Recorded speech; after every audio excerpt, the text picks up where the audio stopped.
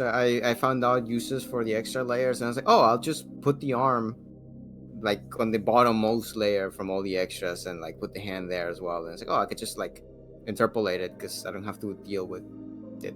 It's just behind the arm. Also, I realized that he was missing his tail, so I added 2 layers at the very bottom just to add the tail. Yeah. Yeah. I usually do that. Like layer 4 is usually the tail. Yeah. You just select them down there and hit page up and page down to move them to the very bottom. If the character's facing the camera, then yeah, the tail will be behind the body layer. But if the character is like facing away from the camera, then the tail would be the one that's the most in front. I'm becoming more and more familiar the more. I mean, obviously, but like I don't know. I feel like I feel more flexible with everything. Like I feel like I can like mess with it. Yeah, It's like, oh, before it was like, oh, I don't know what all these layers mean, but I was like, oh, this is that, and I can just identify everything much better. Almost like learning a language, actually. So I don't know. It's pretty cool.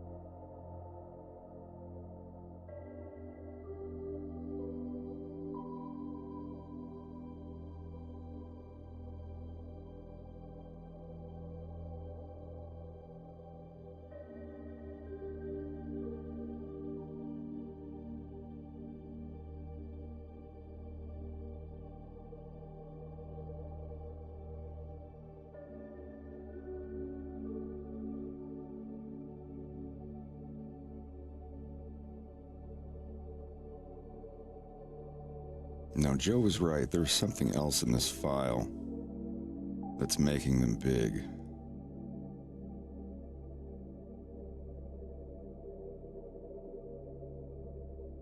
What do you think? What do you think it is? I have to find out, but yeah, even with this grease pencil deleted, no grease pencils in it, the file's still 268 megabytes. What gives? I think there are files embedded, maybe images.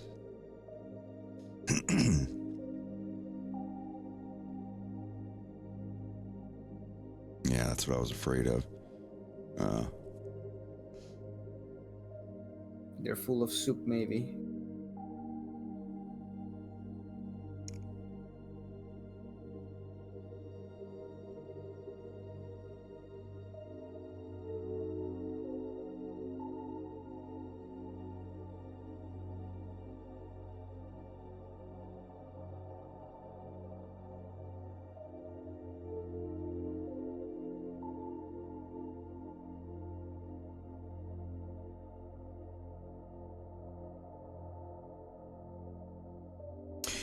Yeah, Joe, some of these files you sent me back, they are pretty big. I'm trying to figure out what files are saved in them.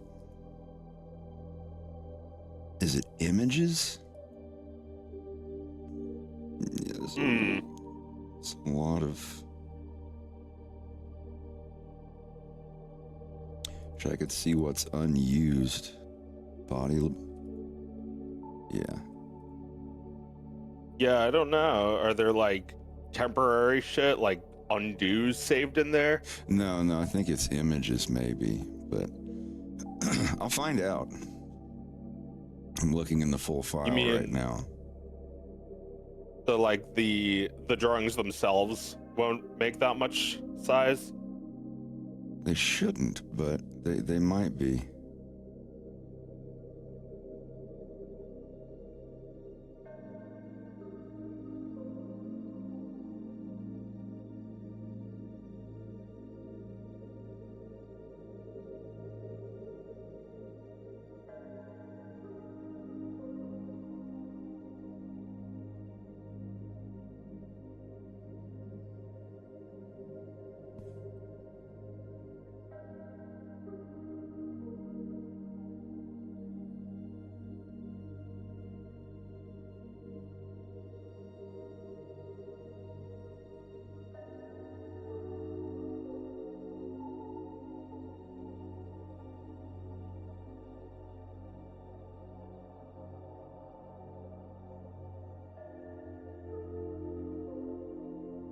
It says 323, I save now. Okay, no, that was a 20 mega, that was only like 20, 30 megabytes worth. Seems there are 3 copies of Sarge. That's strange. Like right on top of each other? I don't know. Shit, did I copy and paste him? I'm not sure. This is Sarge 117. I can't remember if you did that one or not. I mean, it's fine. I'm just going in to like figure out what it is, so if it happens in the future, we'll know exactly what it was. Yeah, that was your second practice one. Yeah, I remember when I loaded it up, it seems like there's duplicates. Are you doing Control-C and Control-V while you're working? Sometimes. Yeah, sometimes you hit Control-V and it feels like it does something, but you don't notice anything, and you're like, huh? Yeah, I'm wondering. There was a couple times where I was trying to paste a stroke, but I did it in drawing mode, and it was loading. Yeah. I was like, what's it doing? Gotta do it in edit mode. If you do it in draw or object mode, it just pastes a copy of the grease pencil object itself, I think. Oh, I see fuck. I'm deleting those Yeah, I've done that a couple times. to where this is the Sometimes I only find one left. Okay. Back in. Saving now. Oh, the file's still... Well, I got rid of some of it. I got rid of like 70 or 80 megabytes. I leave the images in of the models. Now there's still something. This file should only be like 100 megabytes. So I'm saving it. I delete his thing and save it. The file's now 167 megabytes with no grease pencils in. I save it with him. Okay, his thing, and I did the adaptive simplify on everything that I could. His is about 50 or 60 megabytes worth, but there's still something in here.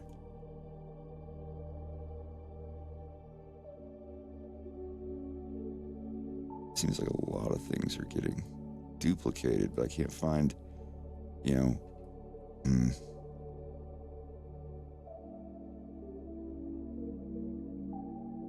I'll trim it down. Maybe a collection that's not fully.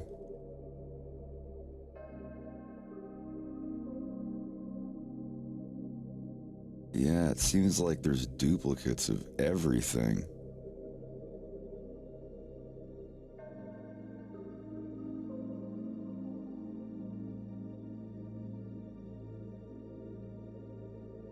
Yeah, there's like 3 duplicates of everything in here. Like all the collections. Is it something you could easily delete? Yeah, I'm going through it.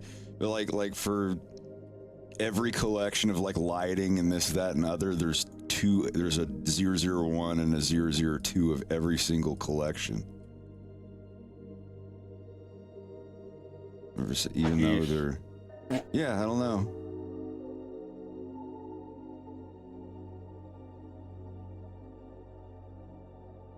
Let's see what that does. We go from 214 down to 138 megabytes. All right.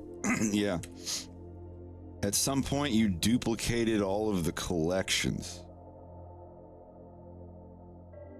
I want to go back up and see if I did it.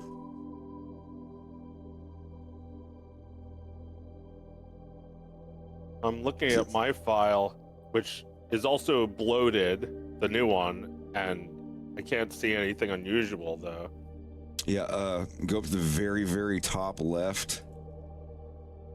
And this icon here, display mode, and set your outliner to... Are you streaming? Mm-hmm. Here, I'll just paste it in general. I mean, I'm streaming on Twitch. Oh, you're live. Yeah, we're in the streaming live voice chat. But yeah, the thing I just pasted there for your outliner, set it to Blender file and go to collections and you'll see the copies of them. But anyway, I want to load up your PMs. Let's see where I sent you 117. All right. Yeah, the one I sent you is 91 megabytes, which seems about right.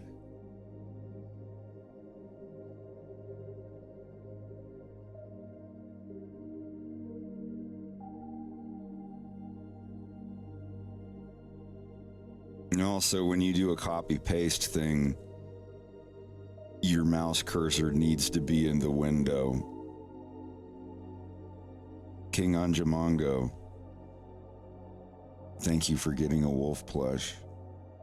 A Wolfgang Seamus plush.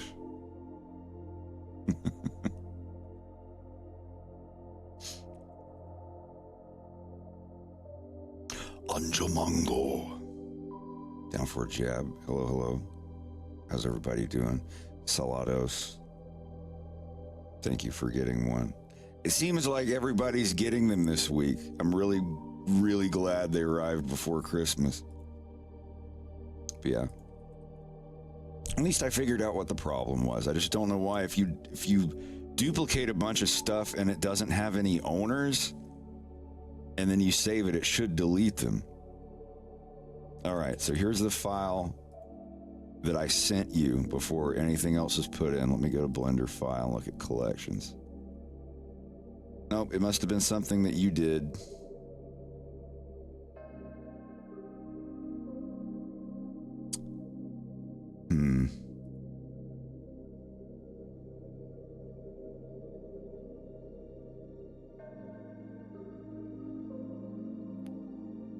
But at least we figured out what the problem is.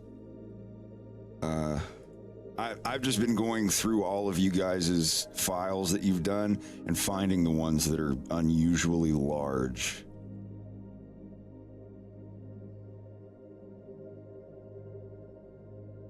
But now that I see the ones that are really big like that, I can go through and see why some of them are that big.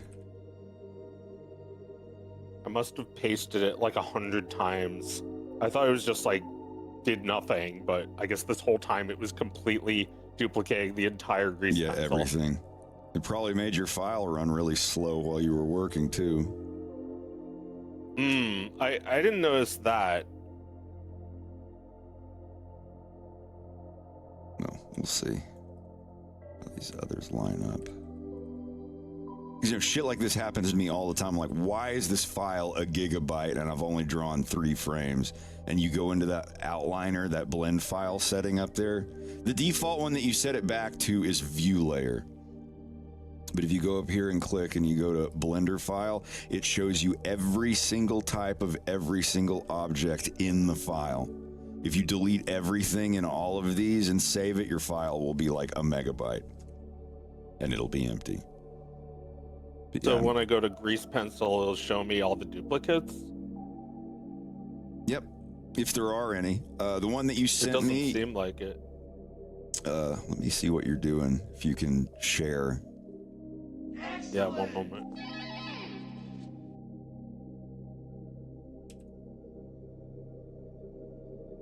Jogo, thanks for resubbing.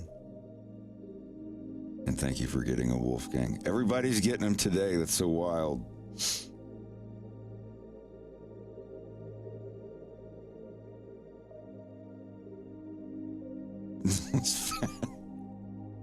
Well, they're all made with the same pattern. Sometimes they'll get squished in a certain way during transit. And the card that comes with it recommends that you give Wolfgang a gentle massaging. Like toward the physique you want him to hold. But yeah, this is what I do when I get your files. Let me get yours up here. But when like you see all these extra vertices that don't need to be there, I have that adaptive simplify that I do. So we go from this to this, and that cuts out like 70% of the file size as well. And I do that on the body, the arm layers, the hand layers, and you don't lose any geometry. It only gets rid of redundant vertices where you don't really need them, that you can't really tell a difference at all in the final product. But now, like for example, this one, which is 109 mirror that you did, is 227 megabytes. And now I'm going to go in on all these. Do the body, the arms, the hands, the head. And now, simplifying all of those, we go from 227 megabytes to 136. So that's 90 megabytes. It's almost half of the size cut down, so I can save that. These are things that I do after you send them to me. It's nothing that you're doing wrong. Don't ever do the adaptive simplify while you are working. If you are completely done with all of the body frames and you don't have to do anymore, then yeah, go ahead and do the adaptive simplify. Okay. Set So the that's point how zero. you do it? Yeah, I don't, because it's like if you want to squiggle it or nudge stuff around, if you remove all of the vertices in between there, your nudge brush won't have anything to work with.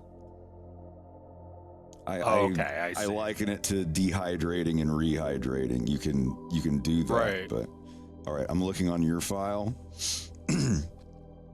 No, you don't have to open that's up not mine. No, on your screen. Oh, yeah, this. Oh my.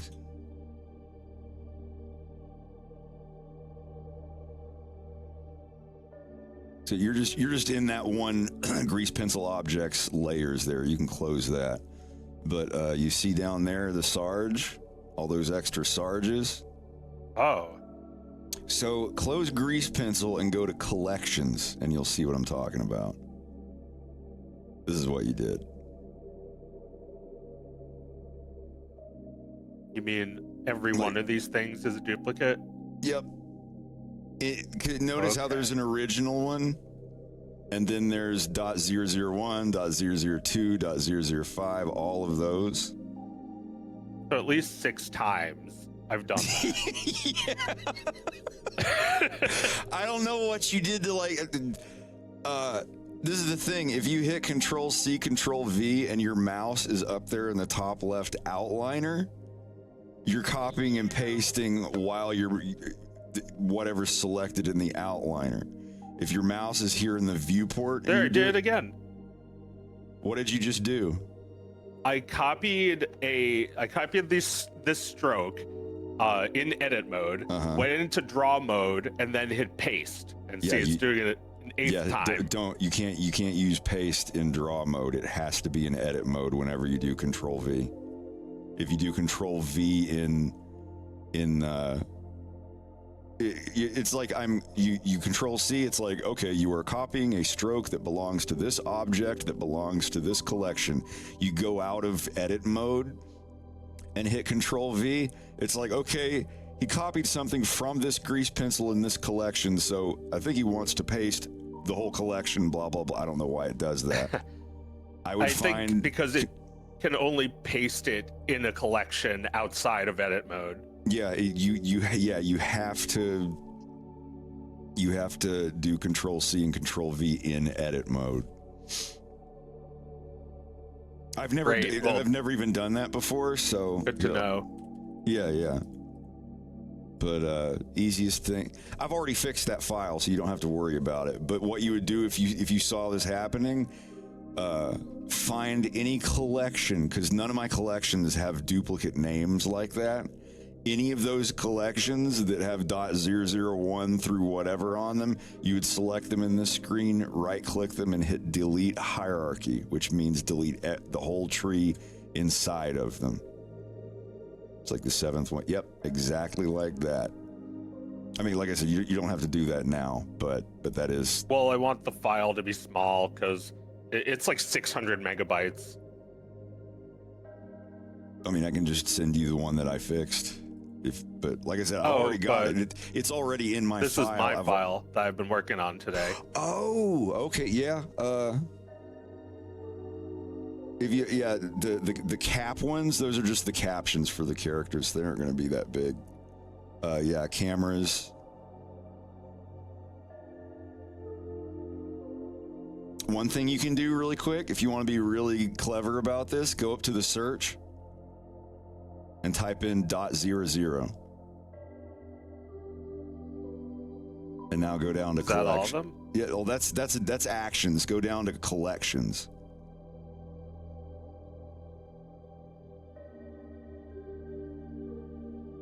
That's it. Can you collapse all of those? Keypad minus?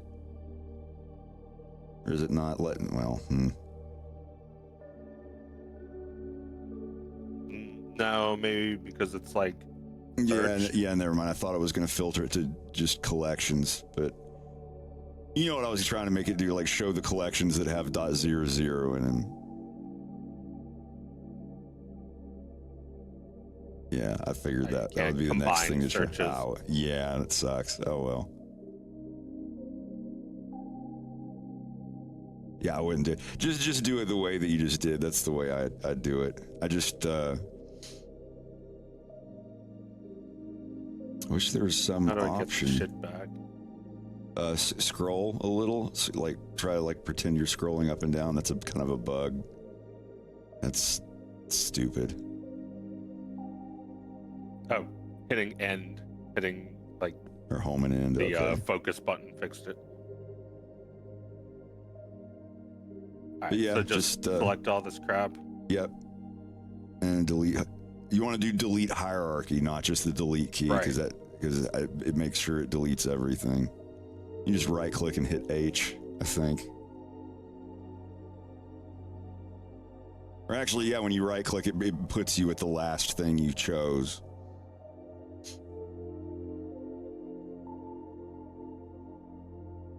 What about repeat last action? Does that do it? I don't know. It didn't. I just right click, left click. Or right click H. But yeah, I want to look in preferences and see what Control V is set to in draw mode. Oh, hey, you just figured out a big issue. Let's see, Control V. So in grease pencil, edit, paste strokes. Uh-huh.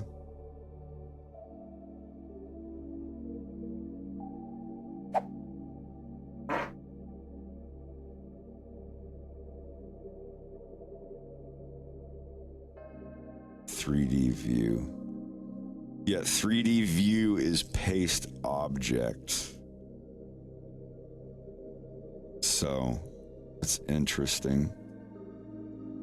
So draw mode gets it from 3D view? Yes. Like, that's the way I look at it. It's like if there's not one in the draw mode, it goes up one branch or whatever, and it's like, what? But I leave that on because I do paste objects sometimes. God, I wonder how many of my files have things like that going on. And I don't understand why collections still exist even if they're not being used by something.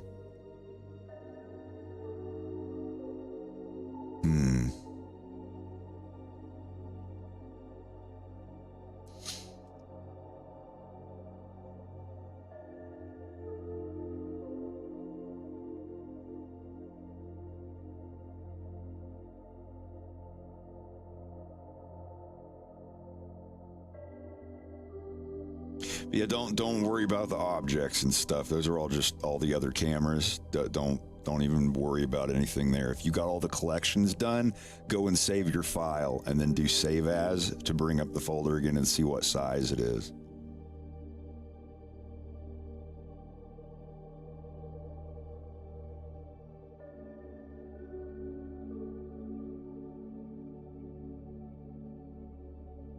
It was over 600. Now it's under 200. Okay, good.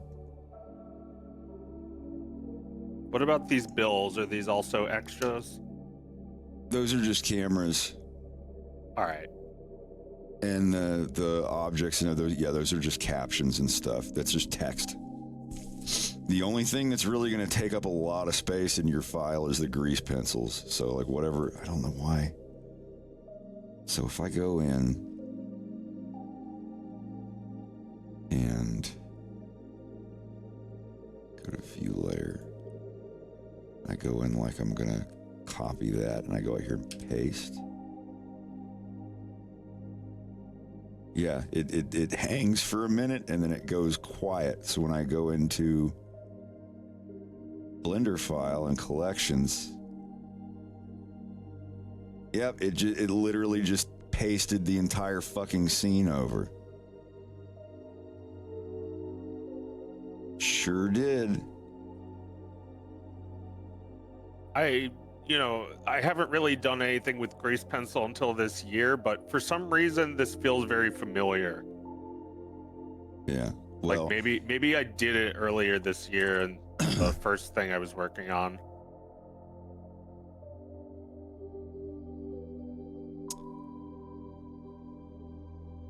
Yeah, what you can do for now, go into your settings, go into preferences and go to key maps and search by name and type in paste objects. And it'll be under 3D view paste objects view 3D.paste buffer. And just tick the checkbox to the left of paste objects to untick it.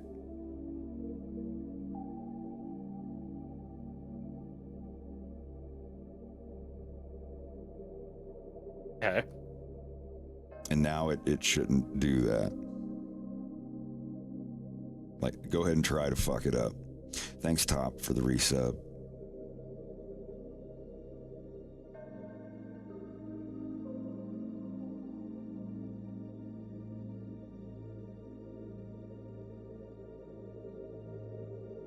Yeah, okay, so Nothing now it just happening. doesn't do anything. Good. That'll... Now it does that in edit mode. Wait. Is it doing what it should?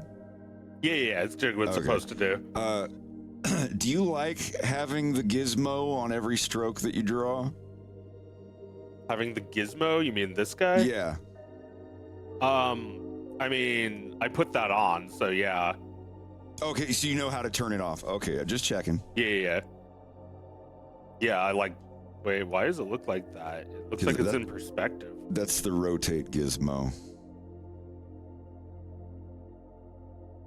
Okay, just making sure it stays the exact same size no matter where you're zooming in or out, so it looks like it's shrinking or whatever.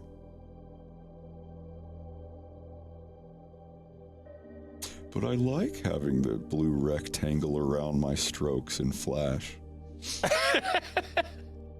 Can you turn that off?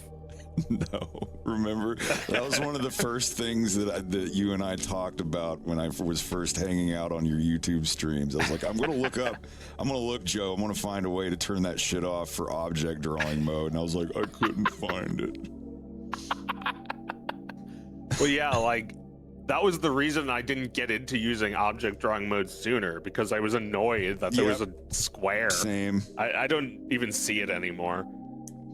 Control J, or what? I forget what it was. It's J or Control J or something. I'm lefty, so I changed it to / or Z, whichever one is closer.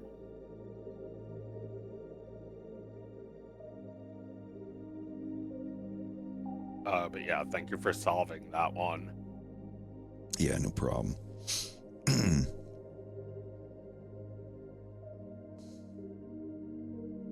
Yeah, one thing that can get your file size down quicker than anything else, if you are finished with all of the layer 1 line and fills of the body frames, this is especially what makes a file big. When you go ahead and interpolate the body leaning, and you have like on my screen, you have like 20 body frames.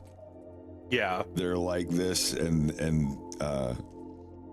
this is what I want you to do. Do you have a keyboard shortcut for the adaptive simplify? No, I haven't used that. So adaptive simplify, that's the thing that gets rid of redundant vertices. Like if there's if you have a square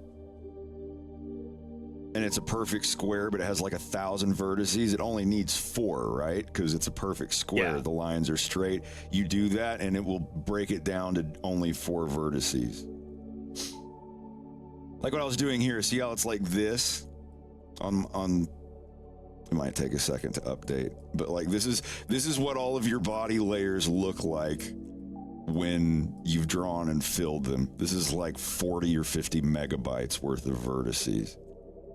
And when you do that adaptive simplify, setting it to 0.001, it puts them down to this. This is the difference. And this is like 50 something megabytes and 7 megabytes. Like sometimes it can mean that much of a difference. But I only ever do this when I know that I'm done with a layer. Usually over anything else, just do it to the body layers. If it's about like you've got him like leaning in here and all this stuff and he's perfectly fine, and like you have nothing else to do to his body layers, you can go ahead in there, select all the body layers and do the adaptive simplify on it. And then I do like Control S to save, and then Control Shift S to bring up the window so I can see the the file size of it. But I mean, if only ever do that shit if you have such a big file that drawing and undo and redo is starting to slow your file down. If it's not slowing your file down, don't worry about it. Leave it to me, because I go through them and fix everything. Alrighty. What I'm doing right here is file size, Sergeant Mirror 120.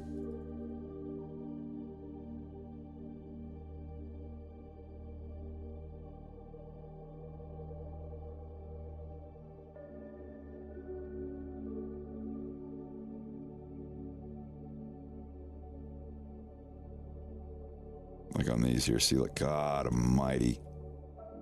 That is so many redundant vertices that you don't need for something this big on the screen. And you can zoom in and see, like, there's just so much. And that's not just the line layers, that's also the fill layers. Which, this is fine if you're in the middle of drawing, because then you can nudge stuff around easier. But, you know, if you nudge something and you're using that nudge brush and there's no vertices where you're nudging, your brush just passes right through it. It doesn't do anything because it only does it 2 vertices. So here, perfect example. Let's look at this file. This is Sarge and Mirror Shot 120 is 225 megabytes untouched. So I'm going to simplify the body layer. I'm going to simplify the arm layers, the hand layers, the head. And I usually leave the eyes and the snouts alone, usually. But I'll go ahead and do that there for the eyes. I'll leave the snout because I'm still going to be doing mouth frames and stuff.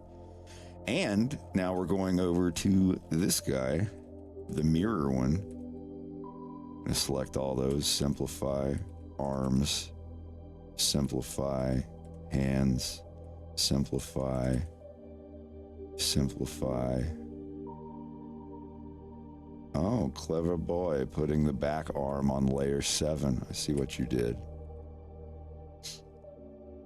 All right, so... I'm learning.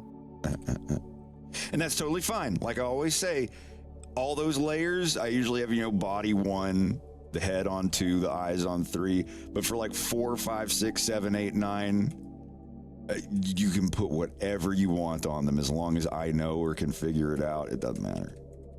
Yeah, so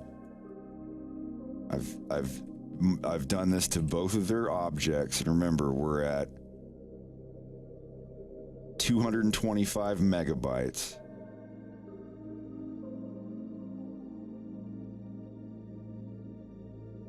And now I'm going to save it. It goes from 225 megabytes to 118.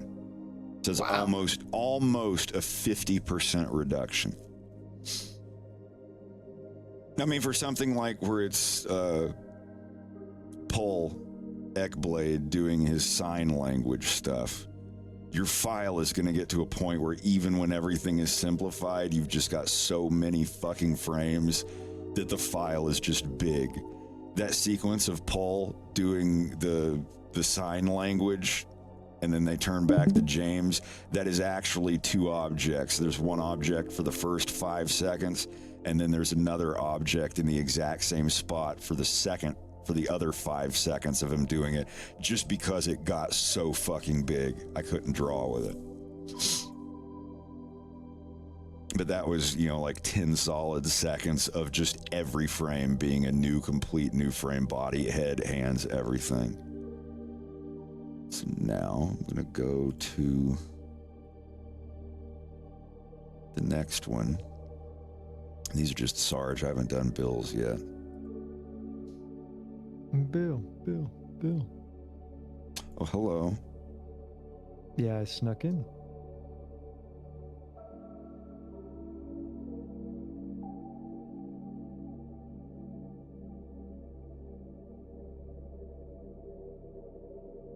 Yeah, look at all these that I can simplify.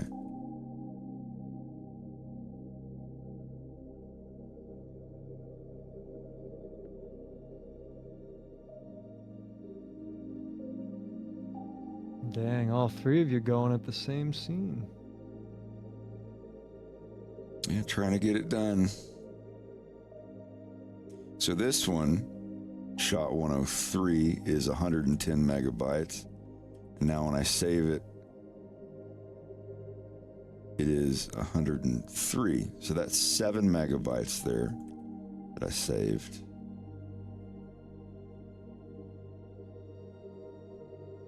I think. Yeah.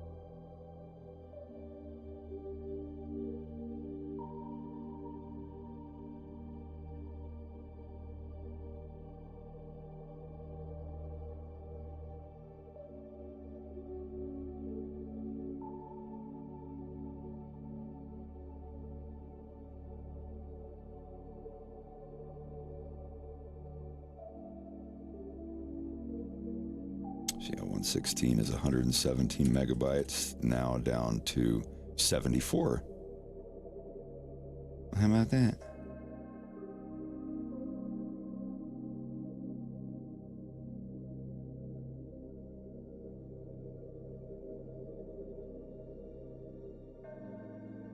I love this face right here. Look at him.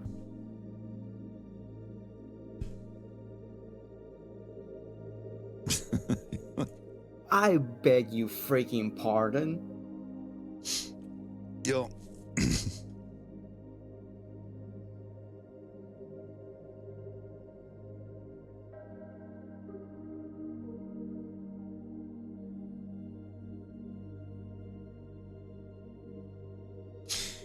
I'm gonna make you guys a head practice file that just has models of Wolf's head and everybody's different heads making different expressions, and I'm gonna have mine over the top of them, and then maybe frame 2, they'll all be in, be blank, so you can draw yours and you can do left arrow, right, back and forth to see like the differences between how you did it and how I did it. A no-no sheet. Sounds like something you get for a new puppy.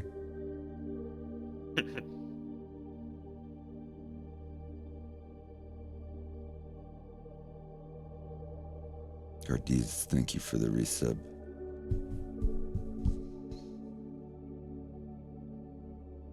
Let the Twitch subscriptions be granted. Oh yeah.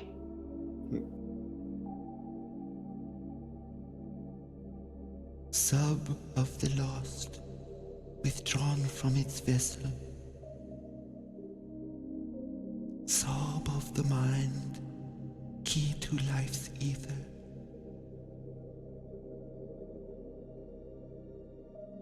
I have heavy bias for Demon Souls on PS3. It was my first. I played it when it was only like a year or two old, and it was like I've never experienced such a strange new genre of video game as that. My friend Rocco got me into it. He's like, dude, you gotta play. It's like no other game you've ever played. It's very complicated. And it was hard to get used to, but I wanted to get used to it. I wanted the challenge. And then everyone's like, oh, this new game Dark Souls coming out, it looks good. It's like, I guess, a sequel to this other game called Demon Souls. And I was like, you I'm a child. You know yet no pain. Oh, it's so good. Demon Souls, it's like, because the thing is that I played Dark Souls, the first Dark Souls first, and then I went back and played Demon Souls, and like Dark Souls felt a bit janky, and then I played Demon Souls, it's like, oh no, this is like janky. It's good, it's really good, but it's janky. And it makes sense. The game went through a lot. The game's development cycle is super weird. Like the game went through some weird shit of like they were gonna cancel the game, and then Miyazaki always wanted to work on that game. He was like, "Oh, I want to work on it," and it took the team, kind of giving up and saying, "Whatever, we don't care what happens to the game." And then Miyazaki was like, "Can I have it?" And I was like, "Yeah, sure, have it. Whatever, do whatever you want with it."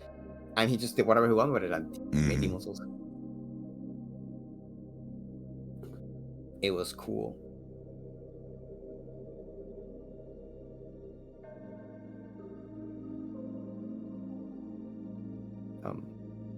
And then he made history. Kinda. It's come a long way from Kingsfield. Yes, it has. Yeah. Which was probably a cool as fuck game back then. I never got to play them.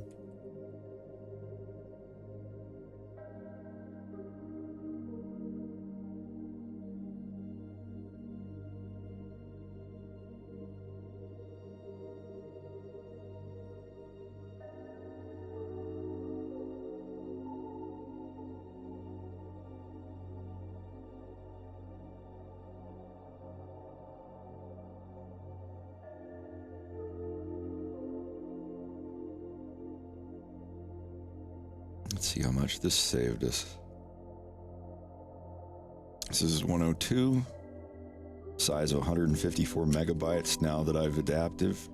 Simplified. 70. So from what, 152 to 70, that's more than a 50% reduction.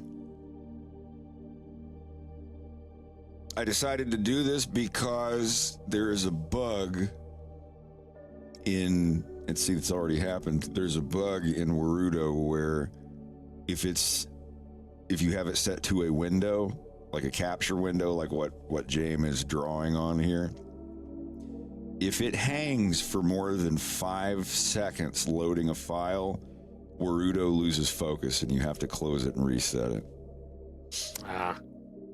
So when I open the Bill and Sarge thing, that's loading about almost 3 gigabytes of you guys' files.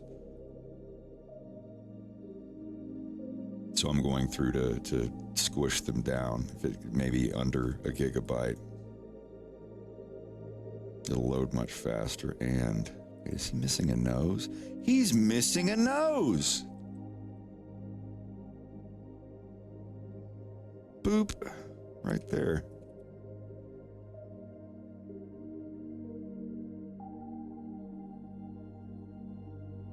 There. Fixed. Oh, and simplify. There.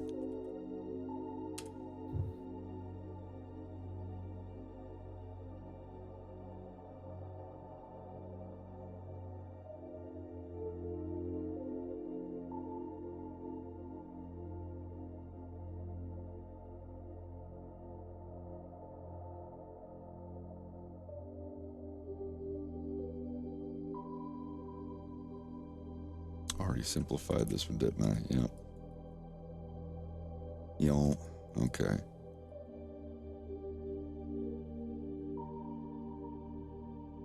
I'm just going through all of them, even if they're already kind of small.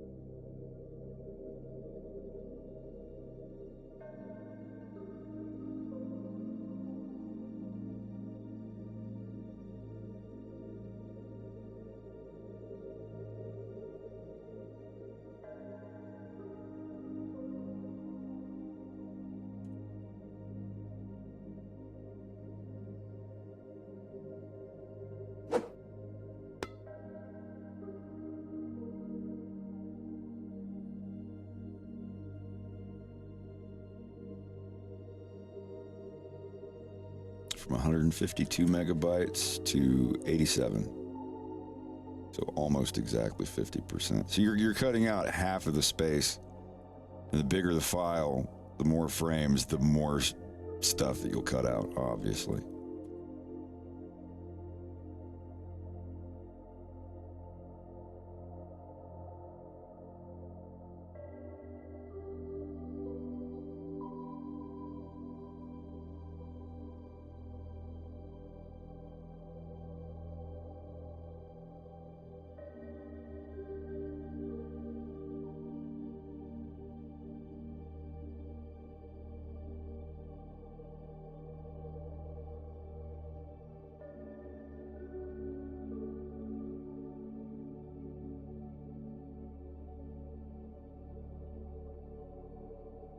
So let's do a test to see if it fucks up my screen now.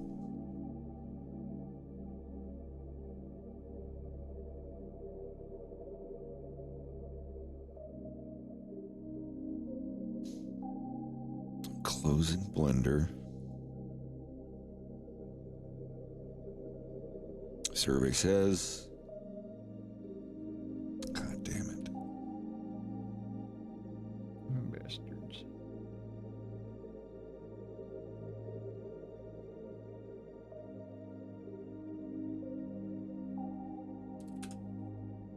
Can I just type Blender in there and it'll do it? No. Why?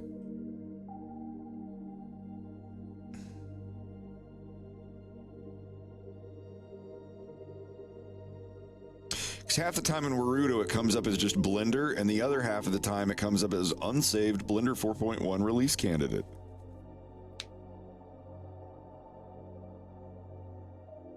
So it comes up now, but now when I close it and open it again, nothing comes up. And it's like, oh, well, what is it saved as now? And I go look up and it says, it's just going to say plain Blender, isn't it? Of course. I close that. Now I open it again. Why isn't it coming up? And I go look, like, oh, this time it's not called Blender, is it? Yeah, this is really fucking frustrating. Now it's no longer, it's called Blender 4.1 release. It's like finding a window in OBS. It's very, very primitive. And I'm not putting it to my full screen so people can dissect my alt-tab screen every time I alt-tab to something. They're like, ooh, is he looking at porn? Ooh, is that a credit card number? It's like, no, I'm good on that. Reload page. There's a reload page button. Why is it?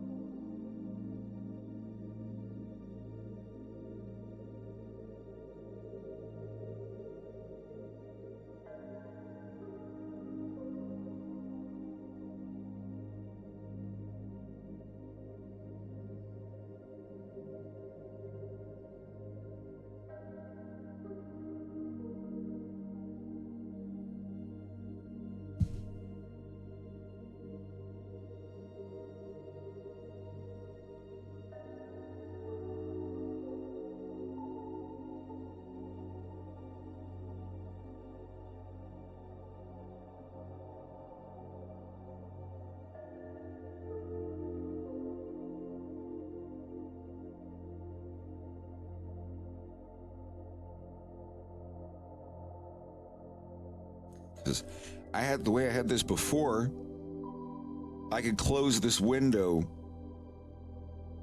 and it would just work. And it did. It worked fine for days.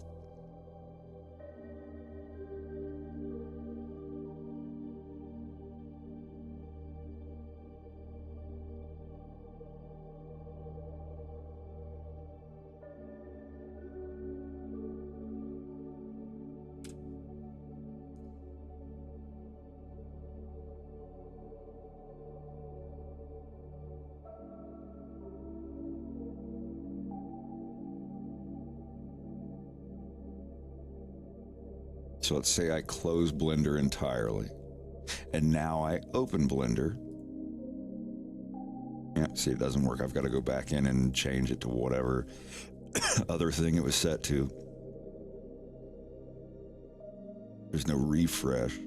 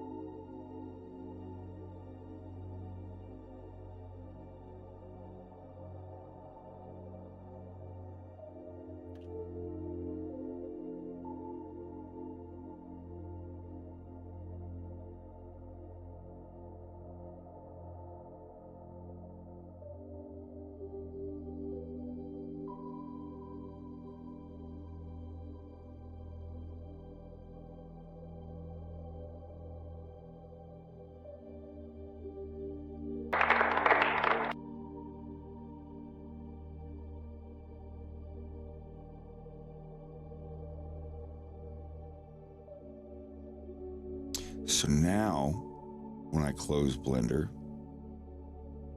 and I open it again, now it's okay. Strange. Is it because in the Warudo editor I have something else selected? I close this down. Now what happens if I open it now? Interesting. Okay. So now if I have these Screen Blender settings open in the Warudo editor, what happens when I close it? I close it, and now I open Blender. Now it works. What the hell? Better than nothing, better than nothing.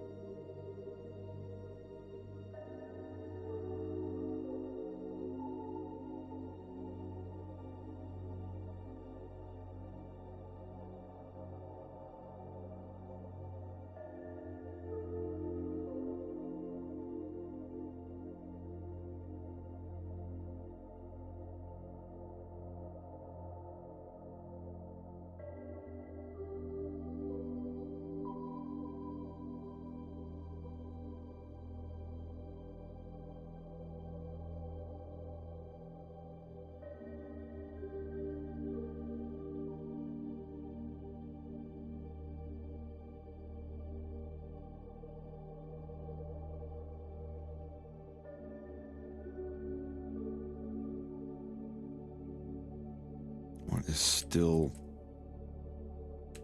80 megabytes in this file?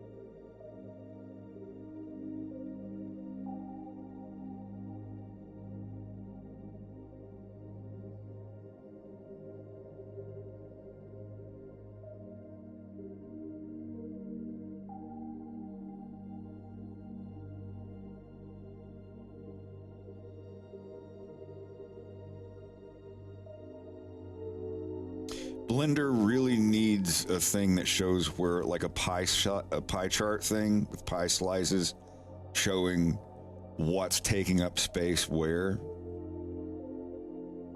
Oh, that would be sexy as hell. Unless it has one already and I don't know about it.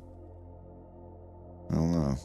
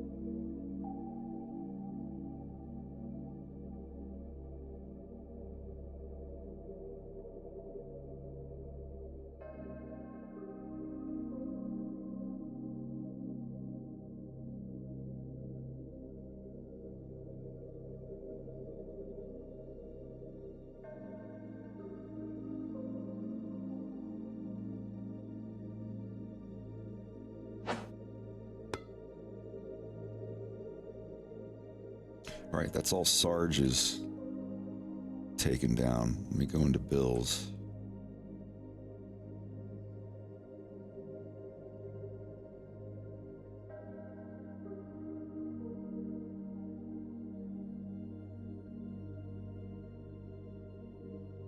Thank you for getting one, Tron.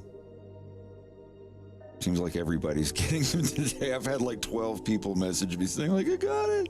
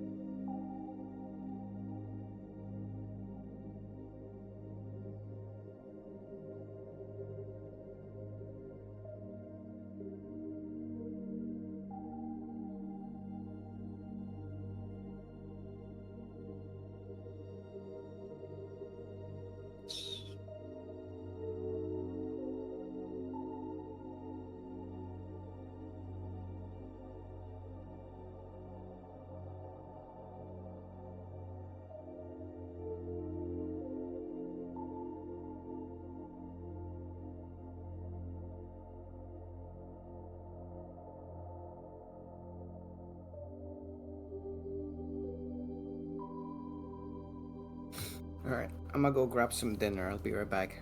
Alrighty.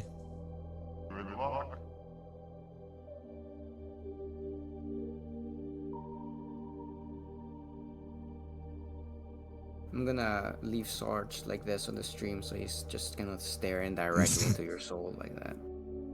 You're welcome. He's enticed by you. Hell yeah, Batman.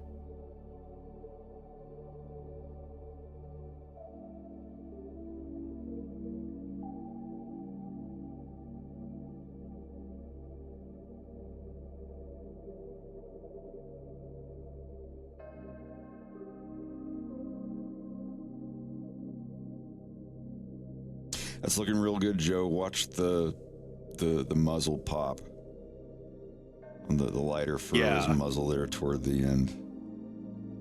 A bit of a boop.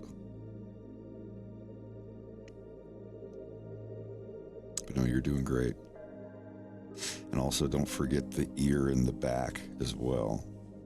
It starts to Right, I emerge deleted as it so that I could interpolate it. It was giving problems.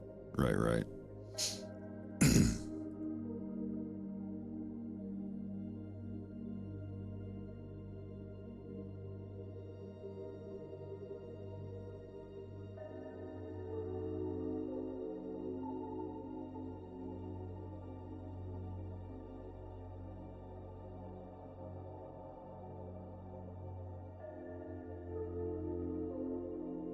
There is no nudge tool for drawing. While you're drawing, you have to make it yourself.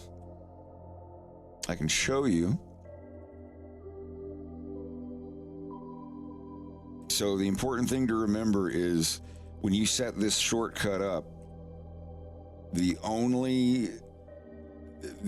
one thing you have to remember is it uses whatever the last tool was that you chose in the sculpt thing. So you always make sure that it's set to push.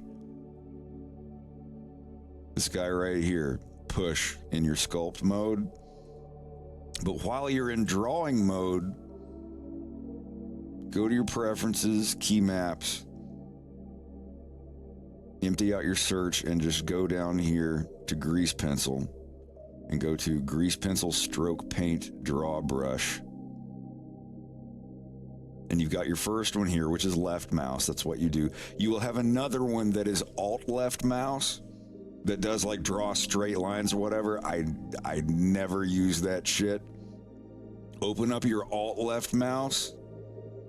Or if you want to use something else, that's fine. But I just changed the alt left mouse. And you just set it to this. You set gpencil.sculpt_paint. Can't make it any bigger than that. And there's one little magic trick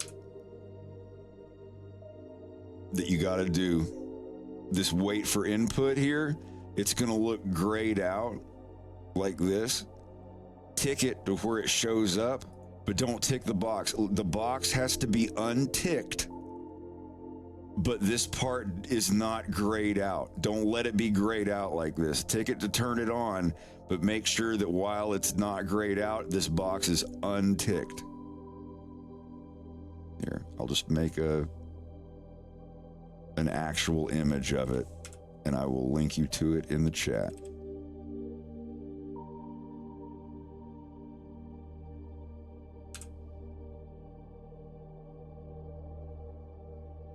And what this does is while you're in the drawing mode,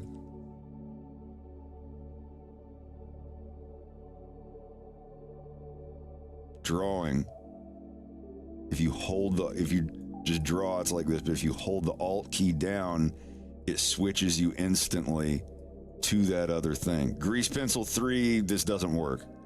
There's another thing in the new Grease Pencil versions that it just doesn't work. I'm using 4.1.1 release candidate. Do not advance past 4.1 to Grease Pencil 3.0. They are not done migrating everything for it. It half works right now. And so, but this is the thing. If you go over to sculpt mode and you switch your sculpt tool to randomize or something like this, and you draw and hold the Alt key, it does the randomize. You have to go back to your sculpt and make sure that it's on push, not grab. Something doesn't work right with grab. But yeah, like see that, like the spiral whatever thing, if you have it set to that and use Alt, which is not, you could use that to your advantage if you want it to be on that. But it changes you to whatever the last tool was when you were over in sculpt mode. But for the nudge thing that I do, it's push. You can go over here and, set all your settings up and everything. But That is literally if I ever have to make a vanilla copy of a new Blender key map thing, the very first shortcut that I add is the Alt nudge. And S to go to sculpt mode, D to go to draw mode. Since the only thing I use S for otherwise is scale, but that's only when you're in edit mode. Which Alt nudge doesn't do anything in edit mode, only in draw mode. I have another thing where if I press E, it becomes the eraser, but if I hold E down, it erases the entire stroke it touches. So like this is regular erase, but while I'm holding the E key down, it does full stroke erasure, which I still haven't been able to do in the new version of Blender.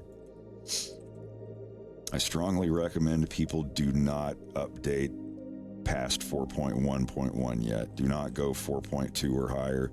They're still working the bugs out. There's a lot of great features, but most of the features that I use for Fox in Space are not migrated over yet, and they probably won't be for another 6 months or a year. Which sucks, because the new render times in Eevee Next are fucking phenomenal. But they had to strip everything down, and they're slowly putting everything back in.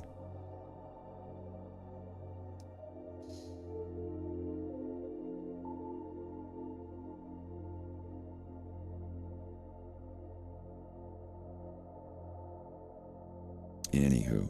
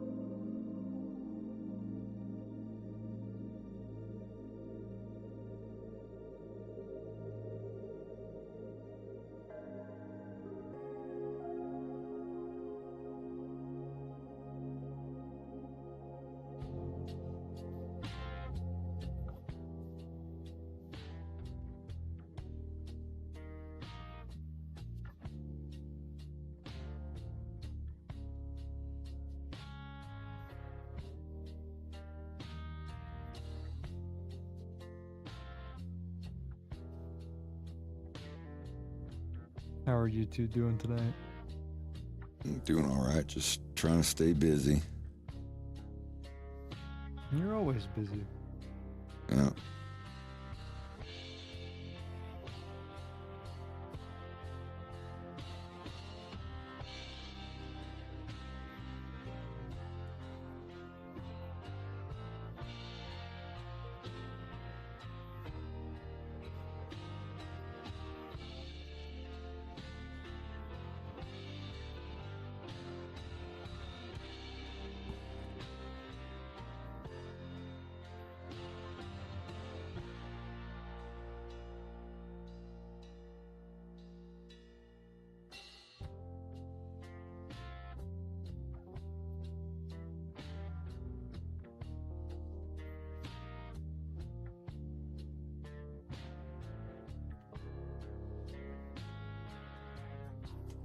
No, it's no problem.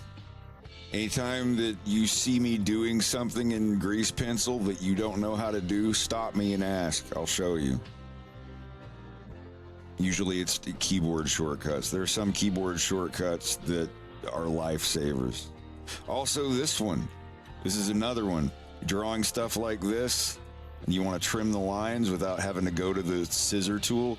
Just like with holding Alt and nudging, you can hold the Control key and just do the cuts on the trimming on the lines without having to go over here, switch to the scissor tool, cut the pieces, and then switch back to drawing. You just hold the Control key down and do it.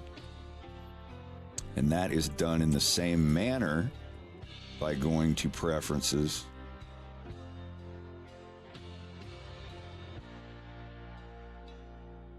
Same place. And down at the very end, I put a Control left mouse. Let me find it. Yeah, right here. And it's under the same thing. Here, actually. You said that you can get a screenshot of that? This one right here. Oh, wait. I'm on a special view. You can't. Hold on.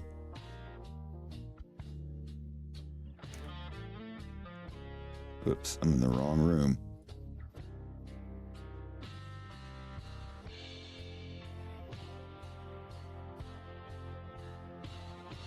There.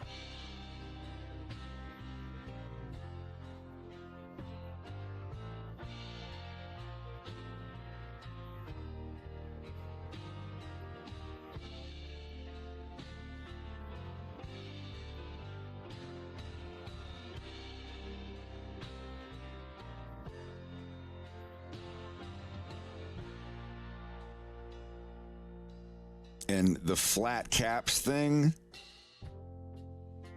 what flat caps is, here.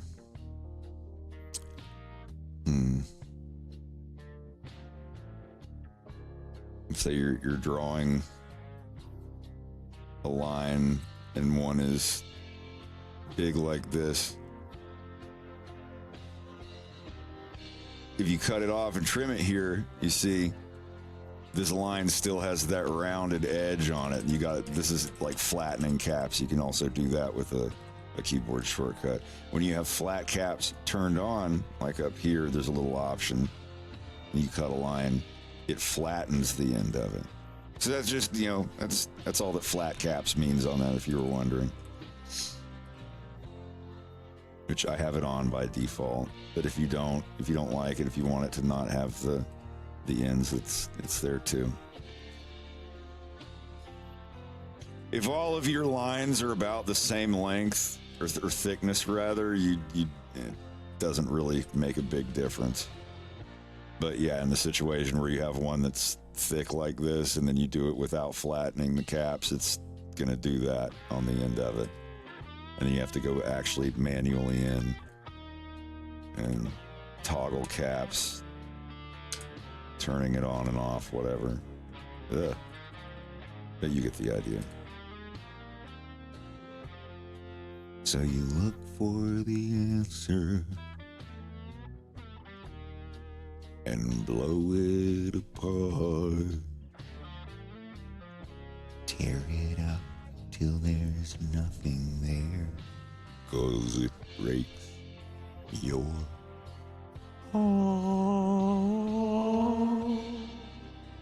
everything changes.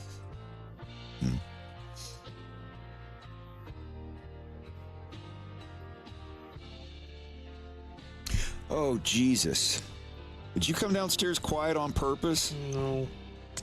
I did not hear you at all. I got you some more beaver tail. Figured it's Friday if you wanted some. What'd you eat? Smells fried. Maybe that's what it was. I just had a sandwich from Wendy's. Well, Lex and I had a sandwich from Wendy's.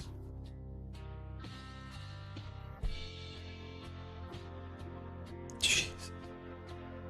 Spoiled baby. That's so nice of him to help you eat. Yeah. Kudos.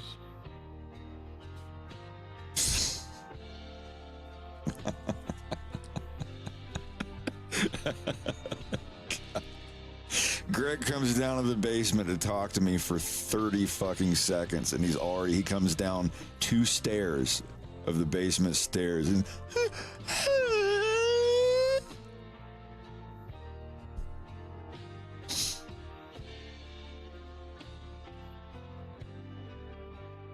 I wish I knew what wrinkles in my head were making my capture thing think that it's fingers. So you'll see my guy like reach up his hand and just go like that for a second. It detects a hand. Like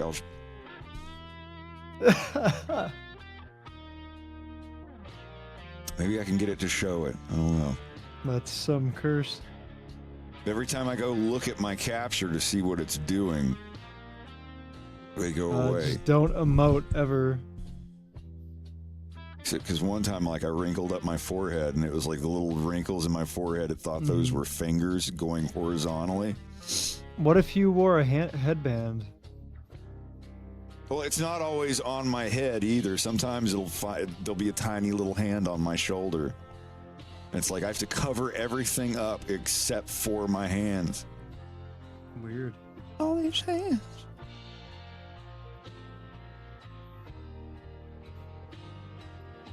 I'm watching it. I'm watching it.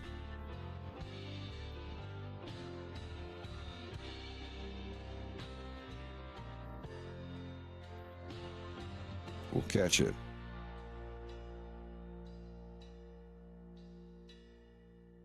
This is what happens when I wear it thinks it's a right hand. And then I bring them away. Sometimes when there's wrinkles over here that resemble a hand, it'll pick it up. See, it never does it when people are watching. When I'm looking or when anyone else is looking, it doesn't. It'll sometimes find, like if my hair starts looking like there's little fingers up here, there'll be this little itty bitty hand. I don't know what to do about it other than switch to the iPhone for ARKit. That's the one that you can sit here and go and do all this stuff, and it will make your character do that. Downside is you need an iPhone X, which I'm not in a hurry to grab one of those. But if I can get a refurbished one from that website you were talking about, Jack, I would go back for market. it. Yeah, it looks legit. You probably could. Yeah, they have not let me down. I mean, an basic iPhone X is only like $200 anyway, but that's the thing. I don't care if it's refurbished. The only thing that I'm going to use it for is just capturing my face. And Rito said that I have to add like 55 more shape keys to my model of James. But once you do that, your face will literally be captured onto his face. Like sticking your tongue out and crossing your eyes and puffing your cheeks up, or just making stupid Gary's Mod faces. Yeah. or source filmmaker faces. That's what I love about source filmmaker, and it proves an excellent point. The first thing you should do, like it's just like with bug testers, the first thing you should do with a video game, if you're testing it, is try to fuck it up as much as possible. Button mash, run and bump into every single wall, etc., etc. So when you're testing how realistic a facial model rig is, you have to make it do the most fucked up, stupid, silly looking faces as possible to make sure you've got the real deal. That's what I love about source filmmaker, like all the Left 4 Dead characters and Team Fortress characters. You can make them do all the gurning faces like,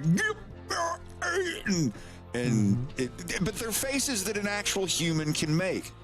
And if you can do them on a model and make them look that good, that's pretty cool. Indeed.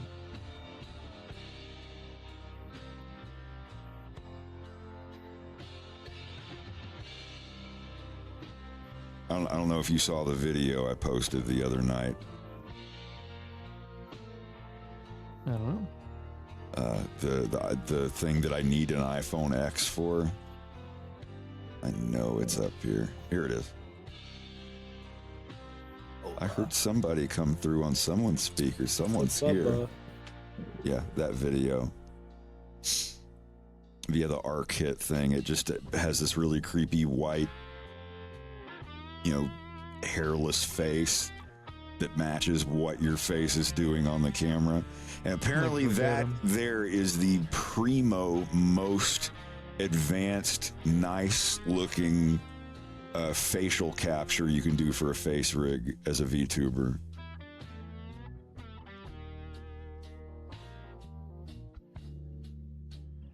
Yeah, I've heard of Miku Miku Dance. I'm sold on Warudo as long as the devs pay attention to their Discord.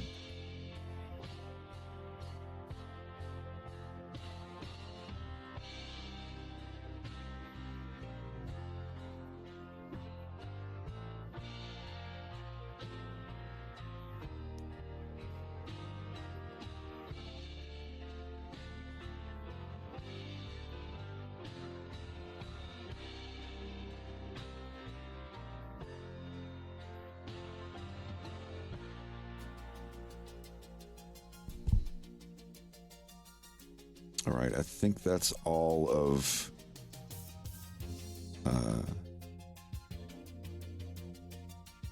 Bill's optimized and Sarge, and LeBlanc only has 3.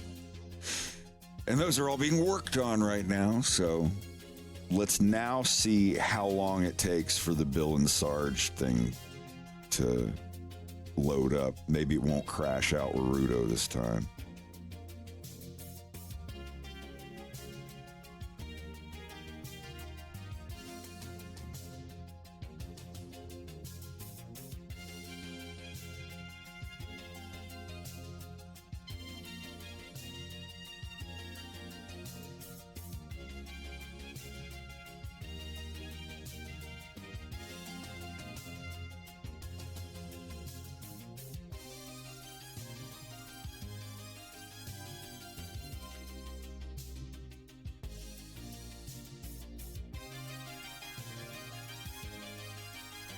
What is Bill and Sarge 2?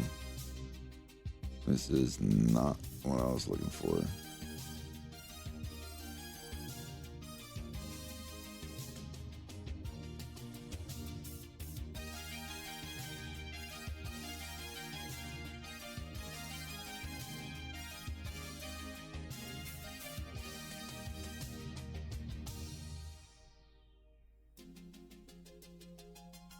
All right, let's load it and see if it crashes out.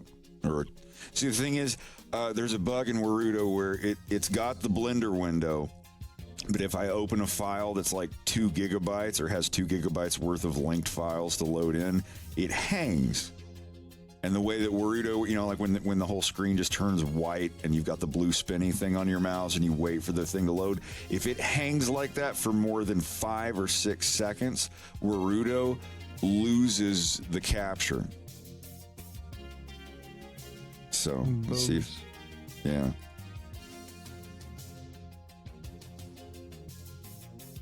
There's no way to change the threshold or anything. No. Nope. Damn it. And now it's fucked. See, now I've got to go back into the fucking thing and restart it.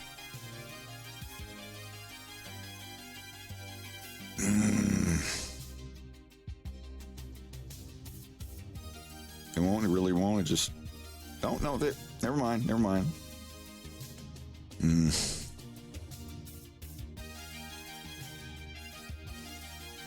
Strange.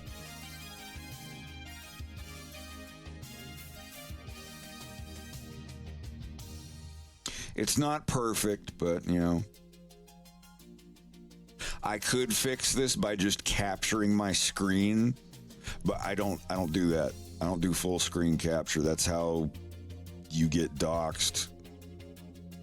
Alt tabbing and having all of your alt tab things show up just for a brief second. Someone will take those apart and be like, oh, what's this? Oh, what's this file? Oh, is that a credit card number in the alt tab preview window?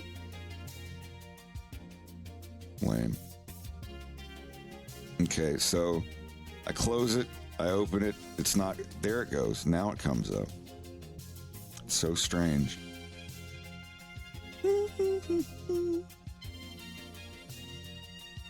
It's not perfect, but we'll deal with it for now.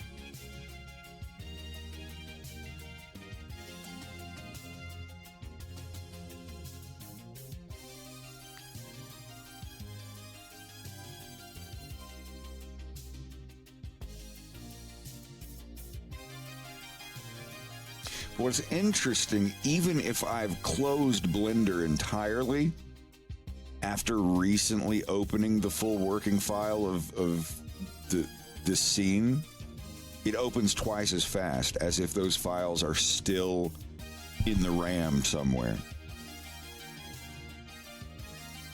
I don't know.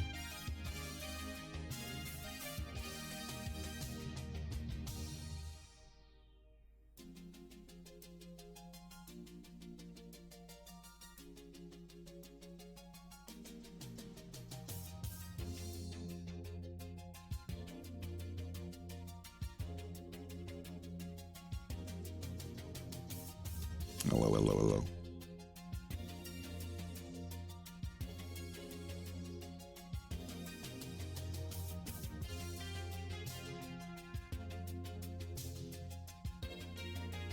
Anyhow.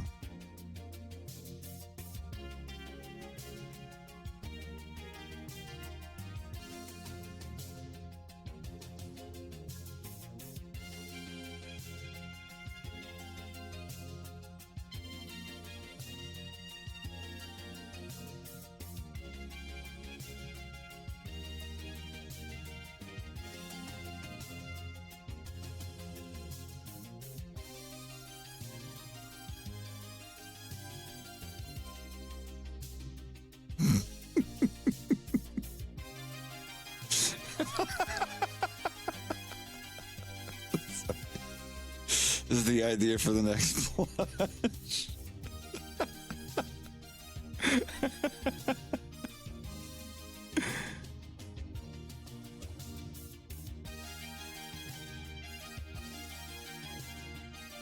What do y'all think? Would you buy one? Would you?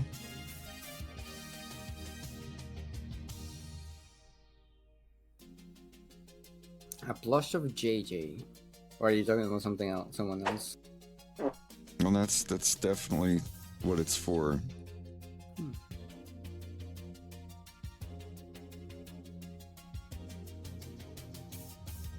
See, they're 100% stock.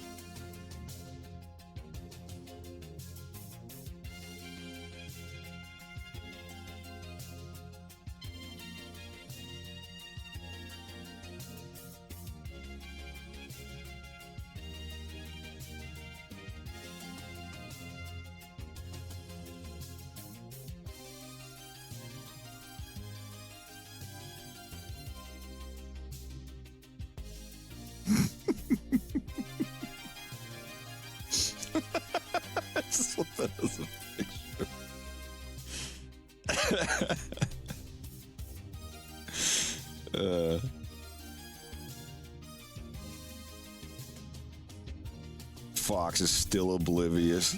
Like he turns it around and he's just like, why does it have a Band-Aid on its back? It's still there is going to be a spot in episode 3 where Fox turns around and talks to someone, and Andros sees the Band-Aid and just kind of pulls it off, looks at it, looks over at Wolf, who still has the other Band-Aid on his eyebrow, and just kind of, kind of an expression on his face. It feels like, what?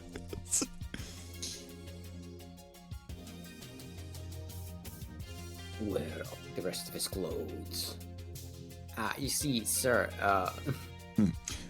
He literally says, see, what had happened was... I really like that scene because the way Fox looks at him at that very moment, he's like, you motherfucker, it was you. Yep. You lied to my face, but you can't lie to Andros' face, and I can tell. Yeah. Because the other guys are all there who Oh yeah, that's right. That's it. The other soldiers are the ones who folded up his clothes, or the lizard guy that's looking at him. The guy, when Wolf looks up at him, and he's like, "What?" And and like that guy definitely did not throw the clothes out. He was over there like folding them up and or whatever. And so he's there. Fox is there.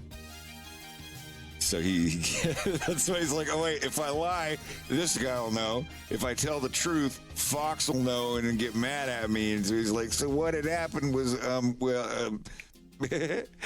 all he is. No, I thought that was great.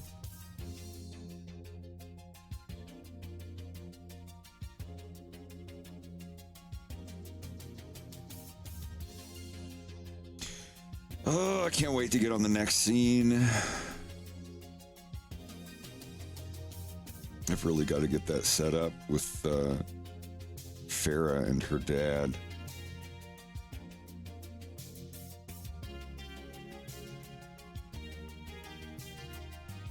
Can't wait to hear Farah's dad play the piano. Yeah, that's going to be great.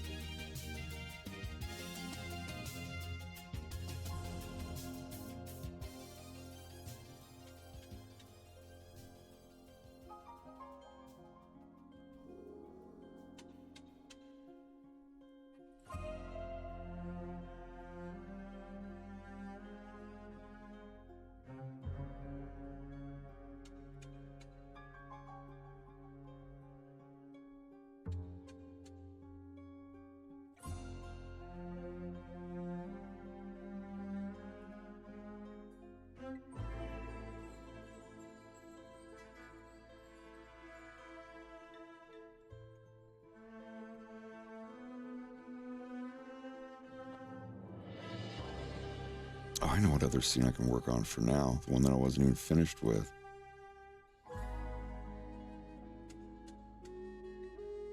There you go.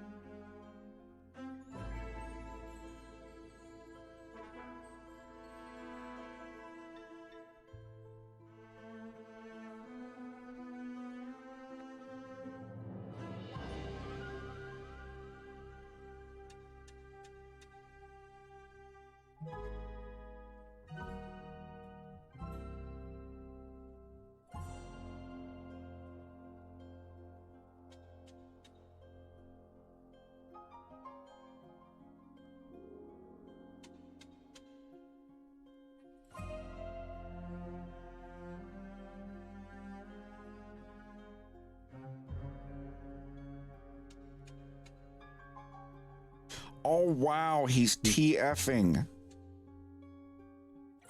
What? Transformation. It's the Oh. episode where he keeps eating fruit off of a witch's tree and keeps changing into different stuff.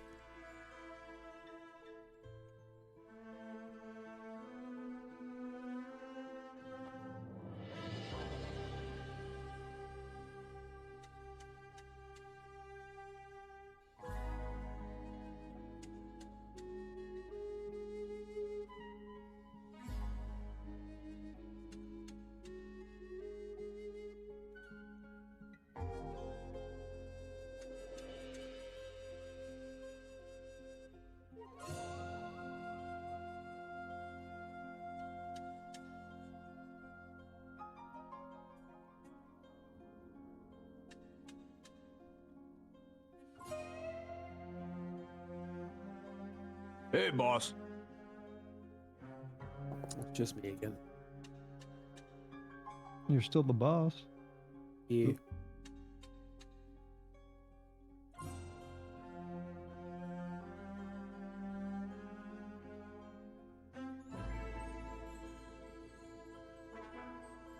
This is such a pain in the ass. Like animating when two characters are interacting, shaking hands, and you're doing it on two different objects. It's like, well, you like if James puts his arm around Vixie, and Vixie is the object that's in front, you've got to then start drawing James's front arm that's wrapping around her on her grease pencil object. Or you draw a mask on her object in the shape of his hand, which is how I do it. Like here, like James's object is in front of her. So yeah, in order to have her hands show through from her object where she's hugging him, I just copied her hand and arm fill frames and made them into masks, like hold out, punch out masks on his. So this is what his object looks like on every frame.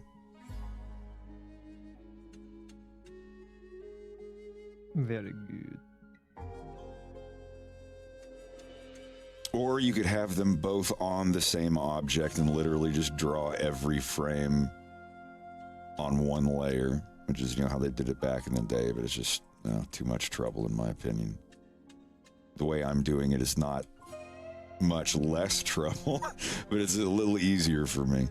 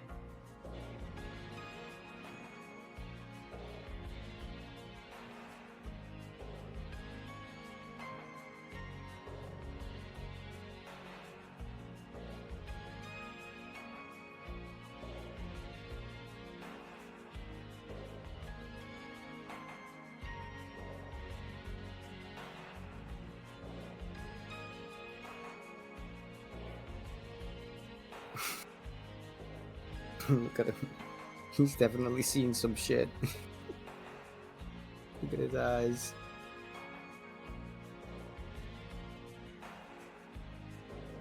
Whose eyes? Sergeant, Sarge's eyes.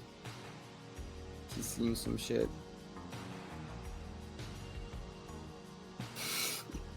He looks so funny with her eyebrows.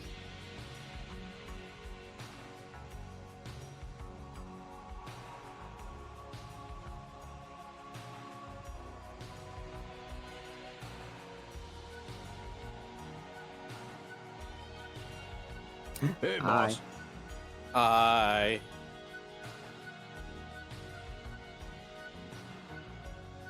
How's it going? Recovering Recovering from what? from the gym. Oh, It's a perfect time to have your protein. I just sat down with my dinner, so I'm gonna munch for a while. I'm here. I'll just be muted. sure. But I was gonna ask you a million questions. Fucking, you get one. What is it, Jack? Nothing anymore. Why are you so cruel? That is your one You were gonna question. help me with my book report.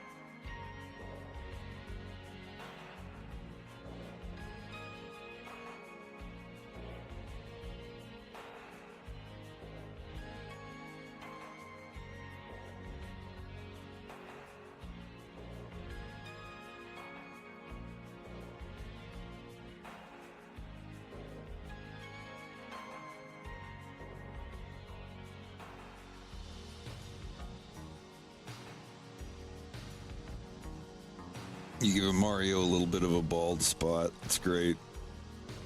Yeah, this is the reveal.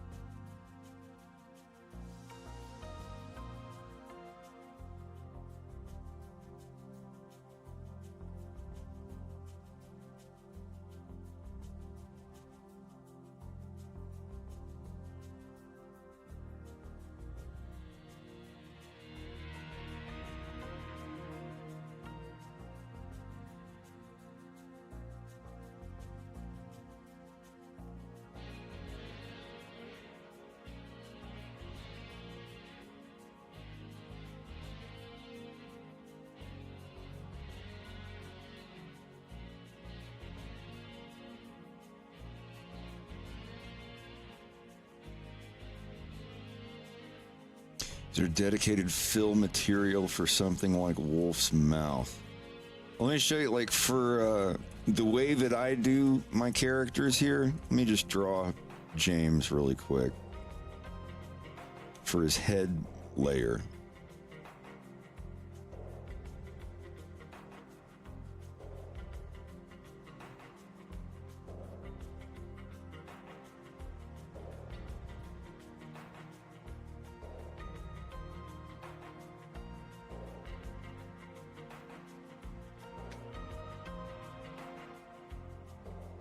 So here we've got the head layer. This is what the head layer looks like.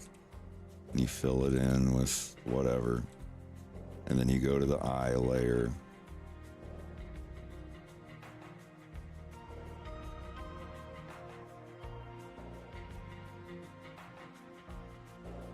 And do whatever. Get there in a sec.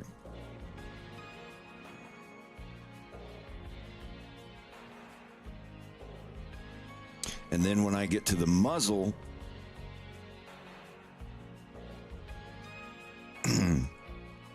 I use, let's say, like he's looking this way, like how most people draw their first 3/4 angles. So this is layer 2, this is layer 3, then the mouth layer. There's mouth lines and mask, and then top jaw, bottom jaw. Those are the 4 layers. On mouth lines, the first thing I do is draw the nose. I draw with a fill.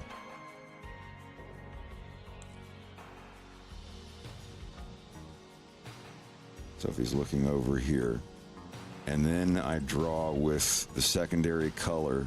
I draw like this, but I do draw underneath, so it puts it underneath when I lift my pin up. And I would draw and just do this number for the top part. And then for the bottom part, if the mouth is open, same thing. I draw underneath, do something kind of like this, and leave it like that. So now when we unfade everything, this is what it looks like. And if you want to mask the jaw and bottom, that's fine. But if you don't, you can turn the masks off and you go to the upper teeth layer.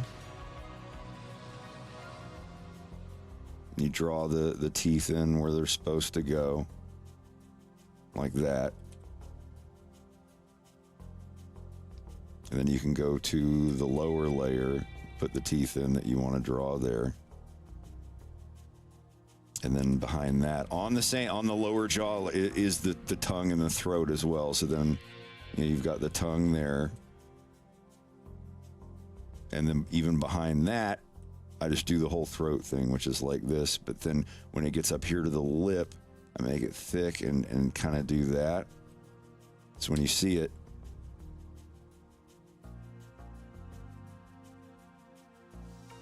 but you got to watch, if you don't have a mask, then you've got this piece, everything sticks out here. So going back, how I usually do it, I have the mask turned on, so you can only see the teeth, tongue, and throat stuff if there is a mask on the layer behind the mouth mask layer. So, and it's invisible, so you can draw it like this, and it shows up there, and then you can, you know, the bottom teeth, it only shows up underneath that mask. So what I do is on this layer, I'll draw a line kind of like this. And then I do hit the mouth mask button on my tool here, the mouth mask, and it puts you to a fill that's invisible. You click, and it made this mask shape. So then I go back and I just delete this line that I needed for a fill boundary. So now I've got this mask shape here. And anything that I draw on the teeth layer is only going to show up where that mask is. So I'll go in and, you know, draw the little teeth. And then on the bottom layer, I'll do the throat, like from here. And see, I can go all the way out here and it won't show up because it's not in that mask. So now I've got that back part of the lip here that wasn't there. And then in front of that, I can draw the tongue. And then in front of that, I can draw the other teeth. then there's the mouth. So I can move the mouth and the mask. I can move the mouth and the mask and the lower teeth. Leave the upper teeth alone, which is, you know, for most of God's creatures, except maybe the alligator, I guess, and a couple birds. The upper teeth are part of the skull. The lower teeth are not. They are a jaw that moves. The upper teeth are not supposed to move on a character unless it, you know, like it's Rocko's Modern Life or regular show or something. You've got like the goofy cartoon style where the teeth are all over the place. But in none of my cartoons you will ever see the upper teeth moving when the mouth is moving, because they're part of the skull. You can make the teeth go up. You can do something really cool. Yeah, like in The Grinch, when he's like, I must stop this Christmas from coming. His teeth don't move at all, but like the rest of his face moves. Yeah.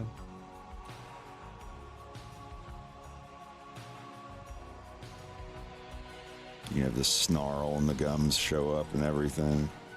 You can make them a different color than the tongue if you want. But yeah, like this is one, like if you just want to adjust a mouth and then go back to this, and it saves you so much trouble.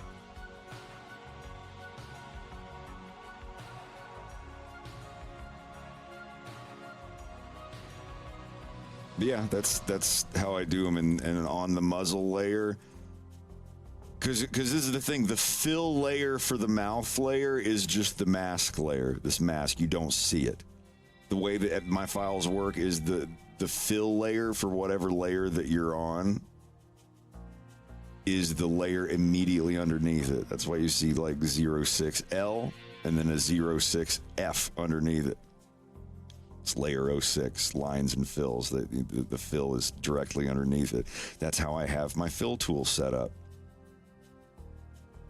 If you go to your fill tool advanced, you'll see here boundary is edit lines. That means like the actual geometry of the line, not the thickness. And then layers is layer above. That means whatever fill layer I'm on, it only checks the layer above for fill boundaries. See if I this is layer 1, this is layer 2, this is layer 3. So this is layer 1 lines, 2 lines, and 3 lines. If I went on to layer 2 here and did a fill, see, it only takes into account the lines that are on layer 2. All these other lines don't matter. But if I went to layer 2 and did this fill, but I went down here and instead of layer above, I put visible, which is like all layers that are visible, then you get this. Then it takes into account the fill boundaries of every line of every other layer around it. I do not use that. I have my tool set specifically to layer above. So that way you won't mess up anything. If you're filling in the layers on his eyes, it's only going to take into account the lines on the eye layer. It won't take into account any of these. Like if you have his eyes down here, see, because these are on a different layer than this. You come in here and do the eye whites, they're fine. But if you have this set to all of them, then you're going to have this problem. See, it's going to count the lines that are all around. So I never use that. I only do whatever layer is above the fill layer. I hope that makes sense.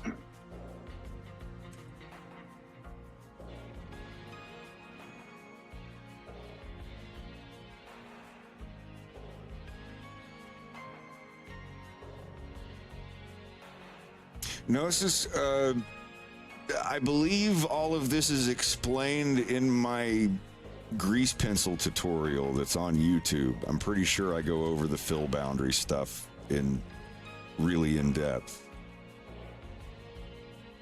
I'm pretty sure.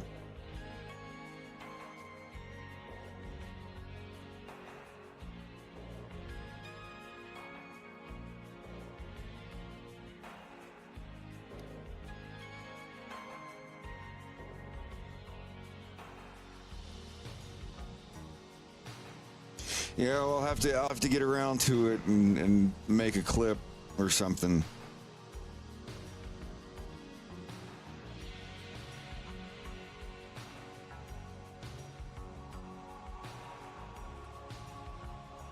That's fine. But the best thing to do is get with somebody in the grease pencil chat and like go through it. Or we could do it. You know, I'll hop on there at some point this weekend if y'all want to do a workshop or something. I'm always free to help.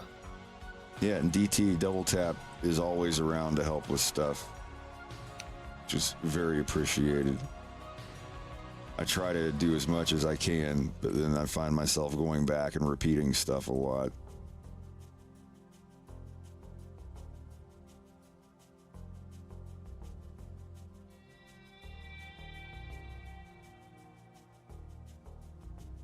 And, you know, this isn't like the way that everybody does a grease pencil. This is specifically the way I do layers and heads and muzzles for all my characters with my layer tool.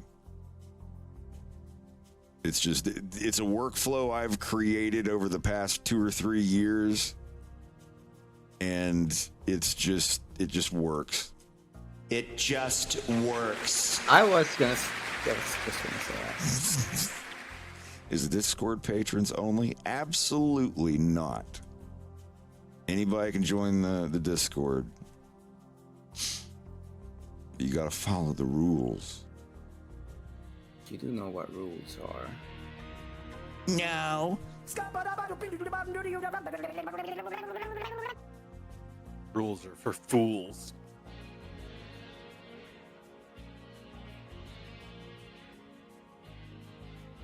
There is no link. I have to privately whisper.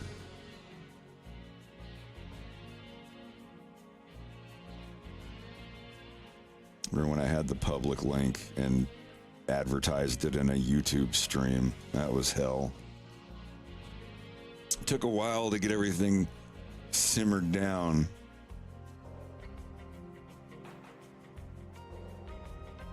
Is this what you're talking about?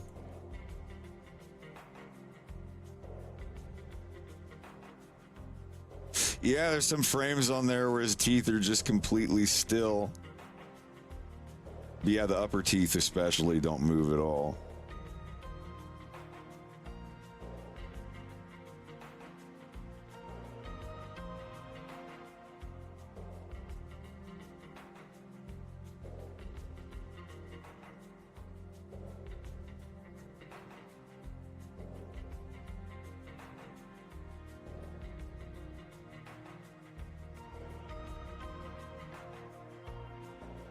First step in heroism, don't be a prick on Tumblr.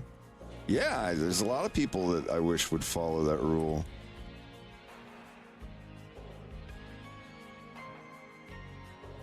I mean, just don't be a prick in general. Be surprised at how easy it is to not be a prick.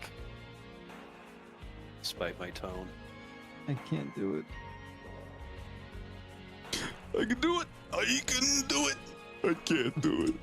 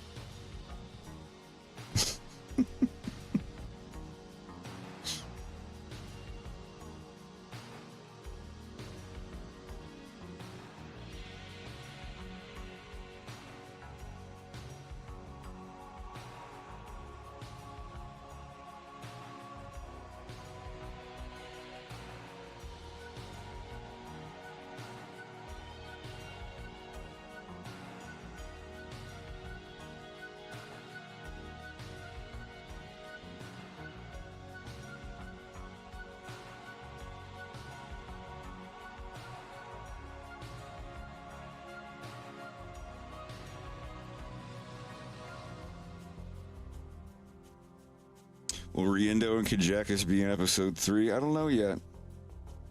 It's a possibility.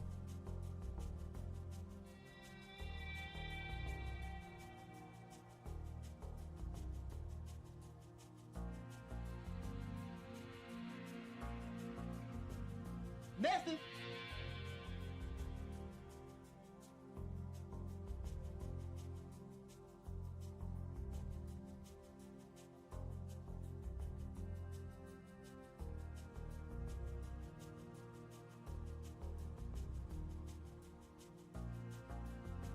the man have his marbles, Brienne. Her marbles. What's he gonna do with them? The scene was going to be a little extended. Just a little bit. They keep arguing, and then James is like, is it all right if we go ahead? And then there's like, go! Oh. I think I remember you sharing that, actually, on stream once. Yeah, I just didn't. I hadn't had it animated yet. Hmm. But I liked it ending just with them arguing and then just cutting off a little bit. Yeah. I'm respecting the gift by using it. Doesn't matter what I use it for. I like how, and it's very much implied that he's just using the gift as an ashtray or something like that. Because it's just like, oh, I'm not a flyer, I'm a smoker, you know? It's like, oh, he's definitely just using the freaking flower pot as an ashtray. Yeah. But hey, you know, if you're using it for something, that's where the big debate comes in, because that is a thing where some people will be like, well, you know, if somebody's mom gets you a thing to grow flowers in and use it as an ashtray, you know, it's like, but I'm using it. It's perfect for exactly what I'm using it for, and I'm glad that I have it. I use it. It's a thing that I use every single day, and it makes my life more convenient. Honestly, I don't know what kind of person that Kajekis' mother is, but it's possible she wouldn't mind. She's like, oh, well, that's lovely as long as he's using it for something. She just sounds like she's someone who appreciates their relationship.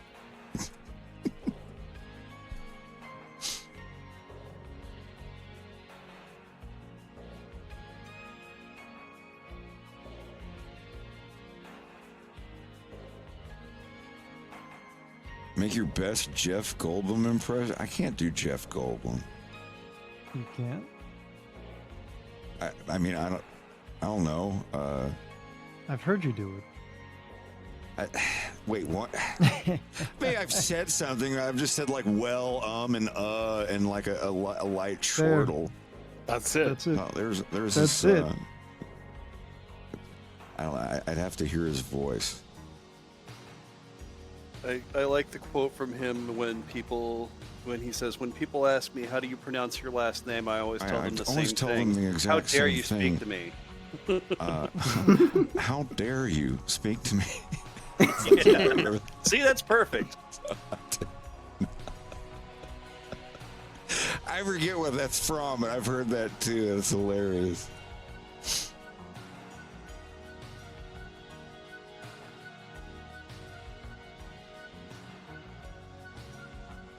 What if an asshole thinks it's like, oh, so people ask me, well, how you pronounce my name? It's like, how dare you speak to me?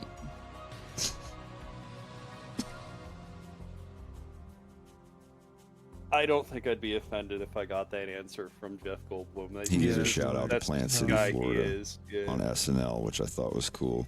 He got up on stage with a bunch of Tampa Bay Lightning hockey players, really drunk, in Ybor City one night. They were drunk. I don't think he was drunk, but he got up there and they played piano and sang. It was really wild. Nice. He's a really good pianist. Oh, it's from Tim and Eric.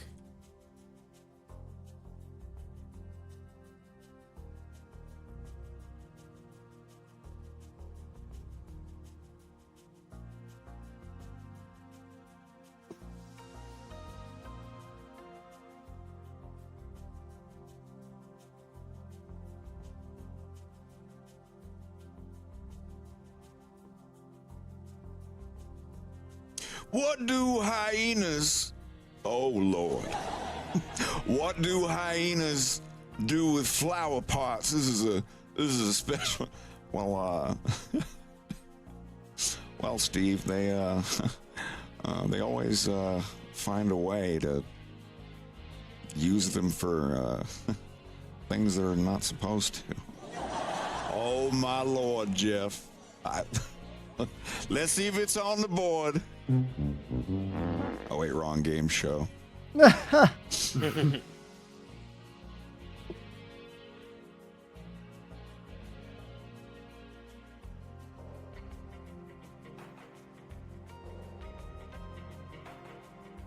That show is so raunchy now. It's like top 10 things that you stick your finger into. Oh my Lord in heaven. What am I? Yeah. Jeff?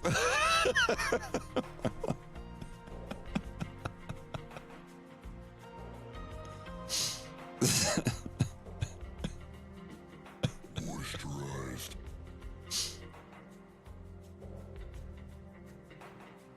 Top 10 things your wife would not want you to put in your mouth. Oh my God.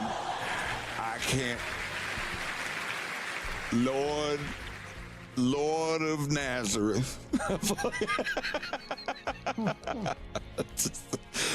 So I remember every now and then, like 10, 15 years ago, there would be a cheeky thing on there, or a raunchy thing where they'd be like, oh my gosh. And then when they realized those were all of the videos that were getting uploaded to YouTube, they have some every episode.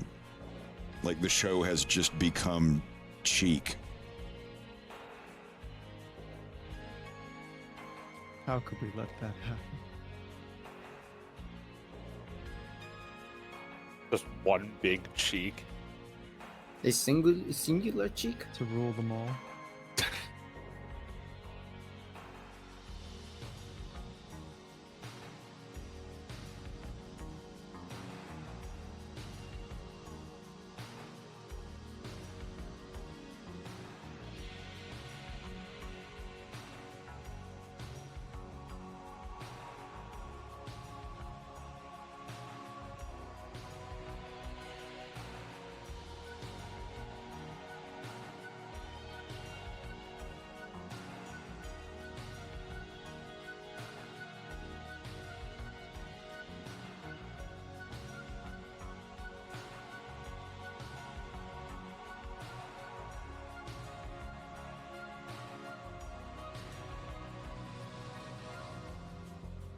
I've been lucky, so you know, thank goodness the ones I've done have been good movies. I feel like some kind of lucky star that is for now shown on me.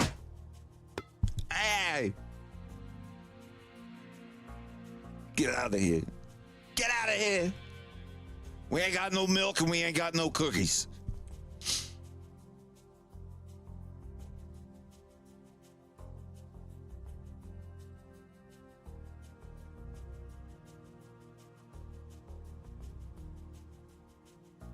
Fucking fox fingernails. Disney's Robin Hood. Why does a fox need fingernails? I dig it though.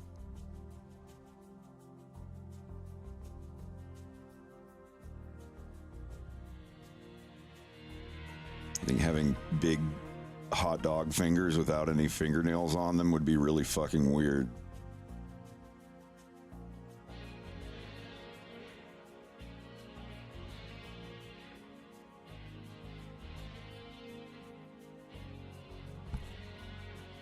When we hear the voices sing, the love will open up and let us hear.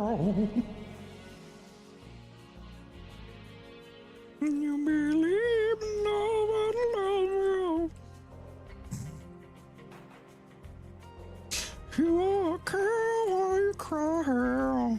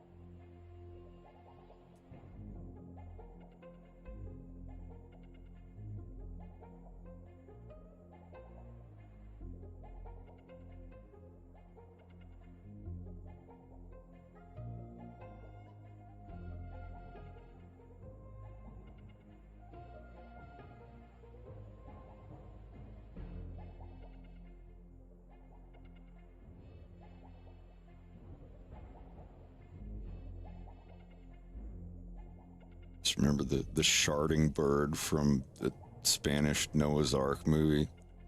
We were watching the other. I was like, did that bird just shard his pants?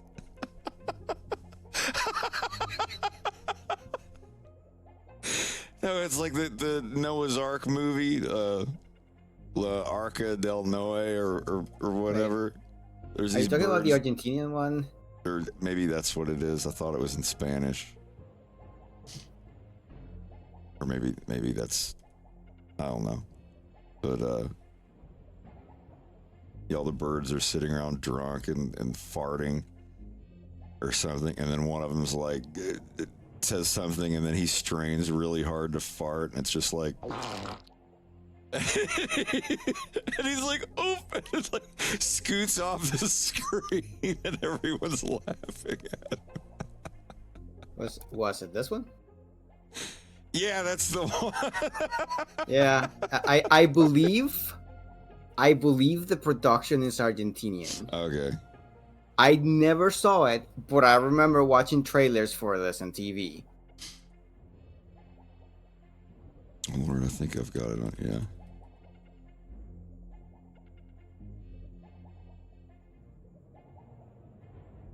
And like the very shapely lion people. Yeah, I mean, they knew what they were doing. How could I forget? Oh no, they absolutely knew what they were doing. Like they knew. They knew. They knew the whole time. They knew. They knew the whole time. They knew the whole time. I'm surprised I don't see fan art of any of these characters. This feels like something that like people just grab and it's like, oh, I'm gonna make a bunch of fan art out of this because it's something obscure, not something a lot of people know, but I can just extract a lot from it.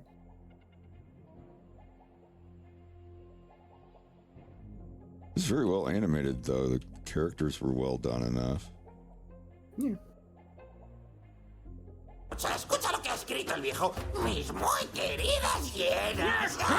Somos las mensajeras del nuevo mundo. ¡Qué viejo tan rico! ¿Y si fuera verdad lo del diluvio? ¡Mirad qué bestia! ¿Ha escrito hipopótamo? ¿Con No, H? en serio. ¿Alguna vez habéis visto nubes I'm así? serious, there's a storm coming. Y esos truenos. Espera, aquí tienes otro trueno. Pues aquí tienes otro más. ¡Que viene! Vale,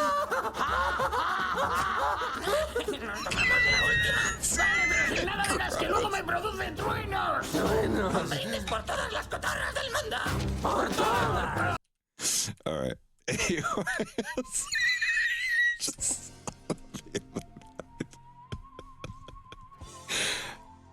Why were they saying it? Was it something like, oh, it's a really strong storm, and he's like, wait, here's a really strong storm, and he just rips ass.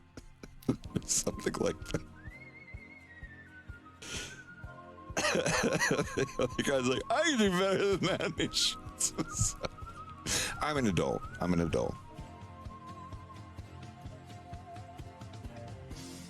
I mean, you're never too old for fart jokes, I say.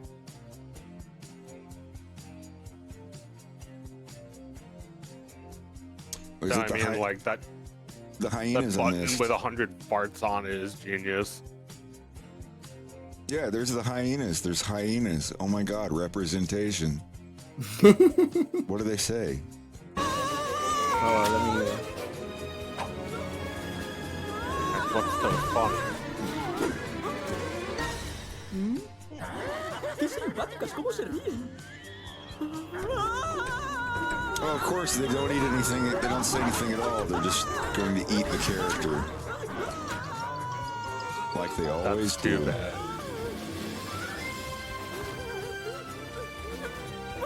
Just any secret.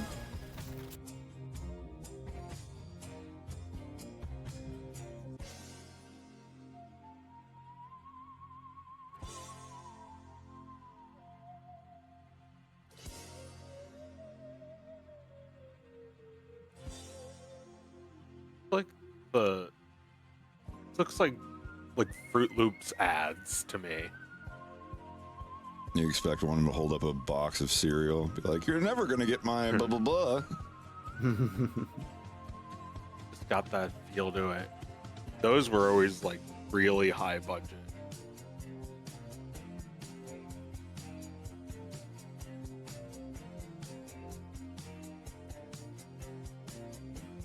Oh, I can't wait for us to work on the tribute cartoon. That's going to be a bunch of fun.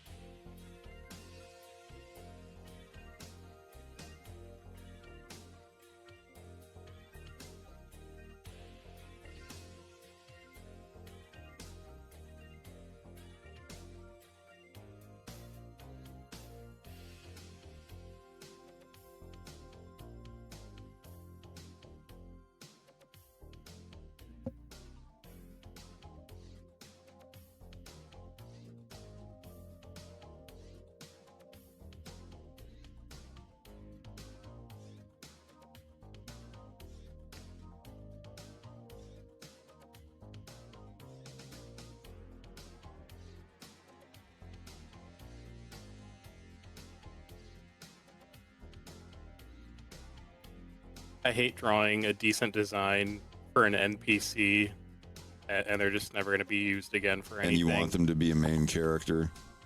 I know.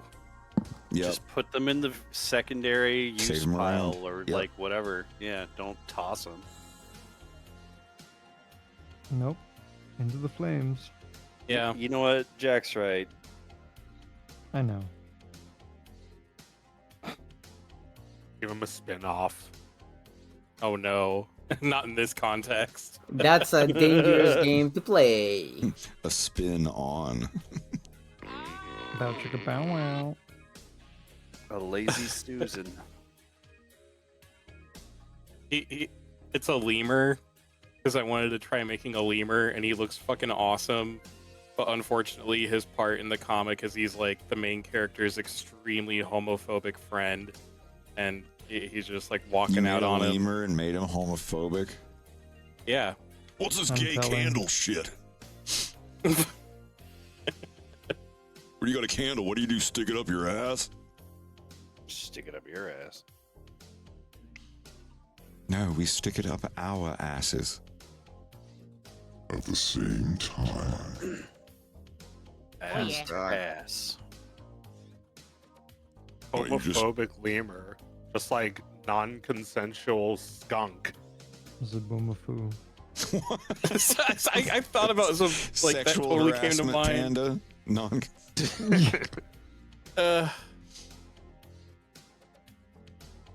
I remember Sabumafu. I loved that show, The Kratts. Yeah. I don't think I ever saw it. Then you are lost. Yep, that's fine. Okay.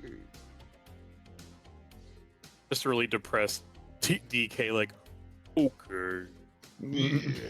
Okay. I don't think it was Keith David yelling ass to ass. He was just in that movie. Some old No, white guy that said no. ass to ass. It was some businessman dude. Keith David Yeah. was like the guy who set all the stuff up. Yeah. He was definitely in the movie, but he did not say ass to ass. I wanted to cut together the Labyrinth movie and Requiem for a Dream, where she goes, she's like, I never thought I could do it before. And she falls, and instead of like falling into the, you know, all the hands holding, and they're like, she chose down, and they drop her, and she just falls into that scene from Requiem for a Dream. The guy's like, ass to ass, and then it cuts back to David Bowie holding the crystal ball, and you just see their butts clapping together with the dildo, and he's like, she's in the oubliette. They're like, no, she shouldn't have gotten this far. And she felt like, Oh my god. Whoa.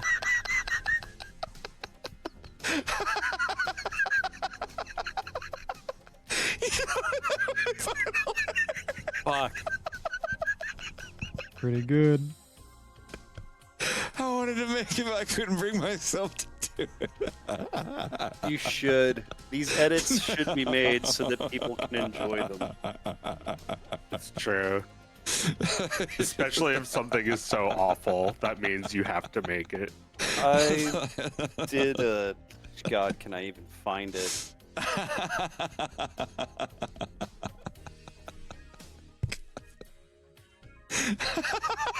Yeah, here we go. I spliced in audio from Archer into an episode of Sailor Moon. Oh God. Can I make? Hold on. I want to make this preview thing change positions. So if I come over here, it doesn't show up. From here, it's right there. But if I come over here, I want you guys' preview to be over there as well.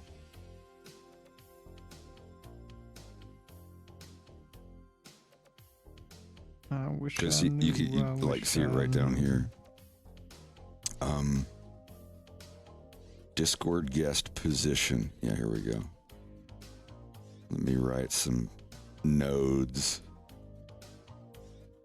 God, there's so many of them.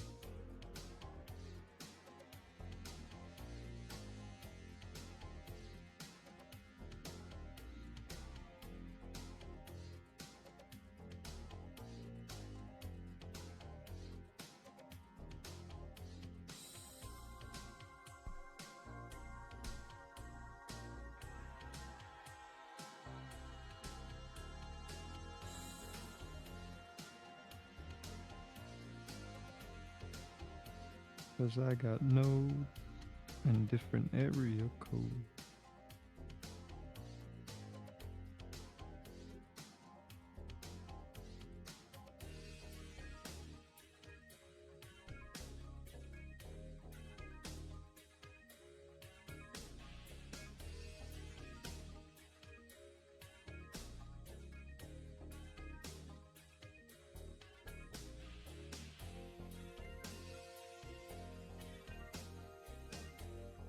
Is there not just a get asset?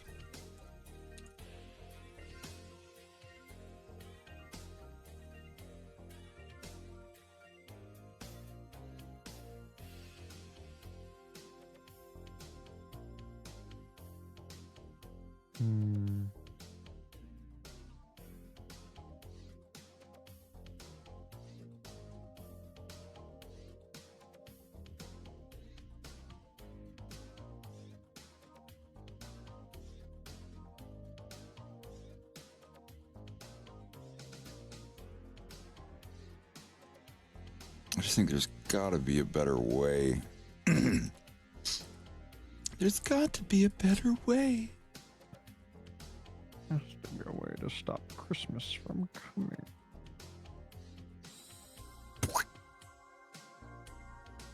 We were too late. Now they named the Bond girl Christmas just so they could have that scene at the end where they're having sex and Bond is like, I thought Christmas only came once a year. Jesus Christ. There's literally no other reason for her name to be that in the movie. All right, Discord guest. It's basically James Bond in a nutshell, though. It's just... Well, he rescues the girl.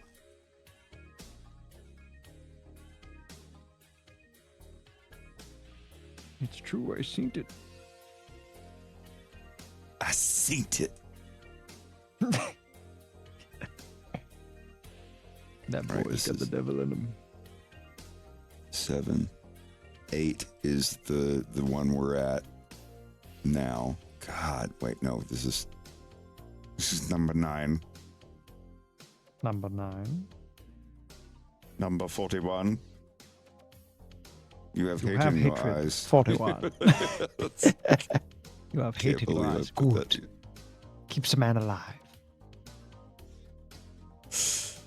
Numpad 9 is the BRB. So setting asset property would be something else. All right. I'm going to move you guys' little preview window. You can try.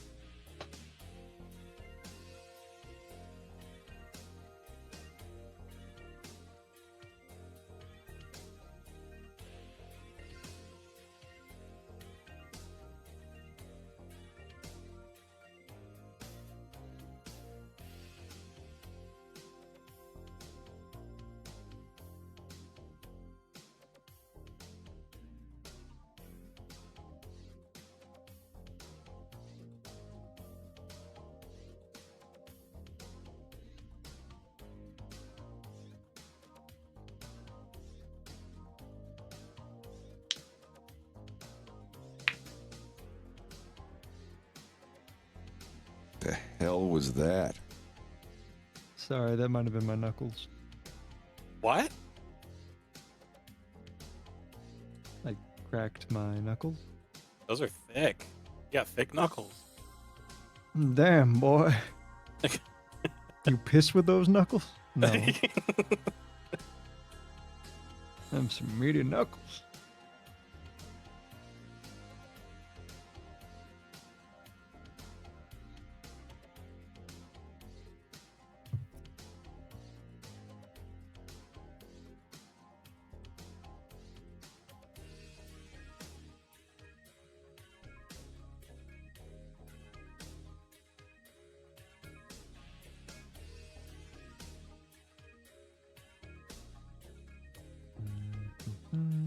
That'll do. I think that'll be all right.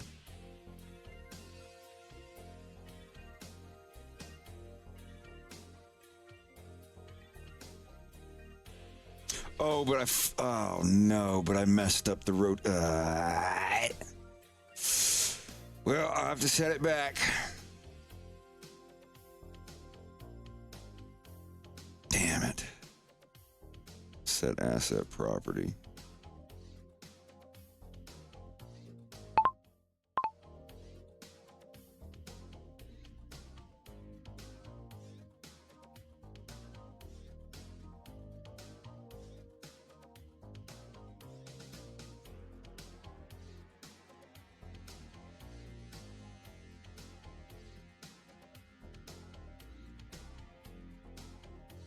Yeah, this is the BRB one. So that works. But now, when I go over here to do the other,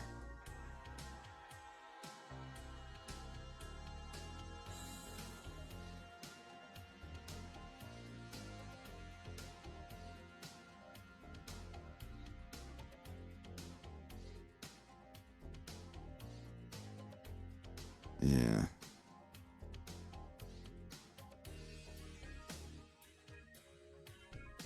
Let's see what happens. Ew.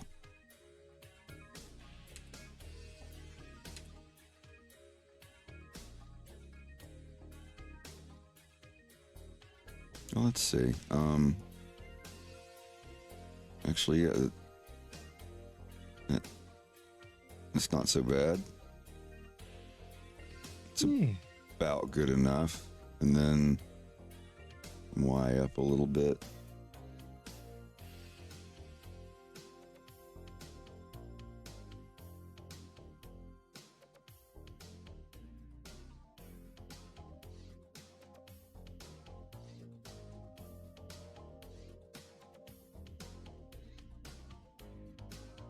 Good enough. Was it?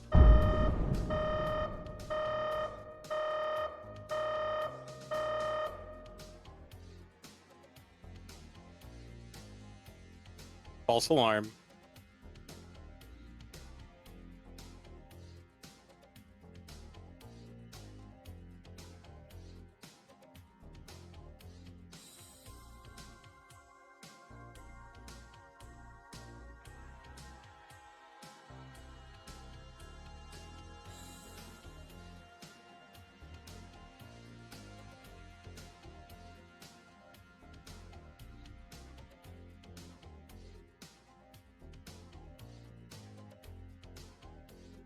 Ah, close enough. Actually, yeah, that's not too bad. Is Discord guest affected by light, though? Let's see. Nope, it doesn't receive lighting, so I don't know why it changes looks there. I guess because I'm in front of it. I don't know. That might be it.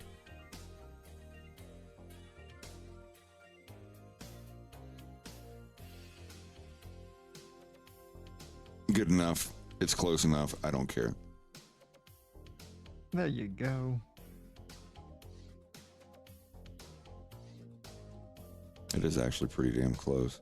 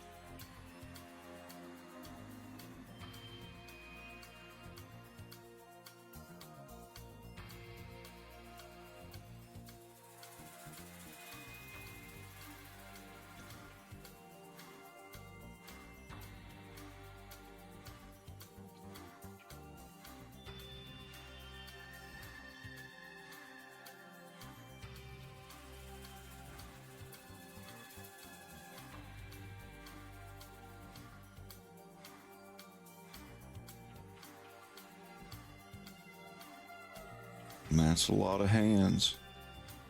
But at least I got the arms done.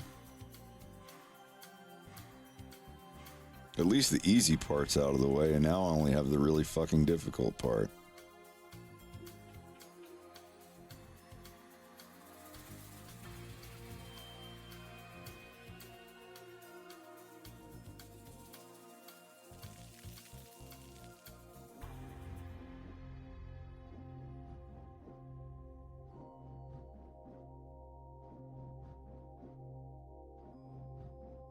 Can I just cheat?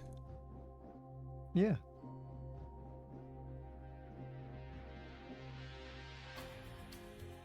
You're always allowed to cheat. Just get Greg's permission first. Eh. Eh. Wait, the shark came before the fart. What came first? Me.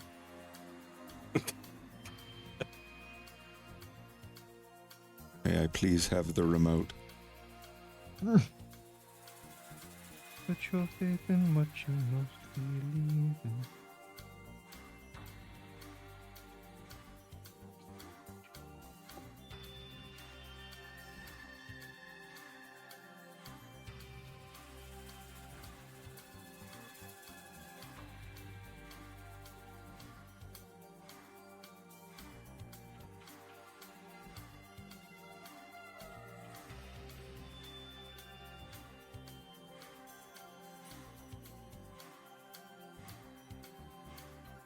I love drawing hands. I think it's my Amen, brother. favorite.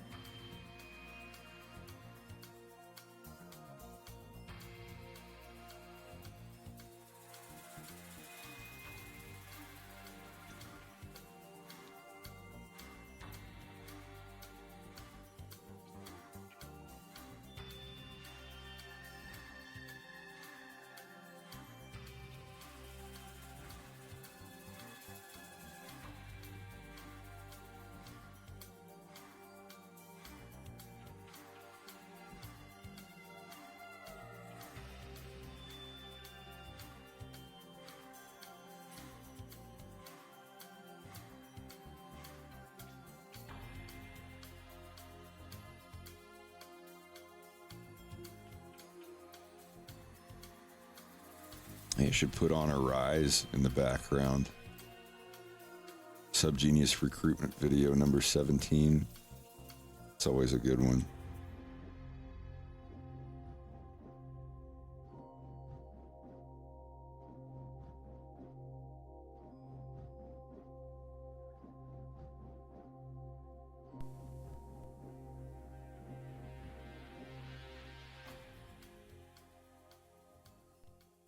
Maybe. Where's my water ambience? It's Daddy's water. Yes.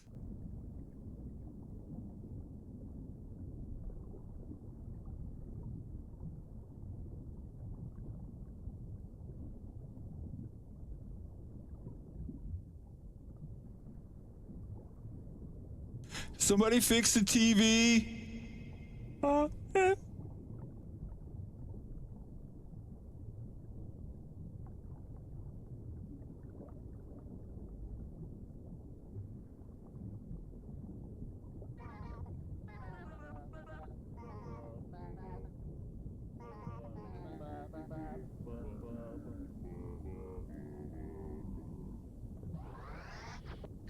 Copyright 1987 by the Subgenius Foundation and the participants.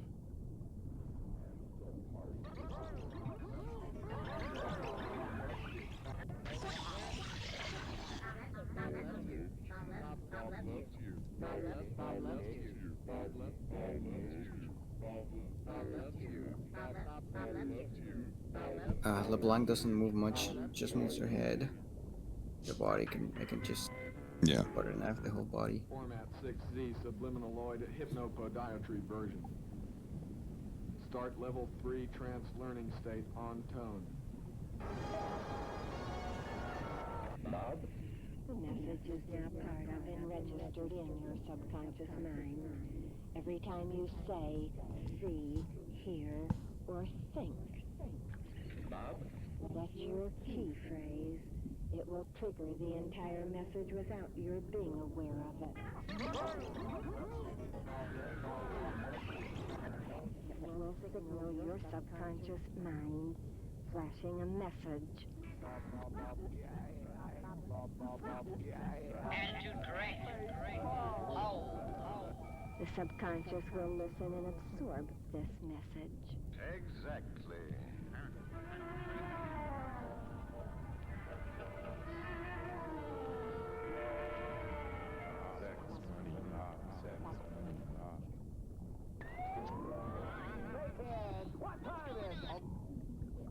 Praise Bob. The fates have brought you into possession of a Subgenius instructional video barrage tape. Prepare yourself. You are about to be remade into a new being through forbidden knowledge previously kept secret for centuries by the jealous priesthoods of many religions. Caution. Improper viewing techniques may lead in some persons to dependency, seizures, cranial fits, priapic conditions, micturition, sternutation, subtle glandular mutations, and in some don't micturate. legal arrest. However, if the viewer follows instructions and trusts completely in Bob, this tape can produce an unsurpassable beatific experience that can last for hours, days, weeks, Before Dr. Kleiner joined Black Mesa's project, he was a member of the Church of the Subgenius. which may cause some home video decks to react unpredictably. Although only a small percentage of playback systems or their owners have suffered permanent damage from this signal, the Subgenius Foundation Incorporated is not responsible for injuries or damages inflicted by paranormal events during tape play mode. The tape also contains a subliminal hypnopediatrics trance-inducement tone, operating beyond the range of human perception. However, pets in the viewing room may exhibit unusual behavior, as may small children and certain less evolved adults. If such behavior anomalies last more than 2 days after viewing, consult a physician. However, this brainwave enfolding signal is generally harmless and should actually enhance your learning abilities during the program. Special interactive ultrasonic stereo effects produced on the Ultimate Cerebral Synchron Goblin, you talking about this? trigger stem cleavage or brain division between the forebrain and hindbrain. Using newly It's just discovered sculpt mode. brain-thinking principles, the viewer's brainwaves are The push tool. synchronization with the tape's underlying suggestions by means of neuroelectric pulses. Plant growth and gas mileage of nearby automobiles may be affected. For the unworthy, this tape may be a one-way ticket down a bottomless mental pit from which there can be no escape. In unreceptive viewers, there is a danger of synaptic backfire in the brain pan, caused by overheating of the attention gland. This dense packing of brain cells without proper organic coolants, such as FROP, has been blamed for 3 recent cases of spontaneous human combustion. Do not over-medicate.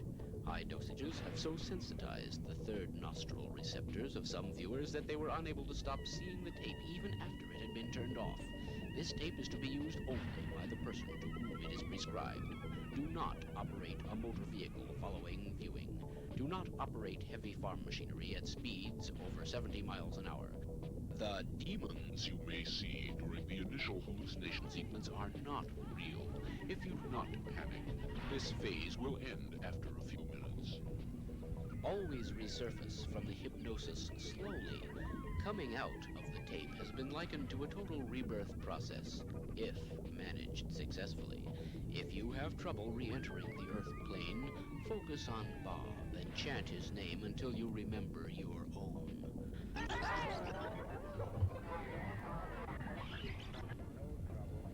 Ladies and gentlemen, please leave your subs adjusted. We're having operating difficulties, which has necessitated a delay. Do not attempt to flip the tape when you reach the end of side 1. No matter what you are told by later instructions on the tape, there is no side 2. However, if you do discover one, don't look at it. If you follow these instructions, you will experience a profound cathartic reaction to the flow of archetypal images and racial memories.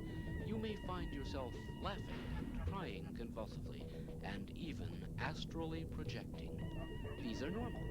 Enjoy them. Bob? Bob? That's your key phrase. It will trigger the entire message without your being aware of it. 3, 2, and 1. Now to continue with the tape recording.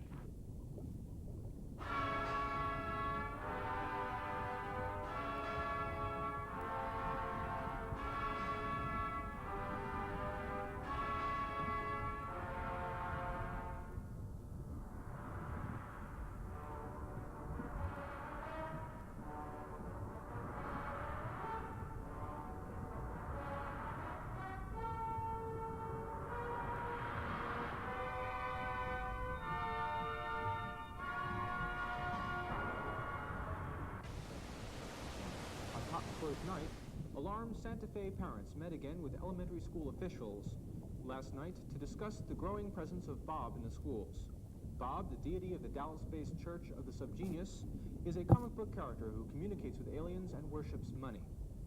Parents and teachers complain that the Bob stickers and pamphlets, which have turned up in school lavatories with increasing frequency, encourage troublemakers and weird behavior. It's not healthy for the children. I'm convinced of this. There has been a pamphlet going around, a Bob pamphlet that I have looked at, and it's the least well-adjusted children really pick up on it. It tells them that if they are uncomfortable Hey, Eric, how's it with their going, bud? classmates, it is because they are better than their classmates. Can you imagine this? Better. Not smarter, mind you, but better. Wise up! They're out to get you. The difference is caused by a global conspiracy. Weird men arise. Find out who they are and how to smash them. You probably already knew that the U.S. government is a sham, something propped up there for you to blame. But did you know that the real powers that be are not even people? That they are actually shambling, unbelievable, unmentionable, unthinkable things? Yes, Jehovah is an alien and still threatens this planet. Defy the sinister star forces which mock us all. Evil demons have kept the truth from humanity for thousands of years. God has been misquoted all this time. His actual words may disturb you, but Bob Dobbs is a bulwark against the unbearable fear and anxiety tormenting mankind. Repent, quit your job, slack off. The world ends tomorrow and you may die. On a 6 million year cycle will end in 1998. Dobbs sees the world entering a new aeon, which in a few years will bring more wondrous and miraculous change and carnage, insanity, and destruction than all of mankind's history and prehistory before it. Bob brings a new destiny for America, a time of cataclysmic economic change that will offer untold riches and power to those in the know, while billions of deserving conspiracy dupes fry in hell on Earth. Uncontrolled thinking, controlled by Bob, will usher in a spiritual rebirth and a cascade of astounding mysteries, supernatural riches, and a restoration of lost psychic abilities. that totally transform the lives of those who dare to seek them and pay for them. That's right. You're lucky to live in the end time. Here's more money, Bob. Now, at last, the step-by-step process is revealed. This is it, the only faith that promises action, thrills, success in sex and business. So I just go downstairs to switch my laundry, you know. And Bubba, I guess, needed something down in his office space, so he came down not long after me and just like walks by me and he's like, I'm not gonna fart. I'm not gonna fart. And then he does. And, you know, normally I care when he does it, but, you know, he's been doing like a new protein diet thing. You're already making excuses. Well, no, I'm just saying normally I would care, but now I like deeply care because he has farts like it's like Christina Aguilera. It's just so eggy, and I'm coping with that. Like it just happened, so. No.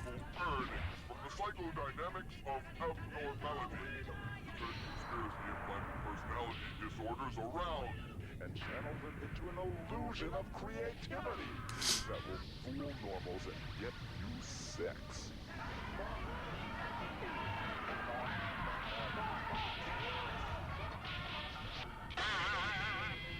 Welcome, potential initiates, and remain with us for the next 30 minutes. Welcome to Babylon, children. It's great to be here in the belly of the beast tonight. Before we get started with our second LAD Bible, if we could all please bow our heads and have a moment of sacred, traditional noise! Little realized, even by leading scientists, there are really two races, actually two distinct species of so-called human beings. If you gaze upon any given street, normally you might never suspect that only some of these people are true humans. Outside appearances offer no clue that among this ordinary-looking crowd, on an ordinary day, a certain number of these people are actually sub-geniuses. We would have to creep inside their heads to know whether this person or that carries the rare sub-genius gene. But once inside those heads, we would discover a vast new universe, a new dimension, coexisting, not always in harmony, alongside the mundane workaday world of the common human. Another world that until now has been forced into hiding. Now at this very moment, the veils of secrecy can be torn aside. We, the persecuted, may now dare to raise our heads high and declare, behold us, for we are the sub-geniuses.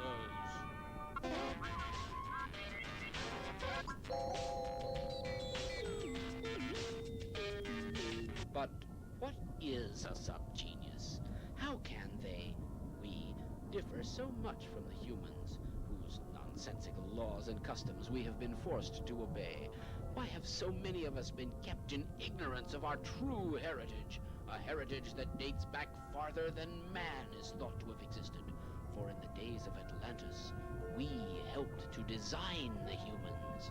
Certainly, in retrospect, this now seems to have been our greatest mistake. So, what is the difference? Examine this seemingly docile crowd, and know that in some few, simmering beneath a placid surface, there broils a veritable cauldron of repressed subgenius awareness, ready at any moment to explode outward, often with catastrophic results. In some classes, we don't even know who the subgenius is. So the Bob pamphlets aren't really popular?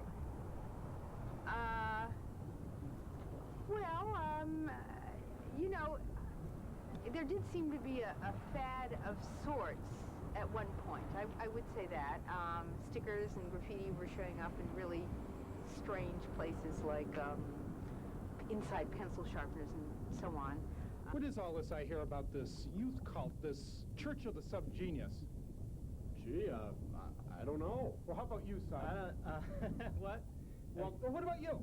It's about Bob, you know. It's Bob. That's it.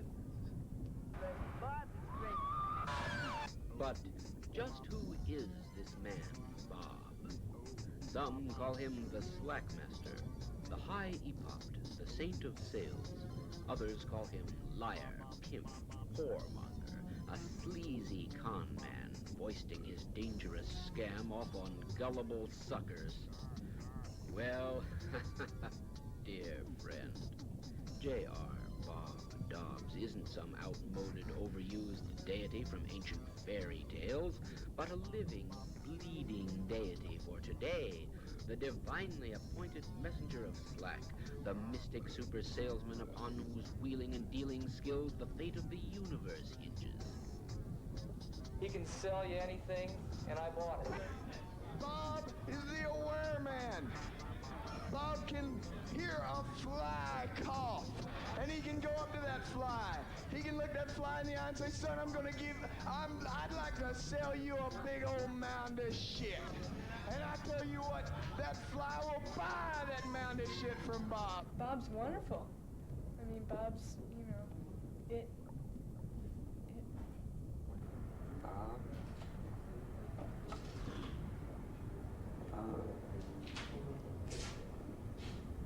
Bob is fill in the blank. Bob is fill in the blank. The Bob that can be described is not the true Bob.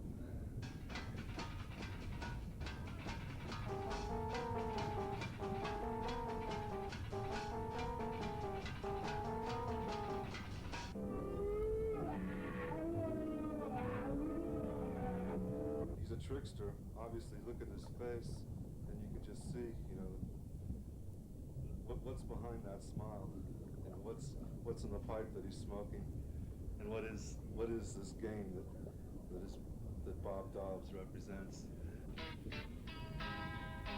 Let me tell you the story of J.R. Bob Dobbs.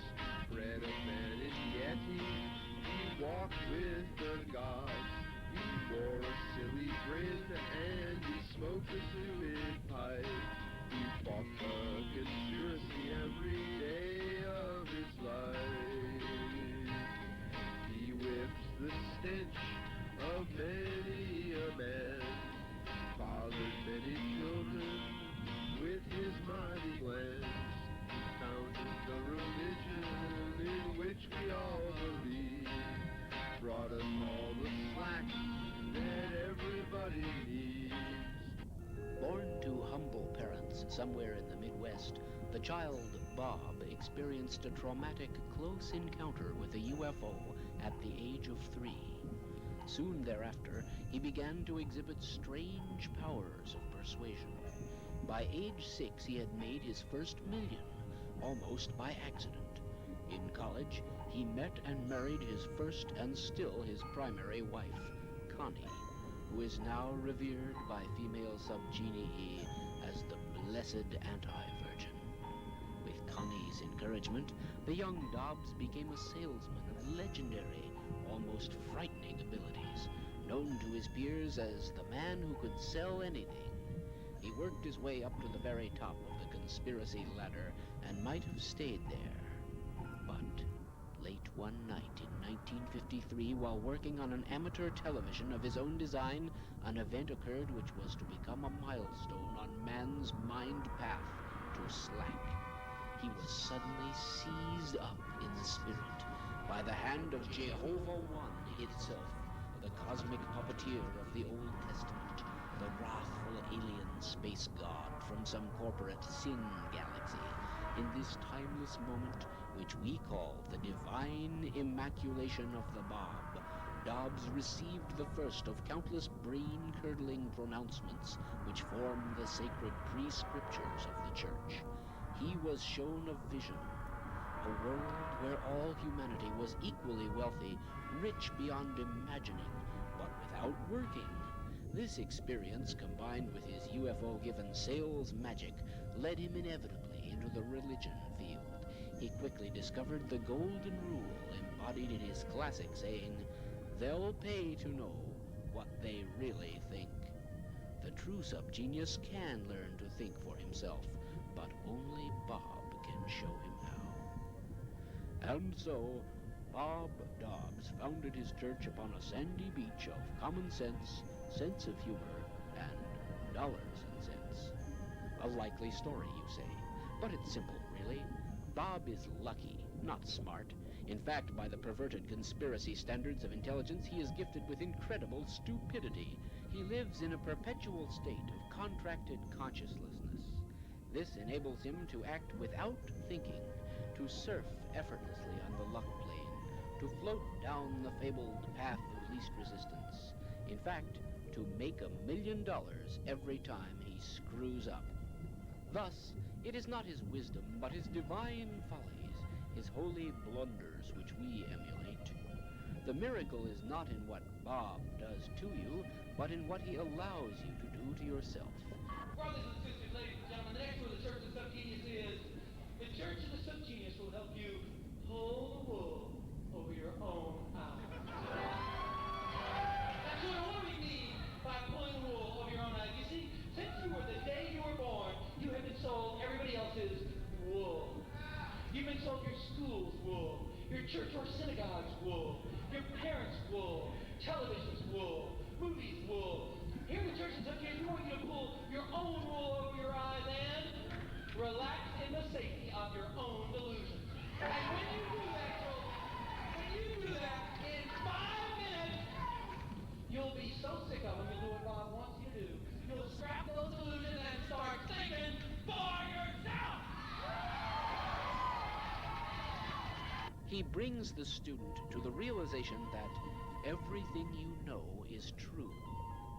Under the conspiracy, you're being ripped off every day, but you can learn to enjoy it. They're always trying to screw you. Well, maybe we ought to choose the way we want to be screwed.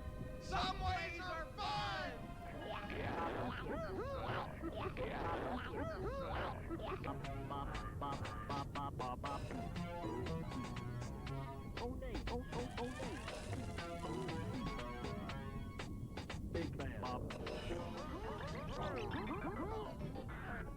He called his seminars instant instructions for those who follow no master. He journeyed to Tibet, and under ancient holy men he perfected the arts of landscaping and acute beating.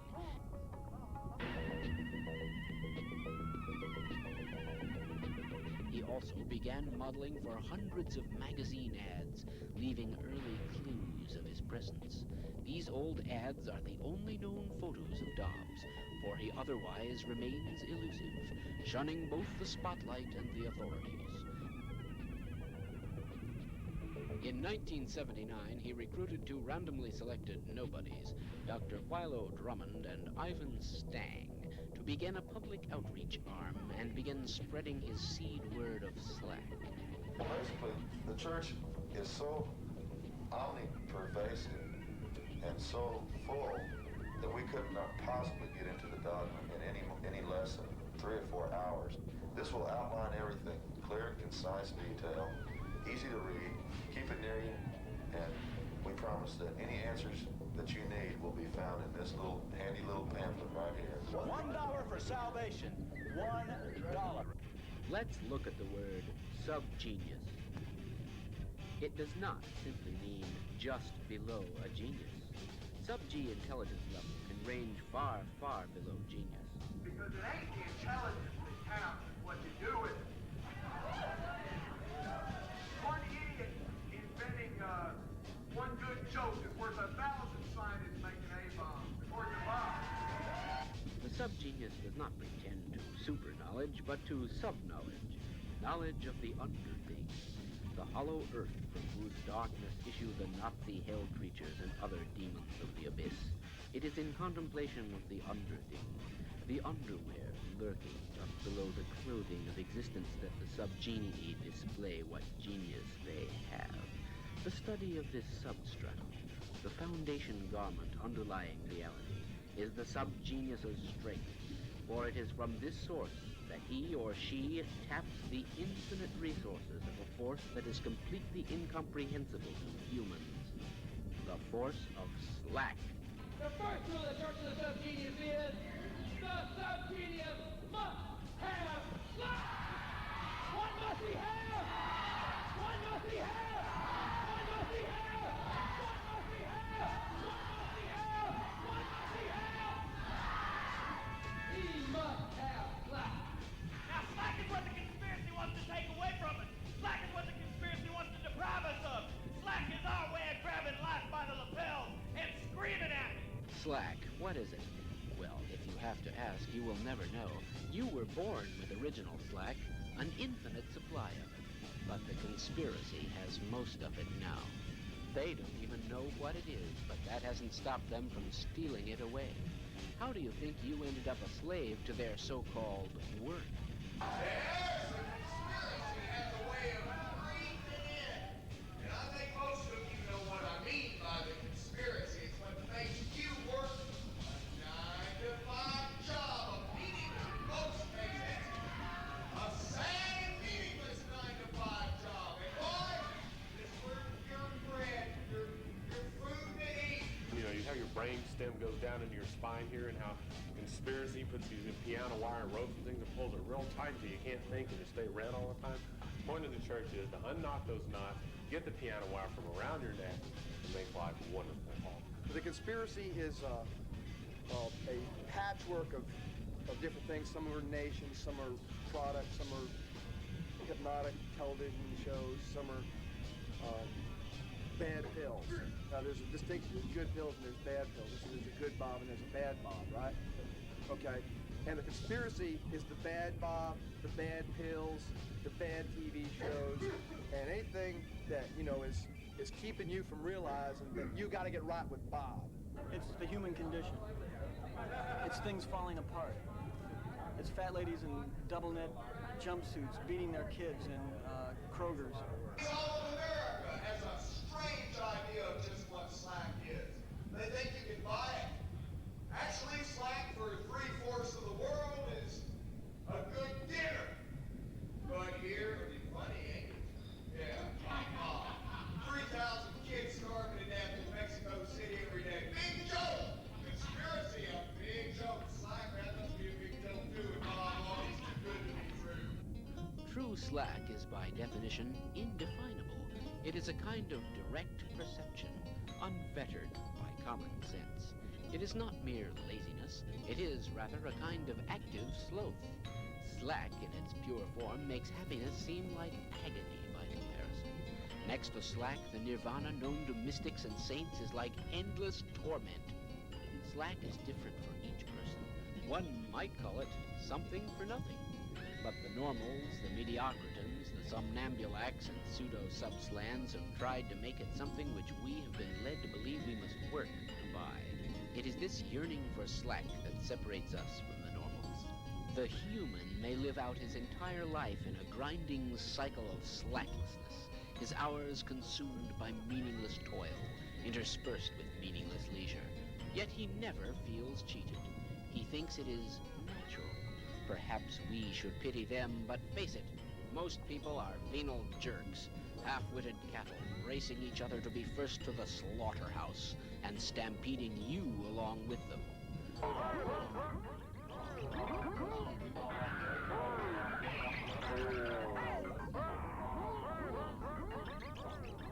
Death to the anti-Bob and pink creatures who would defame our temple. Death! Death! I was feeling kind of depressed. And I went over to my friend Rick Maverick's house, and I was kind of down, and I just went in there, and he showed me, he had written out, "Have a nice day," in the skulls of normals that he had decapitated.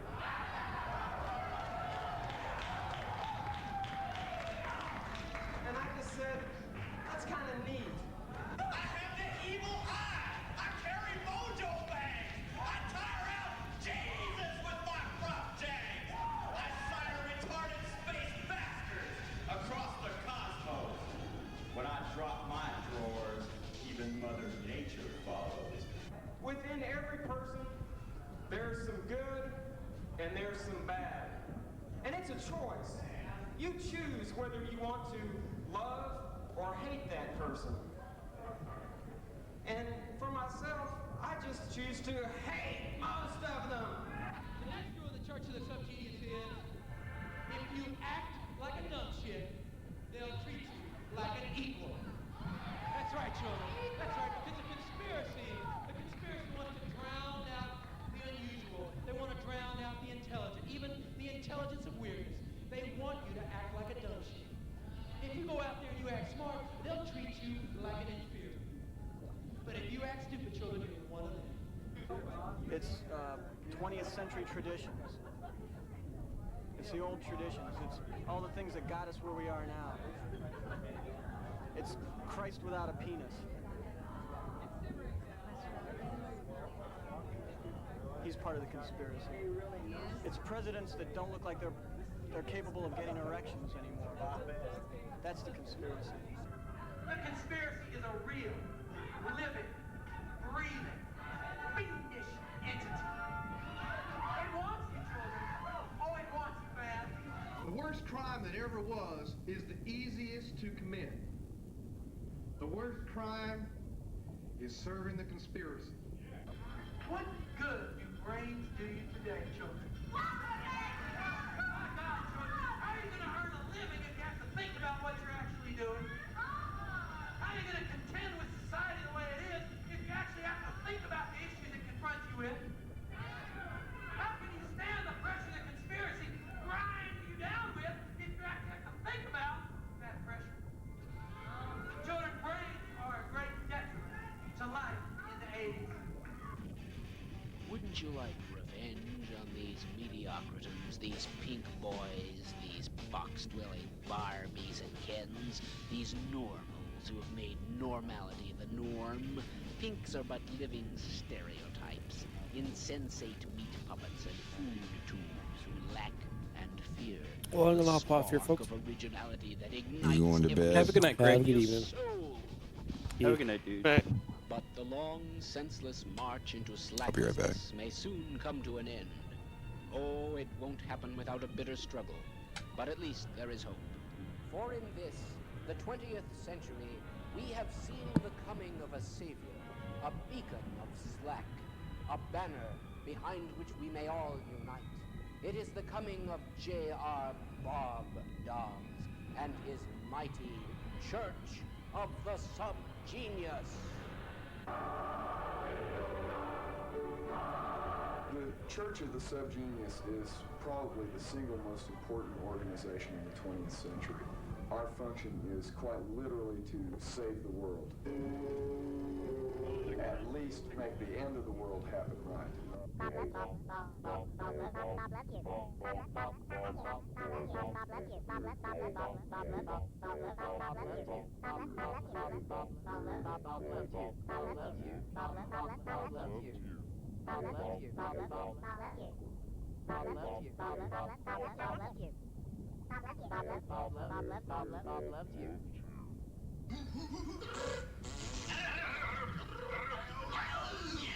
You'll fry unless you find Bob, and you better find Bob right now. The people really need to be able to understand things very quickly, and the Church of the Subgenius, I think, confuses them. Confusing, isn't it? I want to remind you the great words of J.R. Bob Dobbs. I don't practice what I preach, because I'm not the kind of man I'm preaching to. Thank you, children. Thank you. Is there a typical subgenius? Of course not. The very thought is a blasphemy. The only thing that most subgeniuses have in common is that they're all different, and they have nothing in common with the conspiracy of the normals. By definition, the Church of the Subgenius can't really exist because it's an organization for people who are not joiners. Eccentrics, unpredictables, true visionaries. Let us observe a few examples using the hidden camera. It was in the first 30 issues of 9-inch Worm Comics, and I think in 14 issues of 4.5-inch Worm Comics. And they also Is this had man a subgenius. 7-Eleven comics. Those aren't the comics you buy at 7-Eleven. It's the adventures of a 7-Eleven. They have a person that works at 7-Eleven that just writes down everything that happens. They draw them up, and the whole comic is shaped like a big 7-Eleven. It's three-dimensional, and they've got the idea from a flying saucer that was shaped like a 7-Eleven that flew over one night. It was a UFO believed to be A subgenius, obviously. The speech patterns are unmistakable. And here is another one. And here is another one. And here is another one. But what of this man? All very different, yet all subgeniuses. They share only the quest for slack and the love of their beloved spiritual teacher, the living avatar of slack, J.R. Bob Dobbs.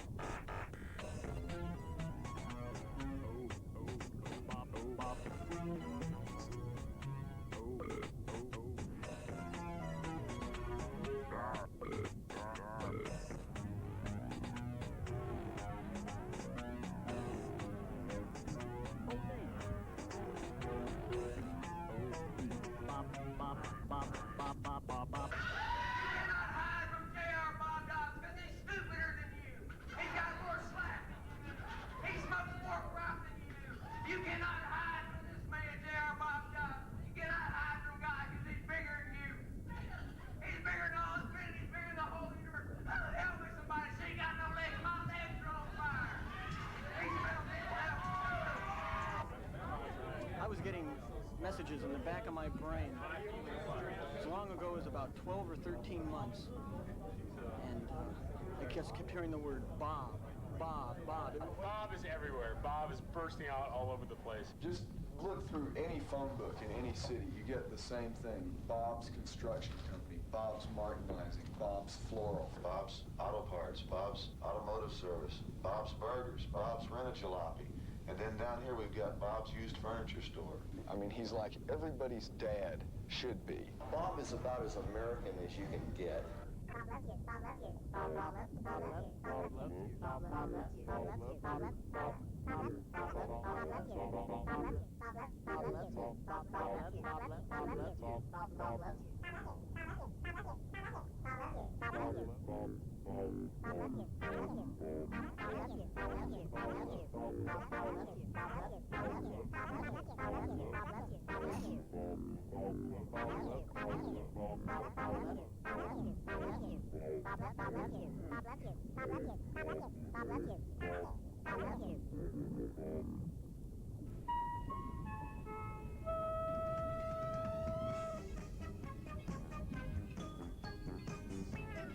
Besides his own exaggerated human nature and the powers granted him by Jehovah One, Bob also benefits from being the chosen broker on Earth for superior beings from the furthest reaches of known space, the so-called men from Planet X, or Xists, for they are nothing like men.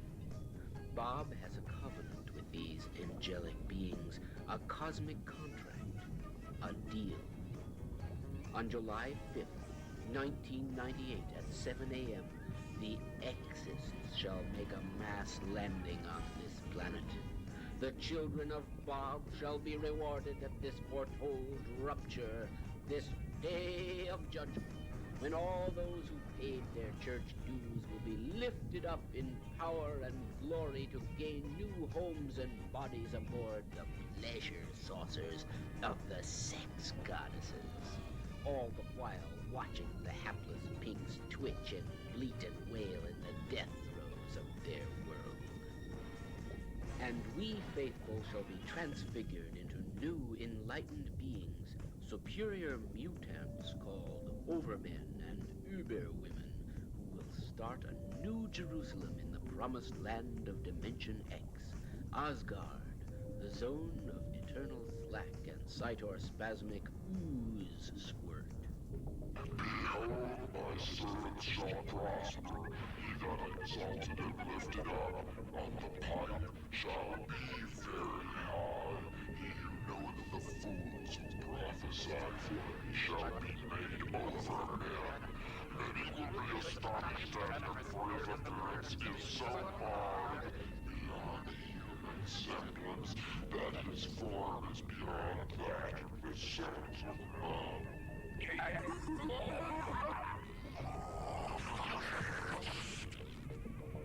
Science does not remove the terror of the gods. We can't do much about those evil gods from the other side of the cosmos, who fly through the air and through the nebulous darkness of space. Space, my friends, the infinite inky clouds of nebulae. They fly on their membranous leathery wings, holding in their coiling tentacles shiny steel cylinders, each one containing what was once a human soul, what was once a member of the Church of the Subgenius. But enough of this. You don't want to hear about this. I must, and yet I cannot. But I'll tell you what, you'll be wishing it was that kind of hate. At least you'll be wishing, you'll be glad to have them on your side. Because at least they have a head. At least there's 2 arms and 2 legs. At least that's something you can puke at. Something you can throw up over. Something you can run in fear away from. What if it's something you can't run away from because you can't see and it's everywhere? If they find a world that's inhabited by people who do not have slack, who've forgotten what slack was, if they don't have Bob there to explain humanity to them in ways they can understand, they'll put us out of our misery.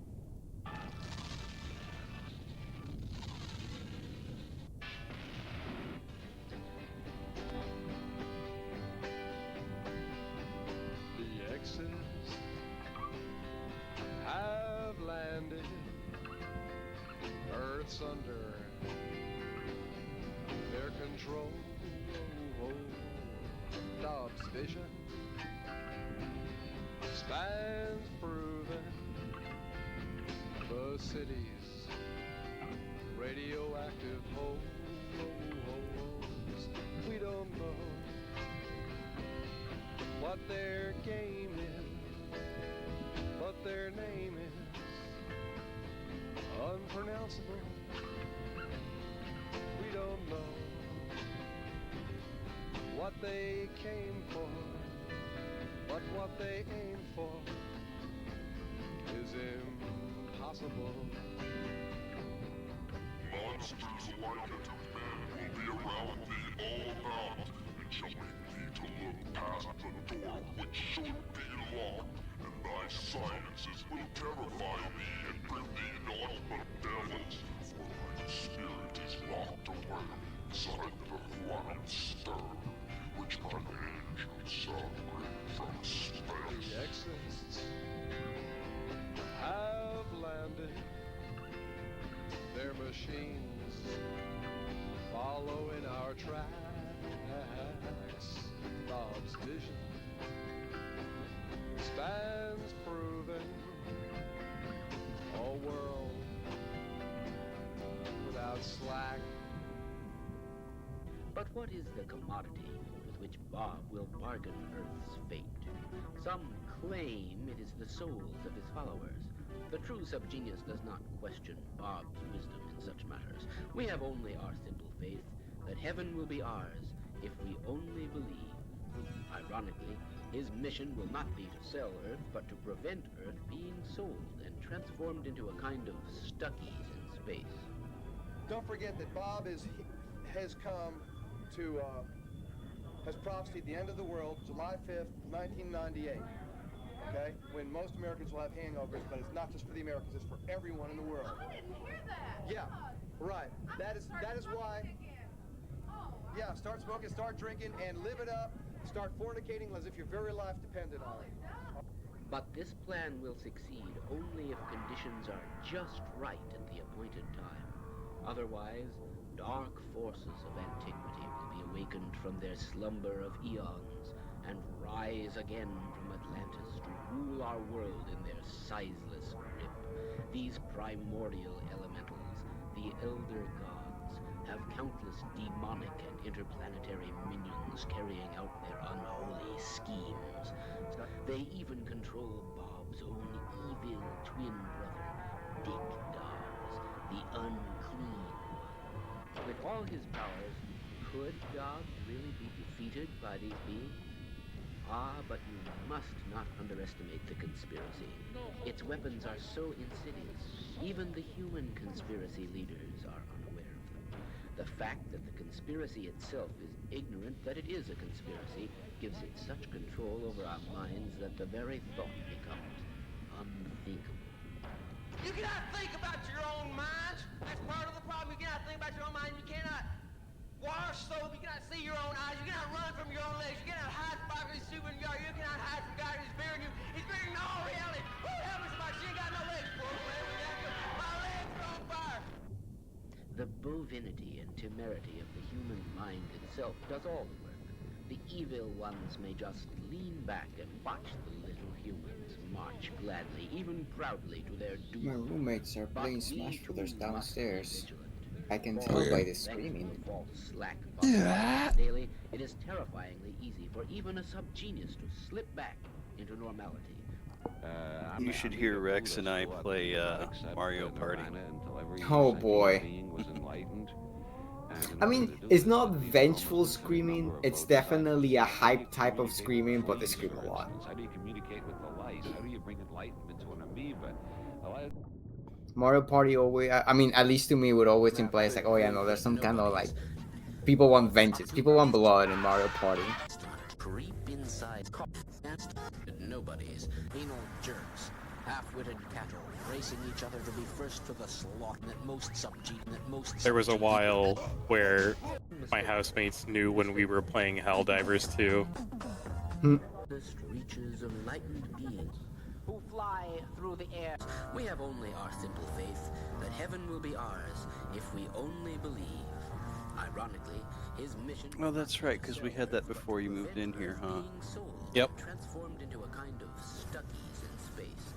Don't forget that Bob has come to has prophesied the end of the world, July 5th, 1998. Okay, when most Americans will have hangovers, but it's not just for the Americans; it's for everyone in the world. Yeah, right. That is why. Yeah, start smoking, start drinking, and live it up. Start fornicating as if your very life depended on it. But this plan will succeed only if conditions are just right at the appointed time. Otherwise, dark forces of antiquity will be awakened from their slumber of eons and rise again from Atlantis to rule our world in their sizeless grip. These primordial elementals, the elder gods, have countless demonic and interplanetary minions carrying out their unholy schemes. They even control Bob's own evil twin brother, Dick Dobbs, the unclean one. With all his powers, could Dobbs really be defeated by these beings? Ah, but you must not underestimate the conspiracy. Its weapons are so insidious, even the human conspiracy leaders are unaware of them. The fact that the conspiracy itself is ignorant that it is a conspiracy gives it such control over our minds that the very thought becomes unthinkable. You cannot think about your own mind. That's part of the problem. You cannot think about your own mind. You cannot wash soap. You cannot see your own eyes. You cannot run from your own legs. You cannot hide from Yeah, it's nice that everyone's been getting their plushes. Bubba's showed up today. Oh, did it finally? Mm-hmm. It seems like there have been like 14 people in the chat. And hello, thank you for getting a plush. Sorry I missed that a few minutes ago when I was away. I'm so glad everybody did get one. If you haven't seen yet, this is the concept for the next one. We live in a dangerous world. The powers of pinkness are always fighting the powers of slack. Yes, children, they're locked in a death struggle. Sometimes Sweet little JJ. gets over the slack.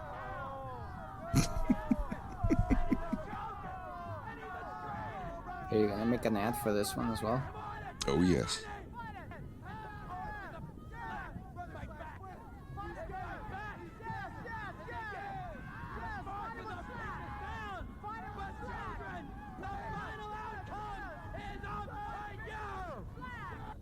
We can't give you all the answers.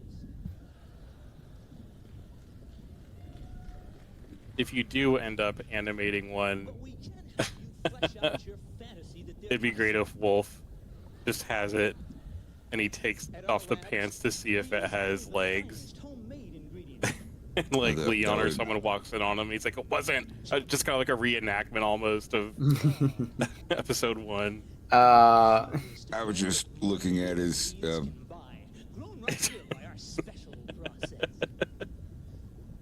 A process in use since our О, хи-хи. Все в порядке. Я даваю поддержку. I give support. Sorry, I'm trying to say I fully support.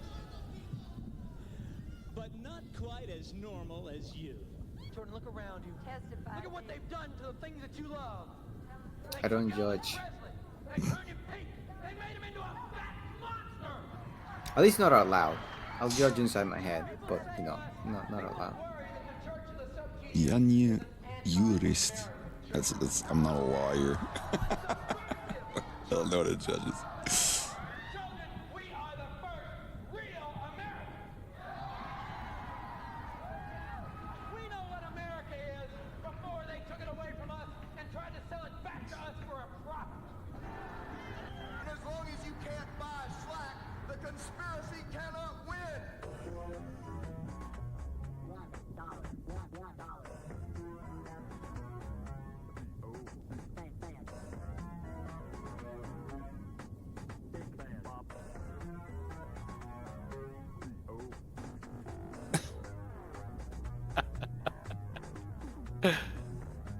I think someone made a Blue Sky account that's just your plush.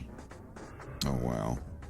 And they're going on tour with it around MFF.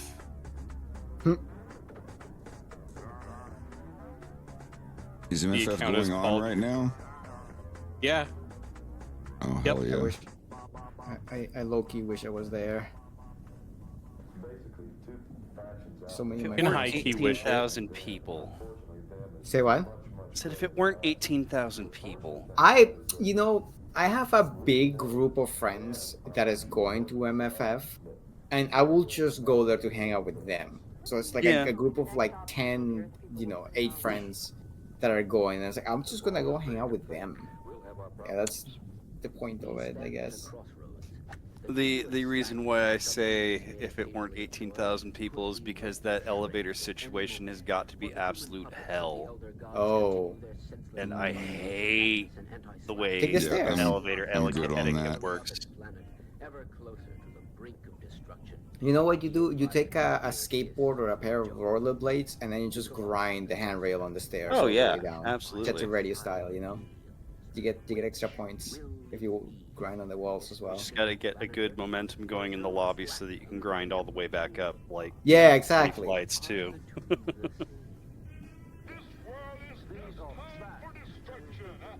You say it can't be true. But yeah, no. Now that you mention it, I preferably want to get a room that's like closer to the ground level, so I can just take the stairs. Yeah. Matter of fact, it kind of reminds me of this little fun thing that I did with friends one time, where like they all got in the elevator, and I literally was like, "I'll see you upstairs," and I literally start running upstairs as fast as possible, and I got to the top at around the same time. I was drenched in sweat by then, but I was like the end of the day, so I literally just went to my room and showered. But it's kind of fun. Racing the elevator.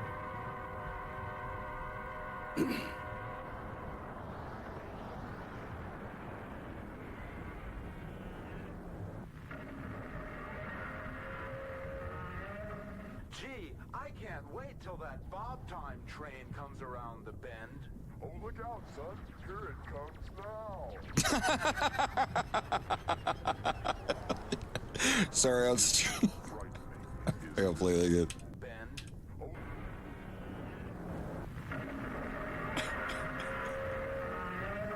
Gee, I can't wait till that Bob time train comes around the bend. Oh, look out, son. Here it comes now. It's frightening, isn't it? It's unbelievably big and scary. It's gut-wrenchingly like we stand to receive thee who are of but flesh and understand not the way of the lead-clad ones. You think Jesus had it bad? Oh, Jesus had to work a 80-hour week. Oh, Lord, they hung him up. Friends, they're gonna nail you up on a cross with electrified nails. Yeah, I know DDT, the Russian musicians. And you'll be glad to do it at 20% interest. But how are you gonna, once you get that left hand here, how are you gonna get the right one in? You'll have to pay somebody, but how are you gonna get your wallet out of your pocket? Think about that. But come the Holocaust, and you're crawling out of the rubble, your fingers falling off, your hair blowing off your head in the wind, looking for flashlight batteries. Will you be saying, gosh, if only I'd read that book of the subgenius a little closer, I'd know what to do at a time like this. And on that day, my friend, your soul will be laid bare to the eye of the great stark fist of removal that hovers above you all the time. You'll be naked to Wotan, and it will know then whether you really believed in Bob Dobbs or not, because your belief in Bob, or your lack of it, will be all you have left. Oh, hell ain't somewhere down below, my friend. Hell is life here on earth without that man Bob. And when the demons try to tell you that, you think you're hearing a satire. Oh, one day you'll find yourself up to your neck in false drugs, false sex, false jobs, false money. And you'll say, but where's Bob? Where's Bob? You mean there really is a conspiracy? You mean there really was a Bob? You mean I could have had slack and I blew it? It's going to be up to you. It's going to be up to you. What are you going to let happen to this planet? What are you going to do about it? Bob's going to let you decide what to do about it. Is that what you're going to... Are you just going to sit there? They won't even have to do it. Bob won't even have to see that the end of the world happens properly. It'll happen by accident. And there are a lot of well-meaning people that are involved in this thing, but it is satanic. Now let me tell you, we talk about Christianity, and Satan is very brilliant at maneuvering the church into a position that is opposed to God. Now pull your wallet out of your pants and praise Bob, praise Bob. The feminist dupes in the conspiracy charge that not enough members are women. Bob would agree to that. Indeed, he would say there will never be enough women. But at least the ones we have are all woman. And Bob is all man, the James Bond of Zen masters, the most dashing religious leader of his time. You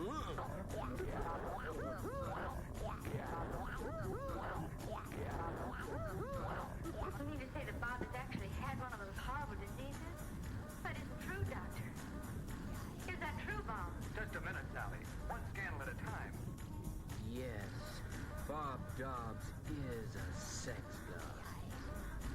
Rather than forgiveness, he offers something far more powerful. An excuse, a divine, all-inclusive excuse, which allows the bearer to free himself from the grip of temptation by overindulging in it until it releases him. The true seeker must give himself up to temptation, or he will never conquer it. The second rule of the Church of the Subgenius is too much is always better than not enough.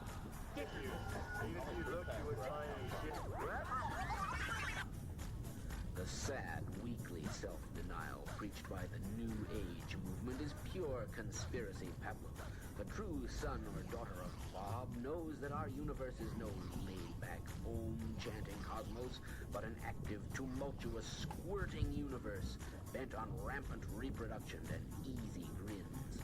The false cults may try to teach personal transformation, psychic development, human potential, but Bob goes straight for the glands and seeks to amplify the self to bloat the abnormality potential of his pupils. Only through excess can one contact the lower self, where the real decisions are made. Don't just eat a hamburger, eat the hell out of it. Oh, what the hell was that?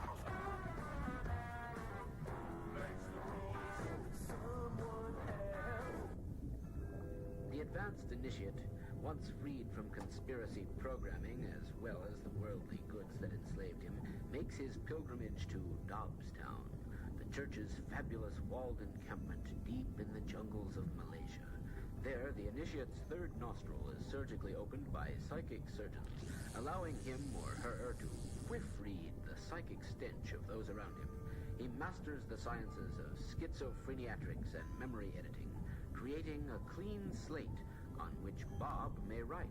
The art of excremeditation is taught, whereby the mind is voided upon the great throne of relief. You don't use Excremeditation. What is it that truly sets Bob apart from other would-be holy men and self-appointed gurus? Everything. For Bob has always existed. There have always been Bobs. Every epoch of man's history has had its Bob. Most were what we would call good Bobs. Others? Well, we needn't dwell on that. The traveling salesman jokes of mythology are based on his early exploits. So many ask, is Bob God? The Slackmaster himself vehemently denies that he is the Messiah. His mission is merely to show us how to live with our sins. And who better? Bob admits he is a sinner. He practically embodies all the failings of mortal men. He has the power to fail. You'll never find an infallible pope in the church of the subgenius. Second-rate inferior imitation. Churches might need an infallible pope. But here, we've got to fail to succeed. Bob is a very special kind of religious leader. Bob is a short-duration personal savior. Yes, children, Bob wants you to take him into your heart and into your mind. Bob wants you to take him into your checkbook. But after you take him into those sacred places, Bob wants you to think about him, consider him, and then cast him out. Bob wants you to make your own religion, your own rules. Short duration personal saviors, or shore-durper saves. It is foolish and cowardly to cling to any one personal savior.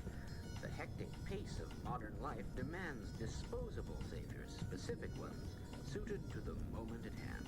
A sort of while you wait, do-it-yourself religion. Now your shore-durper Sam can be anything from a book you're reading to a smudge on the corner of a page of that book to a TV star you're currently enamored of to a brick that just misses crushing your skull as it falls from the cornice of a rotting building to the coagulated, dripping neck stump of a decapitated World Cup golfer. And it can last anywhere from a nanosecond to your entire lifetime. And you can have 1 or 10 or millions of shore-durper Sams concurrently, consecutively, and simultaneously.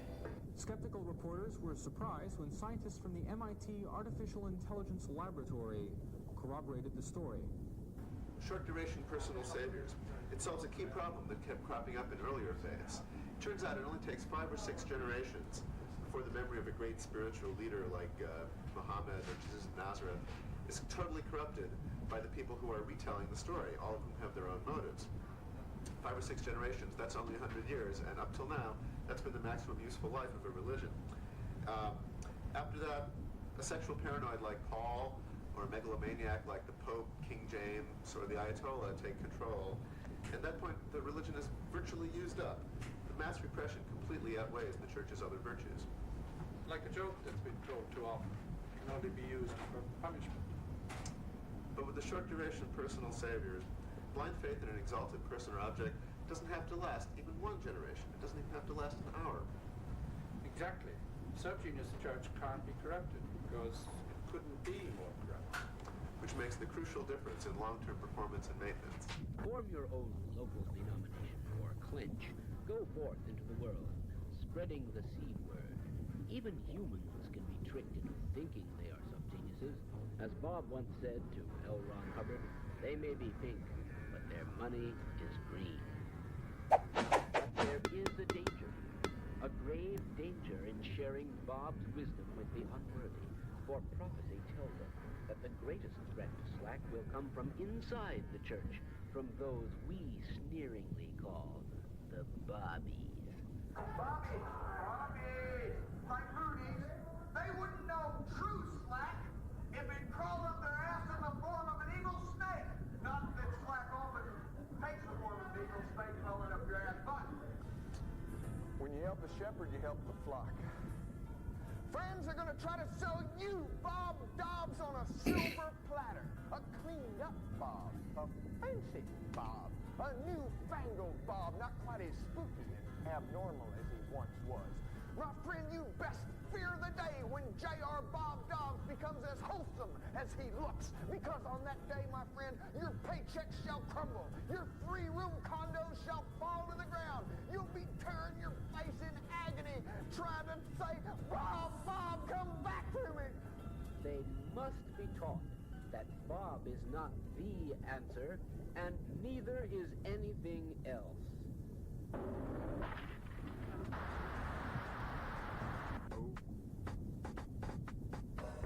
The next rule of the Church of the Subgenius is, if you can't tell shit from tuna fish, don't order seafood at a French restaurant.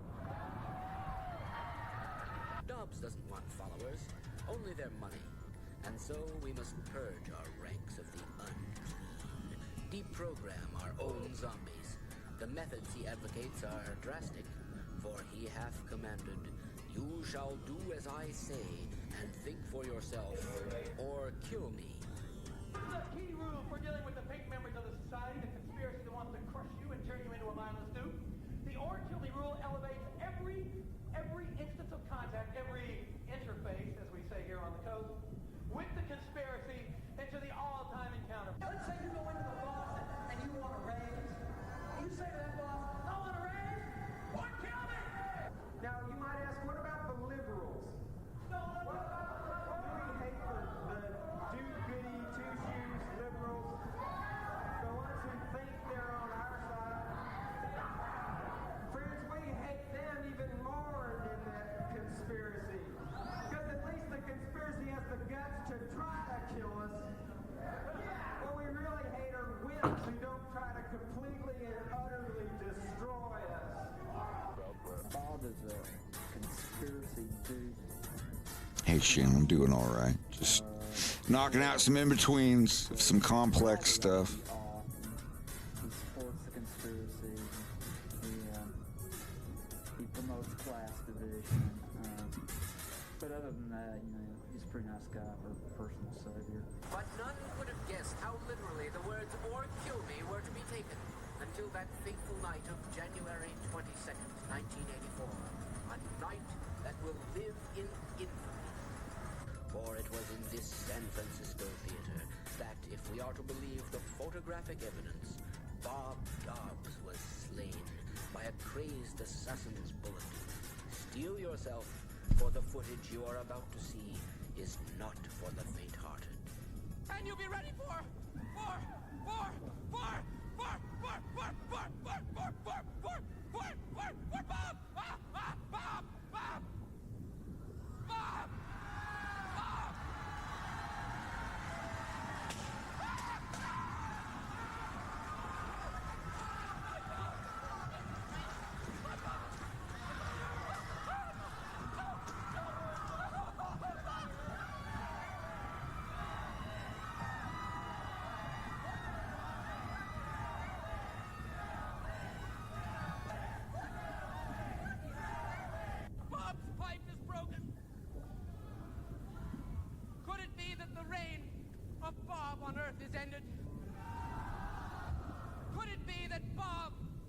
lived in vain? Could it be that the blood on this pipe's bin has been shed for nothing? That is the voice actor for Dr. Kleiner from Half-Life, by the way.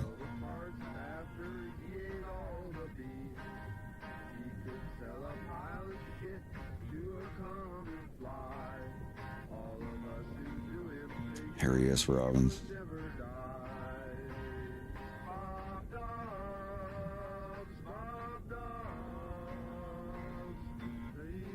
I've never actually played any of the Half-Life game.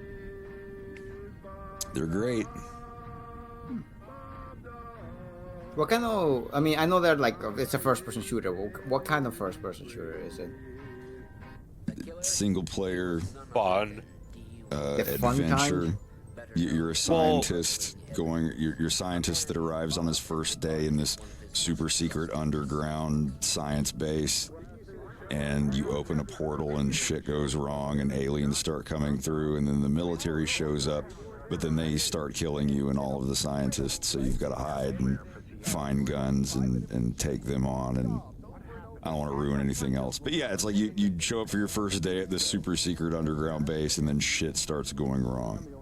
Okay. And it was, for something that came out in like 1998, it was the most advanced 3D first-person shooter video game that anybody had ever seen, and it melted faces. It blew people's minds.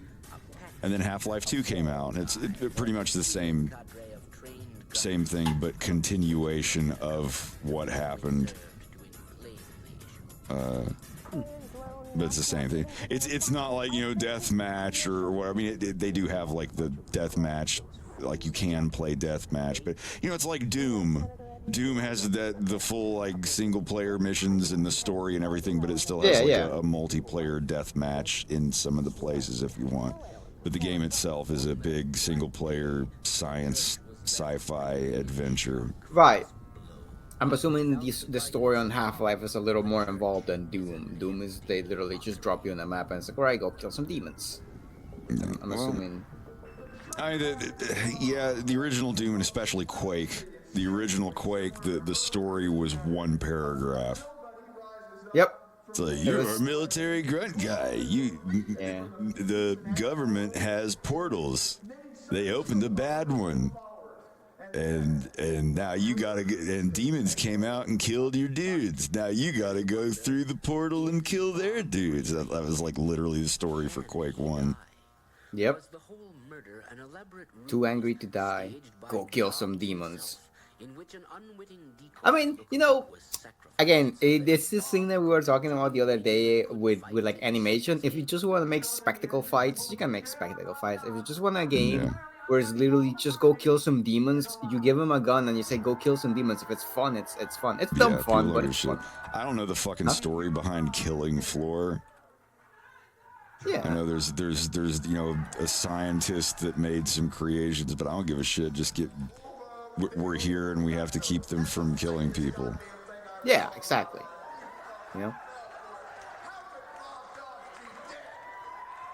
And I'm gonna go to bed. Now there's a story behind that, but we'll find out about it tomorrow. Sure will. All right, buddy. Have a good one. Yeah, he's just too lazy to be awake. Good night, dude. Yep. Catch you later. That monkey wrench may not be in that big machine anymore. You know what that means? That means you. I just think it's a fun game. The movement is really fast.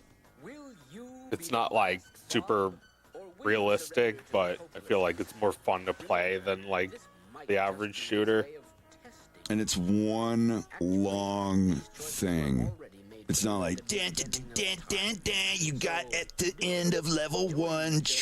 Get ready for level 2. Here we go. And like, no, you walk to the end of a hall, and then it pauses and says loading for a second, and then you're at the end of that hall, but there's more level in front of you. That was one thing about it. Is like you get to the end and or like you get to where you're going around the corner of a hallway and you get to that corner and then it like pauses and loads and then it loads the next section of the level. So if you turned around right there and walked backwards, it would pause and have to load the older section you were just in. So instead of it being like mission 1, mission 2, it's just one long non-stop thing. The entire game is shown from your perspective. There's no FMVs, there's no cinematics where it goes to the bad guy and they're like, well, we'll see how Gordon Freeman handles this obstacle. Like, no, every single minute of the game is through your eyes, and it was extremely well done.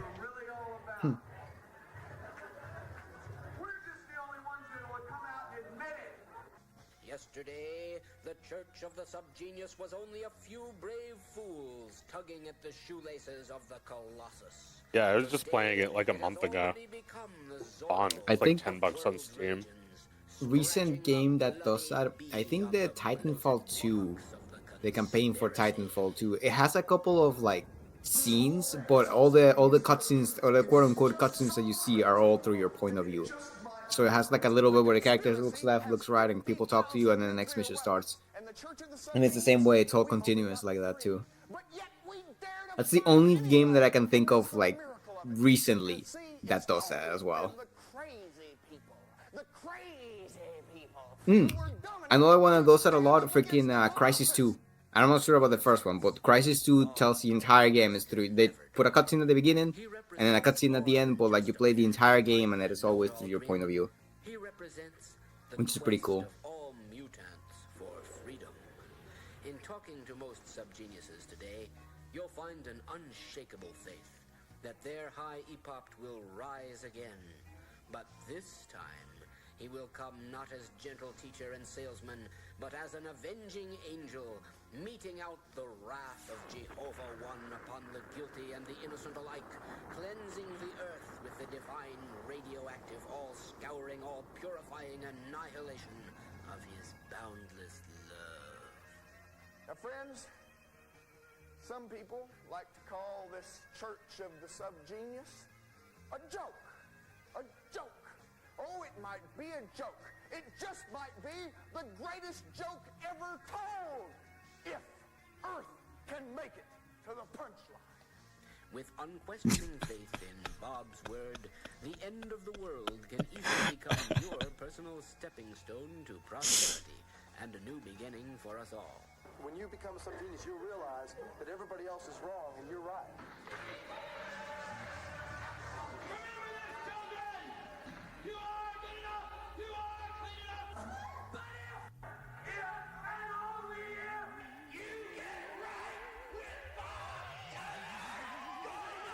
Sign up. Lease your soul to the church for safekeeping until it is needed in the great bargaining session on Judgment Day.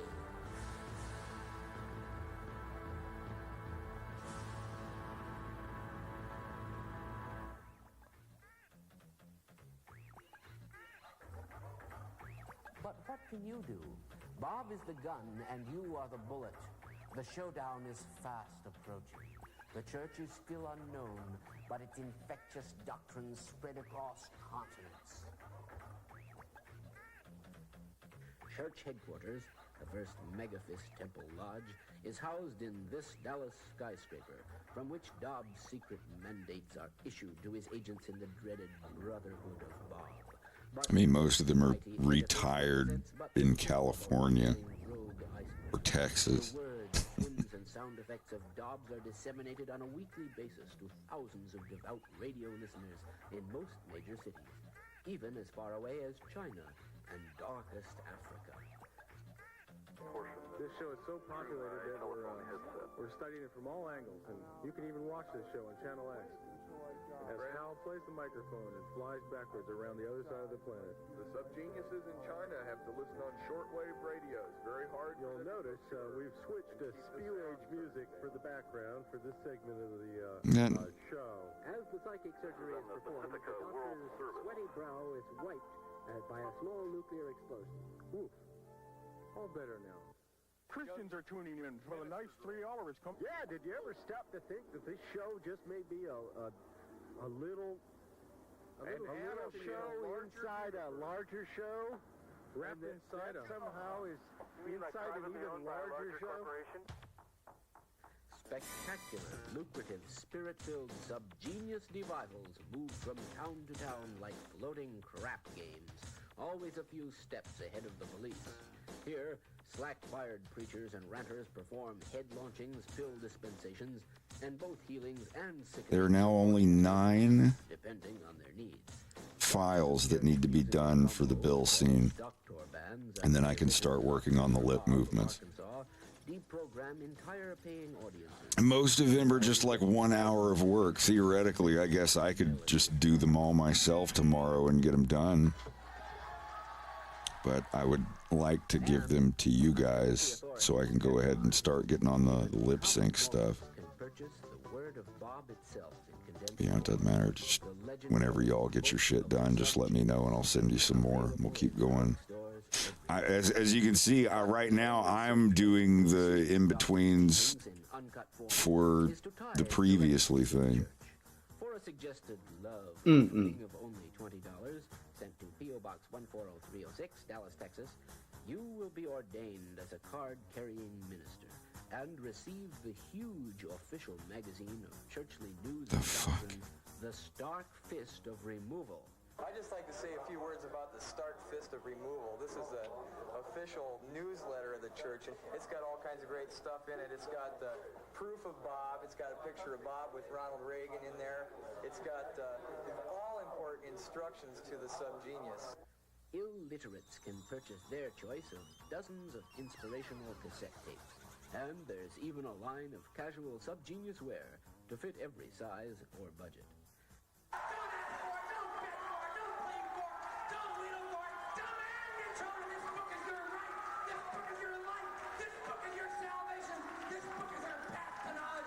Some purchase thousands of Bob's handy pamphlets with which to recruit the worthy and to perplex the normals, to fill their minds with questions that only Bob can answer through his chosen apostles, his fishers of wallets. And what is money? Merely another tool of the conspiracy, except when it gains power by passing from your pocket to Bob's. I believe in Bob, and if you have a problem with your cash flow, it's because your cash is not flowing towards Bob. This is the first industrial church. We're not a tax write-off scam.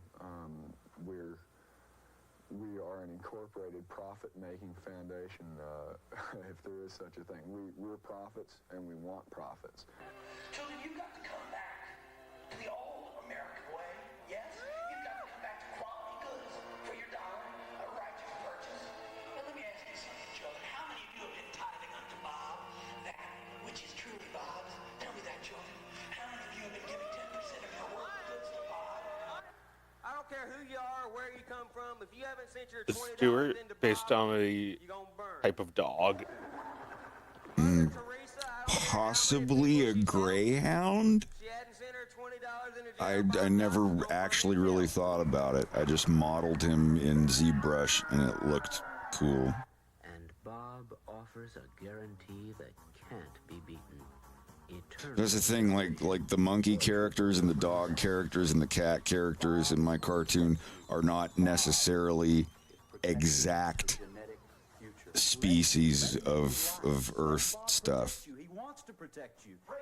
Like Andros looks like an ape, but he has a tail, so he could be, but also looks like a snow monkey or whatever they're called, or a macaque, or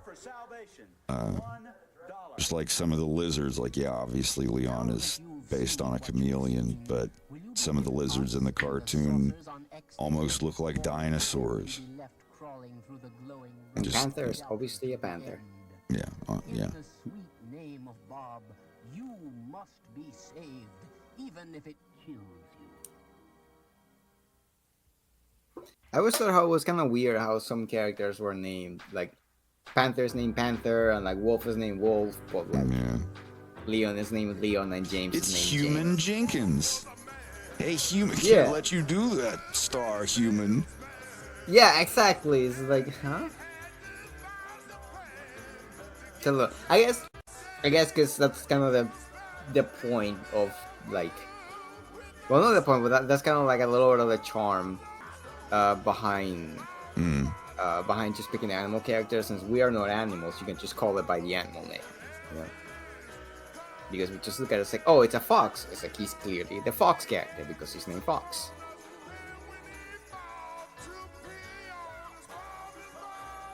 But, yeah.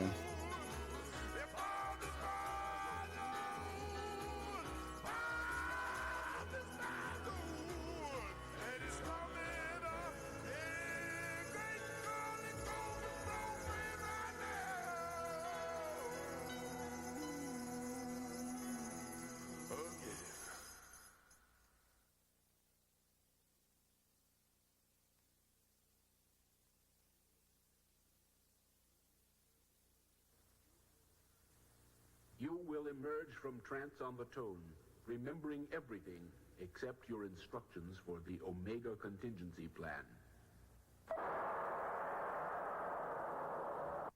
We realized that if Jim Jones could talk 900 people into killing themselves, we could talk 900 people into sending us $1. He makes the money, I spend it.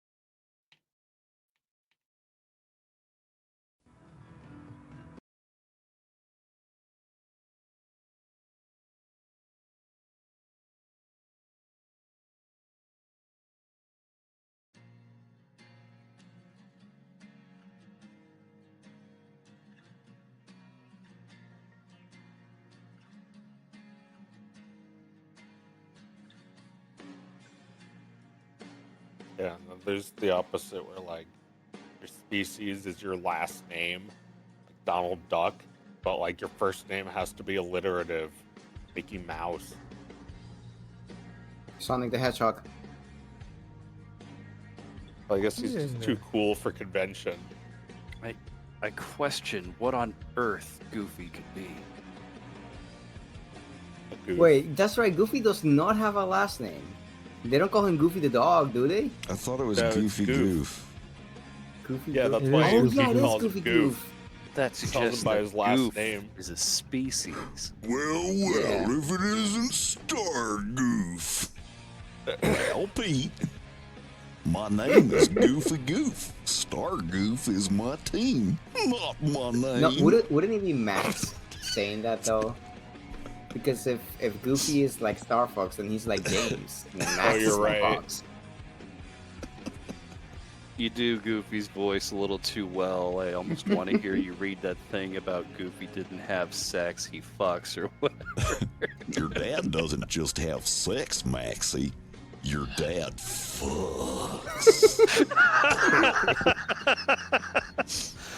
Oh, God. How do you think you were conceived, silly? Hell, one time a rubber just snapped. Like, I can't remember what he says. It like shoots off and went down his throat. It's like I'm never gonna have sex ever in my life. Great, that's all I wanted to hear. I get really hungry of it. Have y'all ever seen? I have seen it. Hold I've on, seen it a couple I wanna times.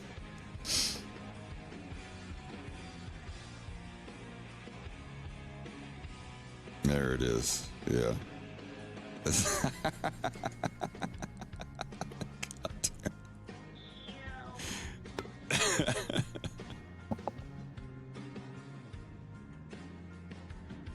Where is Chrome? Yeah, here it is. I think it's time we had to talk about the birds and the bees. Oh, God. What's wrong with this? I don't think you're the right person to talk to about this clip. You think I don't know about sex? How do you think you were conceived? I guess it always is some kind of test tube situation. I know I come off as silly and oblivious, but I have the same urges as anyone else. These primal animal cravings have persisted long after your mother's passing. And to this day, I yearn for the next opportunity to take pleasure in the carnal union of flesh. Your dad doesn't just have sex, Maxie. Your dad fucks. And one time a condom snapped off my ding dong so hard it bounced around the room and landed in the back of my throat. I'm never going to have sex as long as I live. That's all I have. Jesus Christ.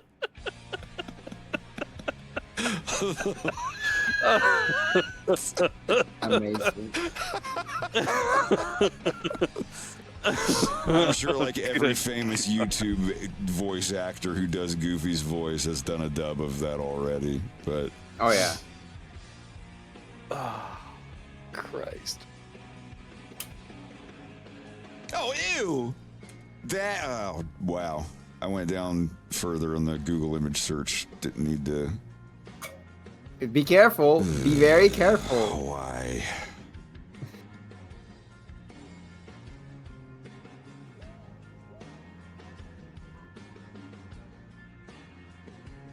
Is your soundboard muffled? Or you were holding the muffle button? The room next door button? Yeah, it's the party next door.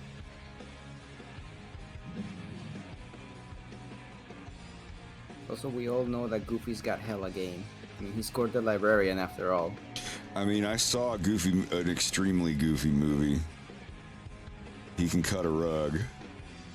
Is that a second one? Yeah. You didn't know there was a sequel to a Goofy movie? I actually don't think I ever saw it. I recall it maybe being a thing, but I don't ever think that I saw it. Was that the one where Max went to college?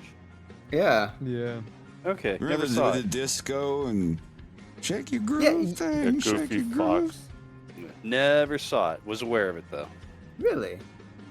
Yeah. It's, you know, not as essential as the first one. No, but it's still a fun He's movie. The barely first in one's it. the best one. The second one's not as good, but it's still a fun movie nevertheless.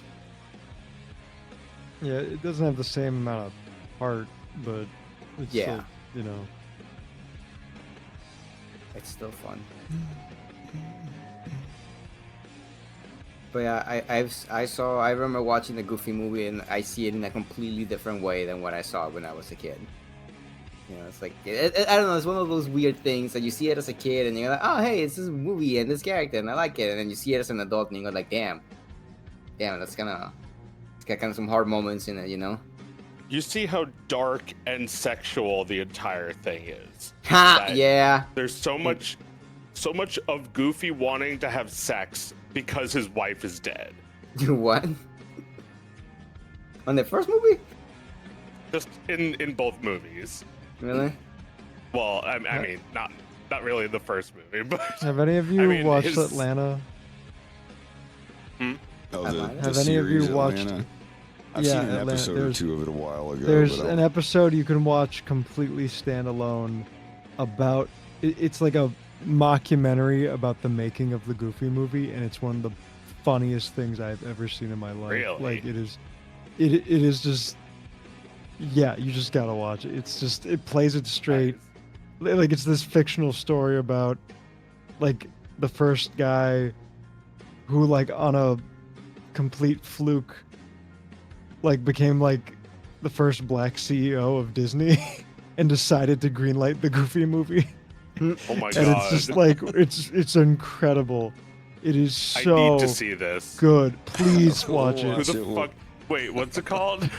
It's just an episode of Atlanta, but they have standalone episodes that have nothing to do with the rest of the show. Oh, what's it called? It has a brilliant title. I have to look it up. The Goof Who Sat by the Door. Yes. 8th episode of the 4th season of Atlanta. Yep. Mm-hmm. I'll watch it. We'll download it and watch it this weekend or something if you want. Yeah. I will Do it. procure it in some Oh, yeah, form also- or fashion. I wanted to ask. You said he can cut a rug. What do you mean by that? Dance. It's meaning dancing. A dance? you- Okay. Yeah, it's you're not cutting the rug not with what the you sharp think. heel of your shoes. Right, What do you mean right. not what you think? You think it means having sex? No, Yeah. I thought it meant like, oh, he's got game or he's got riz. It's like, oh yeah, he can cut it a just- rug. He's it's got riz. like because you dance on a rug, and if you dance too Yeah, hard, yeah. your shoe will Well, I think- cut the rug up. Yeah. Yeah. I've been known to Okay, cut cool. a rug or two in my time. Yeah, and Dancing, he's no also one got does 2 the- left feet. He's got moves. Yeah, that's the opposite. movement. If you have 2 left feet, that means you can't dance. Can't dance. Yeah, it means he can't dance. Yeah. It's like the dancing version of all thumbs, I guess. Yeah. I'm all thumbs. Modern day lingo will be schmoves or schmoovin. Man's got schmoves. I have immunity from the risen Jesus. And nobody beats the Riz.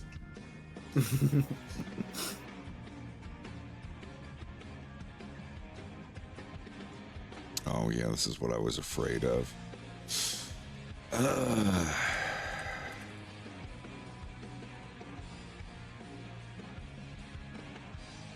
Fred seeing a ghost. No, I ain't afraid of no good. Oh. Nah.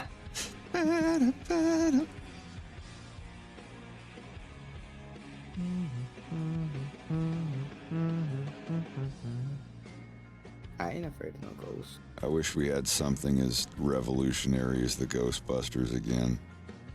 It's like Ghostbusters and Ninja Turtles. That was my childhood. Everybody. I wasn't even that big into Turtles and Ghostbusters, but if they were on, I would drop anything I was doing and watch them.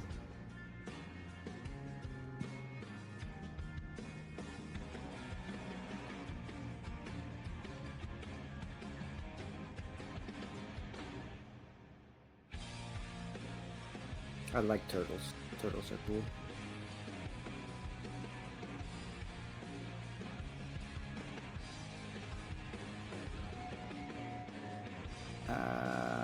Shit.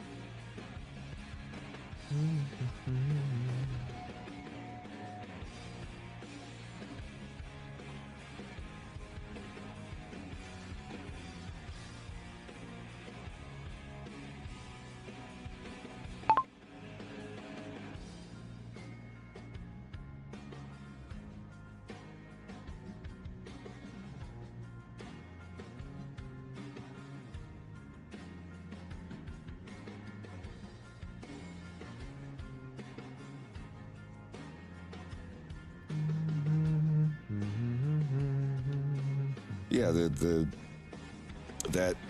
hot tub scene in a Goofy movie, like that was a very, very human scene.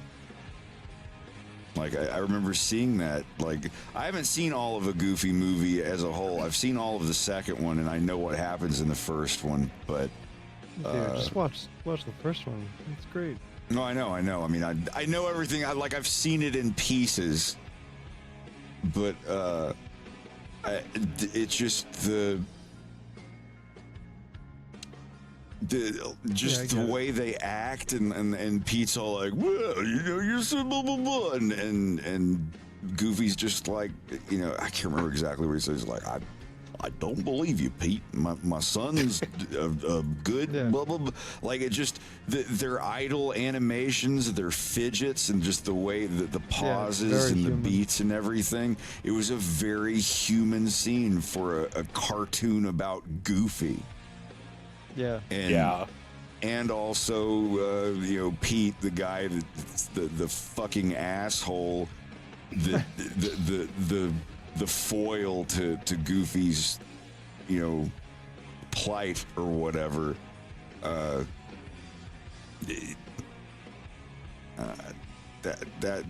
was the first time that I realized I would probably not kick him out of bed for eating crackers. I was like, why is he in swimming trunks and why does he look kind of all right? I'm sorry. Yes, correct. I wouldn't kick him out of bed for eating crackers. Or like beans. He's like slicing a single bean.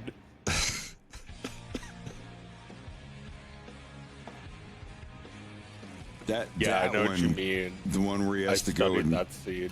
Kill the giant or whatever the thing was, where they're slicing the bread into tiny pieces. I remember and stuff. that. Oh yeah. And the bread is so thin it's just translucent. You could see through it. Yeah.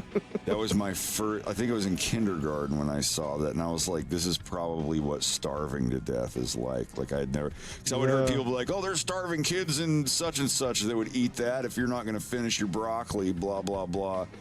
And I was just like, we're starving, like not having food. We have food every day. And then I saw that and I was like, oh, yeah, like I remember that scene and Lois dying in Superman 2 and the earthquake or whatever. Both of those scenes each made me, as a 5-year-old, sit down and contemplate for hours and get like really upset and think about stuff. As a 5-year-old. So I remember, like, that was the first time I was like, wait, I'm going to die one day. Like, I can't think of anybody that's lived longer than, like, a grandma or a wait, I'm going to, and I, like, curled up with my mom and cried and cried. It wasn't just like, oh, Lois died in Superman. It was so, like, it made me think about dying. And like going to my mom and be like, make it better. And she's just like, no, Matthew, we all die. All you can hope is that you're going to go to heaven. And that just, compounded it, made it even worse. And I was just, no, I don't want it. Yeah, that was me at 5 years old. But that was it. Like, I got over it. I was like, whatever. And just never, I don't know. I got over it pretty early. But holy I'm only shit, laughing that was over here because, like, it was hilarious. I had that realization when at about the same age. I was 5 years old, but you know who I had that realization for? It wasn't me. It was my favorite babysitter because she was so fucking cool. She showed me heavy metal and a few other things on MTV. Huh? You didn't want her to die? I didn't want her to die, and I realized that one day she would get old and she would die, and I cried so hard about it. Selfless. My mom actually brought me over to her house so that I could go and see her and give her a hug because I was just like... her name was Haley. She was so rad. Where's she now? Don't I tell have me. no idea. Oh no. She's fucking dead. It was the only way. It was the only way. I'm over it. I had a scotch. You're over it now. I got it. I figured it out. I've seen so much death. So this Wait, why did my blender die? It's just gone. Like, God damn it, Warudo. This is some... Every time you say that, I think it's like the Wario equivalent of Naruto. I'm like, who the fuck is Warudo? It's Wario. Shut up. I've never seen a Is that like single Wario episode of Naruto? Naruto. Yeah. I guess I'll have to at some point. You don't have to do anything. Yeah, you don't have to do anything. Except for And all sub of to my Bleach YouTube. and all of One Piece. Yeah, no, you don't need to do that. Don't do it. Yeah, Naruto's okay. Don't do it! Fred, stop. Now we're talking. All right, where is it though? Blender.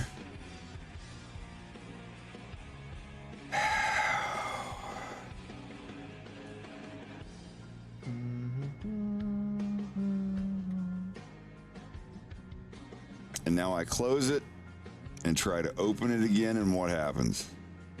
Nothing. Oh, no, it's there. Okay. I can fix it, then after a while, it, like, anytime that Blender hangs for a few seconds, it just... And everyone keeps saying, dude, just do display capture. I'm like, I'm not going to do that, because I forget to close Windows sometimes, and I'll Alt-Tab for half a fucking second.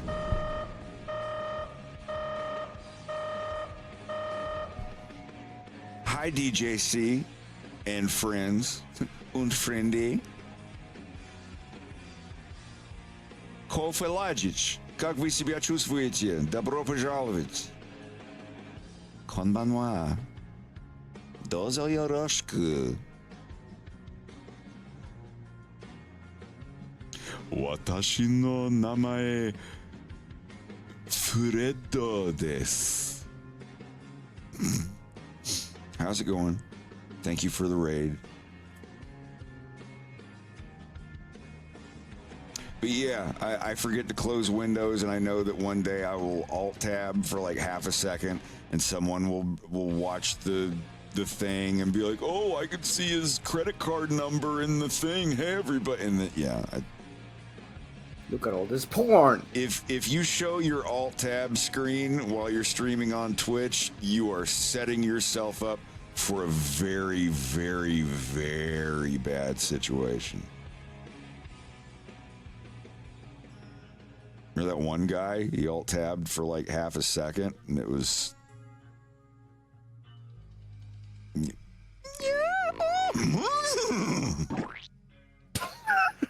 Okay, but that's not that. Okay, like, let's be real. Like, if somebody sees the porn that you're into, it's really not that. I mean, I understand that you can't really show it on Twitch, but like, not if you're oh, okay.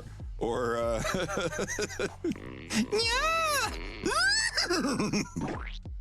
right. I'm not naming names. It's one of those, if you know, you know. What's his name? Soy Jack Horseman, the political beard lord guy. I can't fucking remember his name.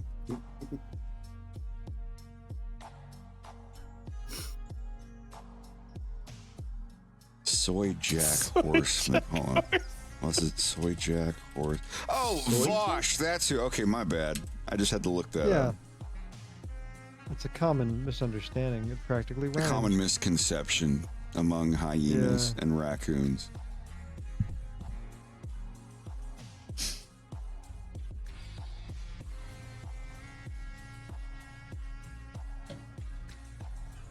Wait, no, isn't that the furry art? No. Isn't Vosh a Vaush? No. The Stampede? Now I'm Vosh the That's a good anime.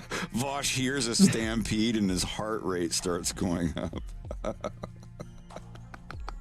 I'll quit. I'll stop.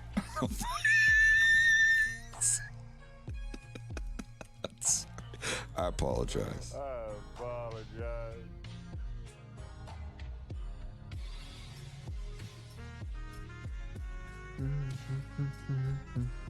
Z versus... No, you're right. You're right. Gigs a bit. You got it. You got it. My wires are being crossed. It's kind of sad. I don't really look up furry art anymore. I don't know. I can't remember the last time that I actually... I'm like, I want to go see what so-and-so drew and this, that. I was like, even any kind of art. I've just been so fucking busy on my own shit. I look at my feed and I'm like, oh, that's cool. Okay, my feed has a couple of people that, you know. Yeah, I know how that feels. I got a bunch of art same books thing with that have animation. book collection, and it's like I'll get a book sometimes, I'll look at it once, and then it's just been sitting on that shelf for like a year plus longer. I just don't do anything with it.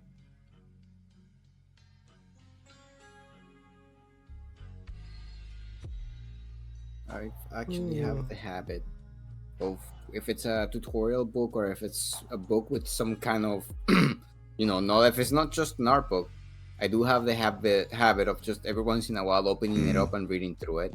Or it's like, oh, I'm doing this thing, I remember there was something about the thing that I'm currently doing in this book, I'm gonna open it up and reread it before I do it. That way you kind of keep your skills fresh. It's always good to review, I think.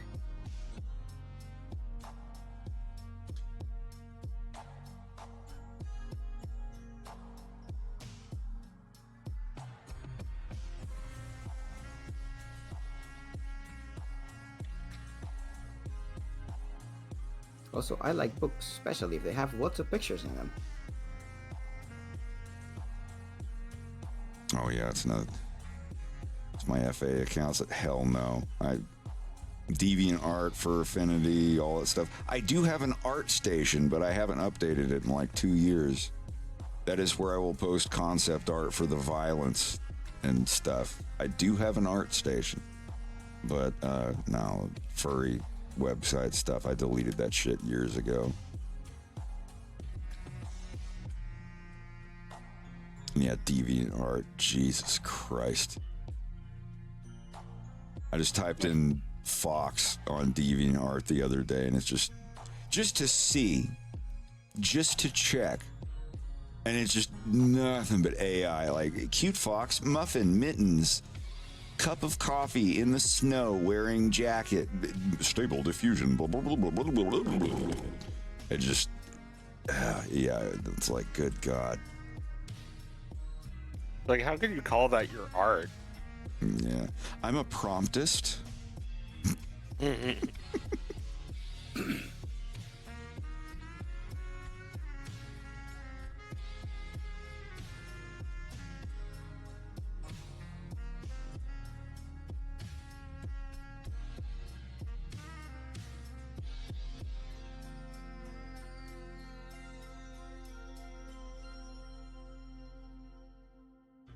The last time I used DeviantArt was April 5th, 2006. Yeah. Revive. Ew, and a picture of me when I was 19. Yeah, I kept all the files, but I deleted my art websites. It's like, I want to hang on to them, but I don't want, like, I drew something edgy when I was 20 or whatever, and someone find it and be like, "Whoa, can you explain yourself?" It's like, no. But whatever, go wild.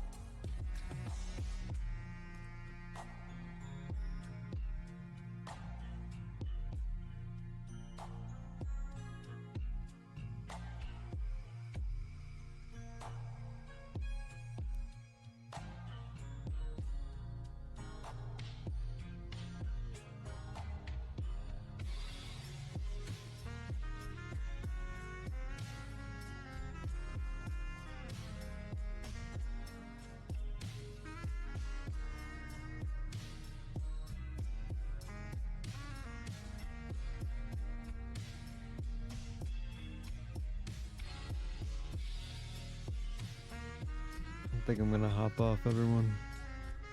All right, dude. I'll talk to you tomorrow or whenever you're around. Have a good one. Here, man. You all too. See you. All right. Catch you later.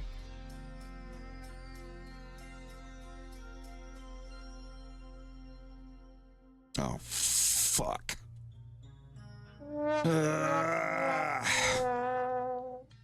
Yeah, good timing on that. Shit, I gotta start all over. What happened? Just James's shoulder isn't separated on any of these.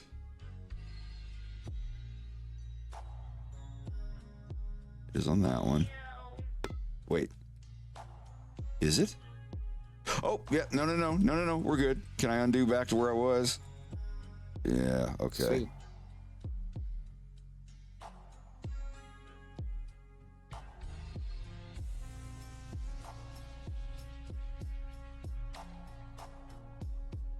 Wait, what the fuck is going on here?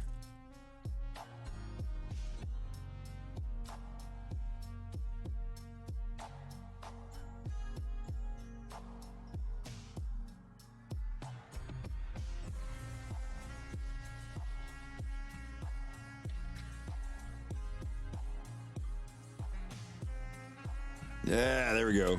Yeah. All right, that works. Never mind. We're good. We're good.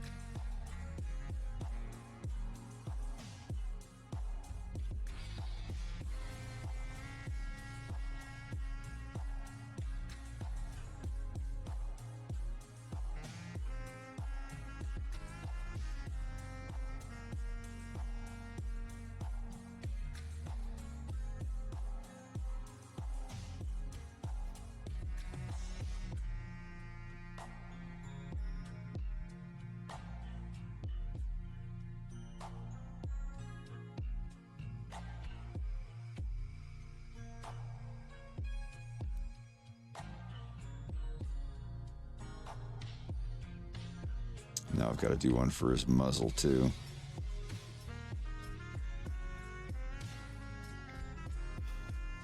Now, how would I go about doing that?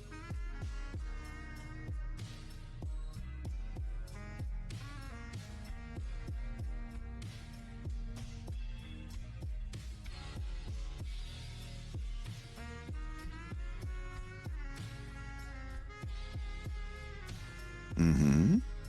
Okay.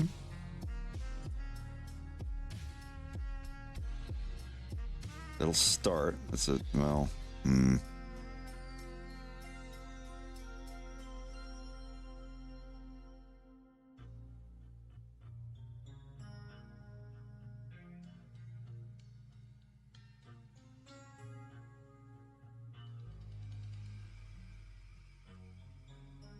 I hate movies where they just stuff a rag in someone's mouth and it's like they can't push it out with their tongue.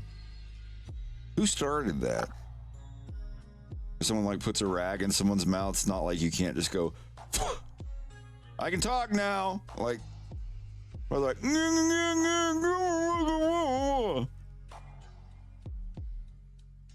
or like tying a rag around their head and it's just between their teeth and their mouth, like, and they're just like,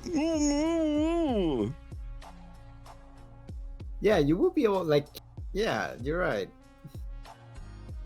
You know, I was watching a show the other night. They had a guy tied up and they just stuffed a rag in his mouth. And he's just like, don't do it. And I'm just like, you can just go, push it out with your tongue or just go, and you're fine. You know, like duct tape over someone's mouth? Absolutely. Like, yeah, that works. But just having a rag in someone's mouth, like, come on. Even when I was a kid, I was like, I can just go, and it's not in my mouth anymore. I don't understand it. That's another thing I hate, when a character like takes a big drag off of a cigarette and nothing comes out of their mouth.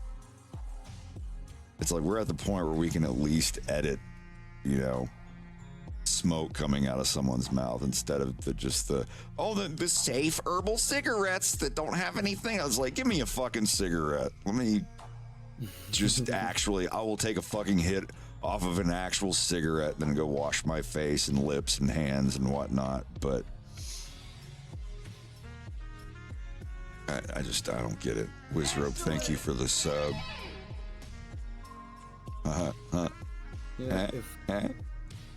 If you're talking pet peeves on on media, nothing will piss me off more than whenever they have like a movie or a show or anything and they have somebody else speak Spanish and it's like, I can't understand what this person's saying. This person's clearly not a native speaker. This person can't speak.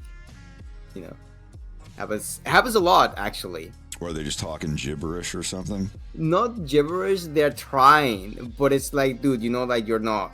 Like I can clearly, that's like, oh yeah, it's supposed to be Mexican guy speaking Spanish, Mexican. It's like, no, dude, you're just talking gibberish. You don't know how to speak the language. Yeah, it's how I am with Russian. Yeah, it's like I bet. I go watch American action movies with people like getting letters backwards and saying, you know, pronouncing things completely wrong. And I can do that. I've been learning Russian for like 5 years, as you know, just casually. You know, like I'm not fluent, but I'm at the point where I can pronounce and read everything just fine. Wizrobe, thank you not only for the resub, but for getting a little man.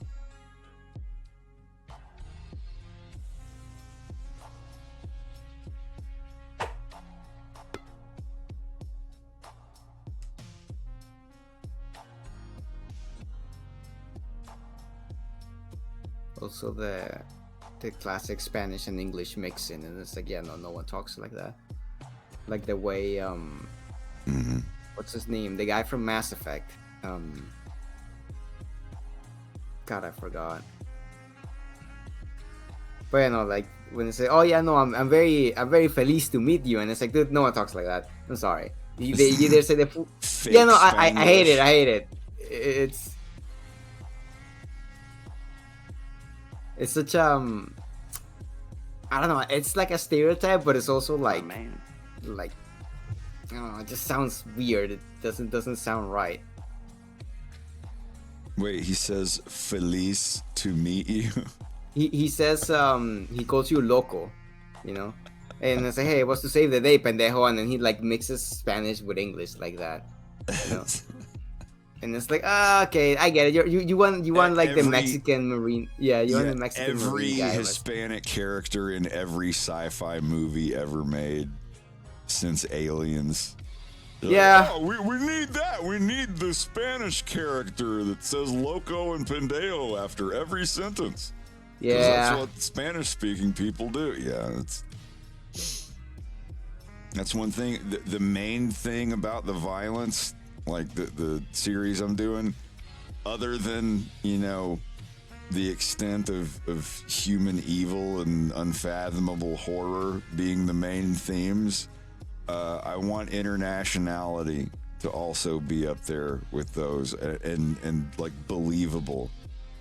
I want to have some Hindi tiger dudes talking and doing mannerisms and stuff, and I want some Indian people who speak Hindi to see it and go like, holy shit, this dude did his homework. That's exactly what we do and how we talk. I want that. Just like with the Polish lizard people in episode 3 of A Fox in Space. I want Polish people to see the cartoon, you know, assuming they speak English too, and be able to understand everything and be like, hey, he actually did a pretty good job on the Polish stuff. It didn't sound horrible at all. But yeah, because it's not hard. You just you get a couple people, like 4 or 5 people who speak the language, get them all in one Discord group call, give them your script and be like, okay, what's cringe? What should be changed? What sounds like Google Translate? Yeah. What should I do? It's not hard. And it blows my mind that $1 million, like hundreds of $1 million can go into this shit and they don't care. They're just like, oh, it'll be fine. No one will notice. Blah, blah, blah. I hate that approach. I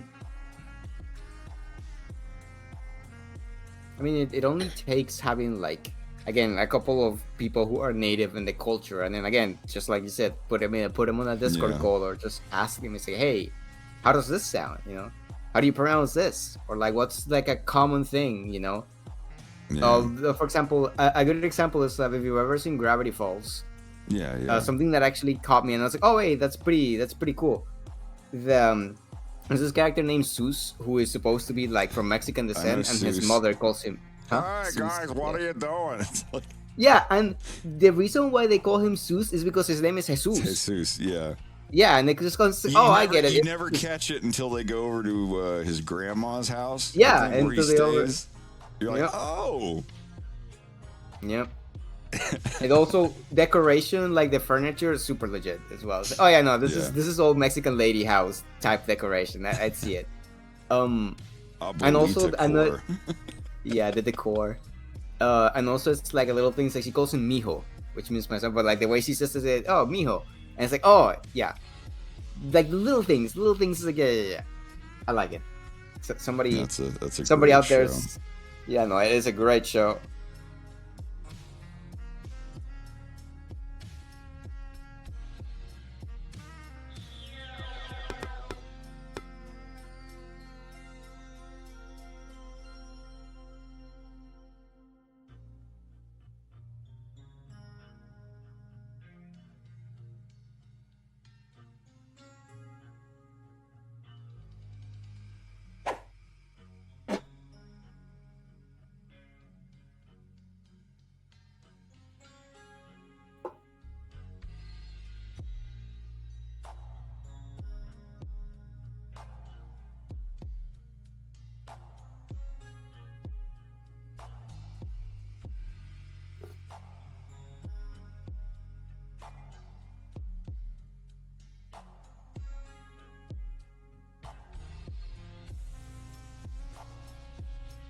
Oh my god, this is complicated. Why you gotta go make it so complicated?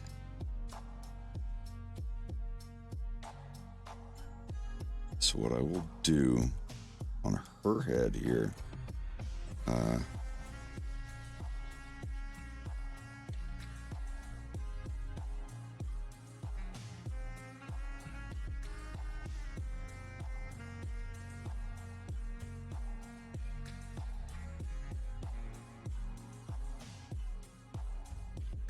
Ugh, if I wasn't lollygagging so much, I would have gotten this done already. But I'm just. You're fine. You're distracted. fine. Yeah, no, I know it's fine. I'm chilling. It's Friday night. I'm having a good time. Yeah, same. It's Friday in California.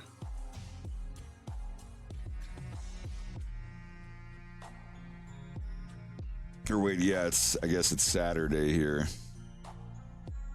Wait, really? Oh, that's right. Well, for like 40 minutes. I have 20 more minutes left of my Friday night, so I don't know what I'll do, but 20 more minutes of Friday night. In Mexican, Jesus is shortened as Chuy. That's Chuy? Diminutive. Huh, Chuy. I that one I haven't heard, but I mean, sounds like it. Sounds legit, I suppose. Everyone gets la chancla. Everyone gets la chancla. Yeah. Did you see the Infinity Chancla? I have seen the Infinity Chancla, yeah.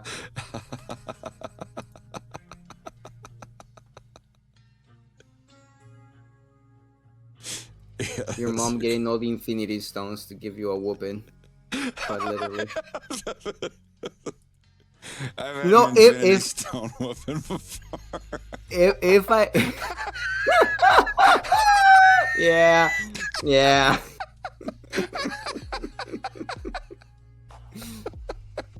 God damn.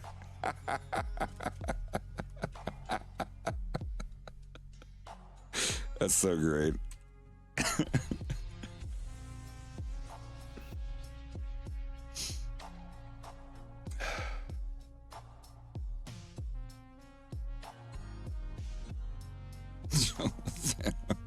The Infinity Chocolate.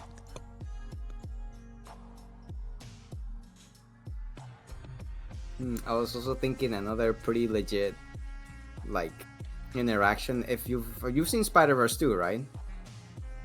Yeah. The little bit of like when he's talking to the teacher to do his college paper, and it's like, oh, he's got a B in Spanish, and then his mom Rio, who's Puerto Rican by the way, is like, hey Miles, how is that possible? It's like, oh mom, eso no es my fault. And then she's just like, como que eso no es my fault? You're taking a class of Spanglish, what's going on? And then she just kind of rags at him. It's like, oh yeah, no, like that's 100%, like that sounds like something that my mom will tell me. Also, another one that is, again, Rio is such a great character. Get disintegrated.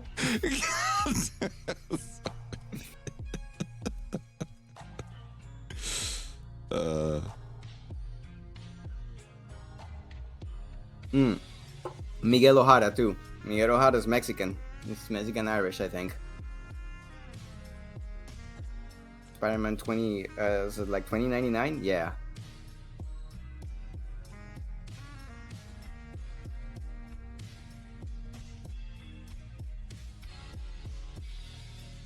As a matter of fact, even he brings him an empanada as well, actually.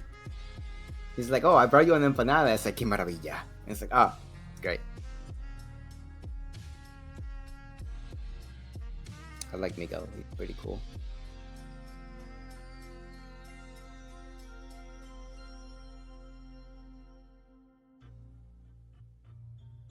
How would these be said? The different infinity gems. Gema del tiempo. Te voy a contar hasta tres.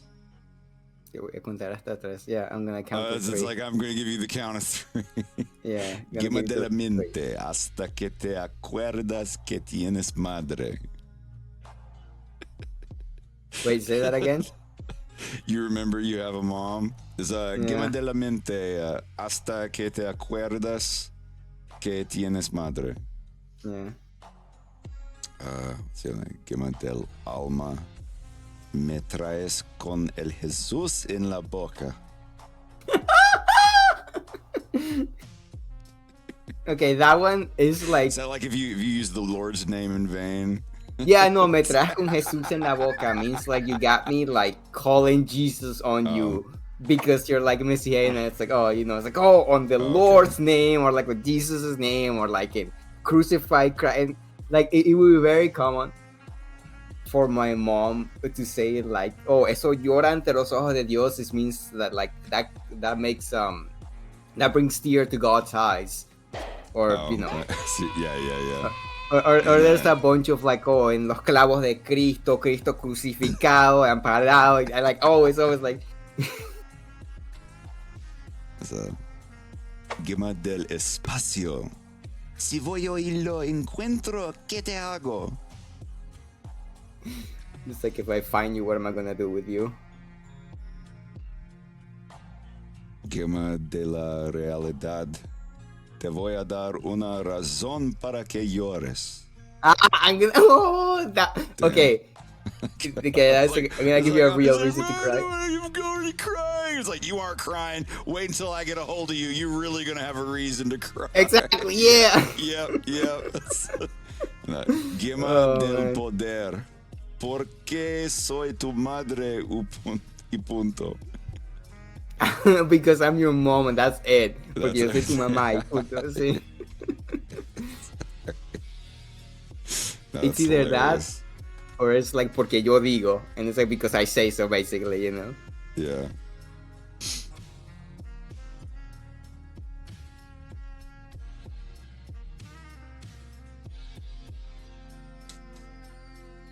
How far gone? How far has he gone? How far is who gone? I'm trying to get the hug. I'm trying to make them hug.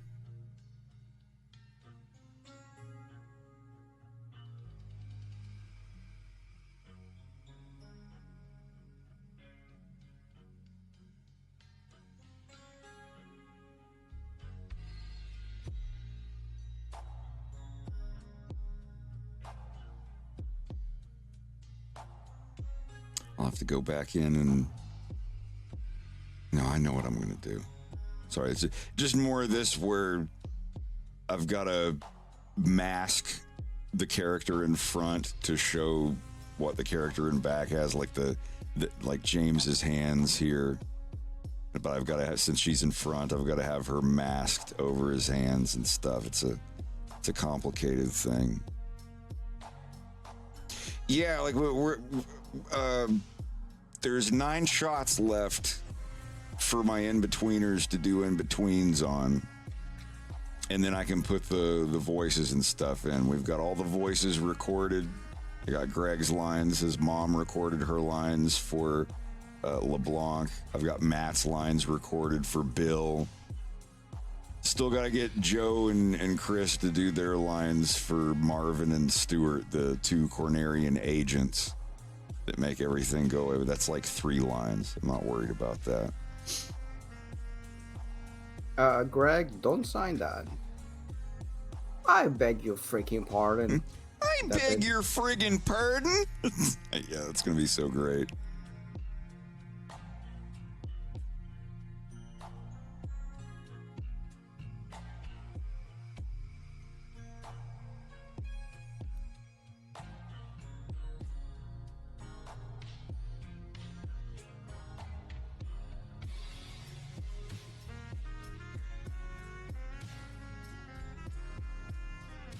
Man, if I could do multi-frame copy and paste, that would be nice. Can you not? Not sure, actually. Because I do know that you can... Let's give it a try. No, you what? You can. I literally just did it with Sarge. Like, I was like, oh, I animated his right arm, but I forgot that he had the insignia. And I literally just grabbed the whole insignia, I put it on its own layer. I interpolated it, and then I grabbed only the lines, and I moved them all to the line layer.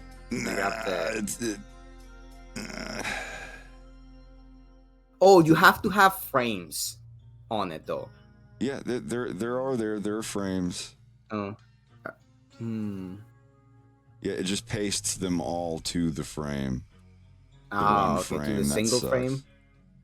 Yeah. I mean, it's all right. It's just going to take me like an extra 45 seconds. But that would be nice. Hey, maybe something to report.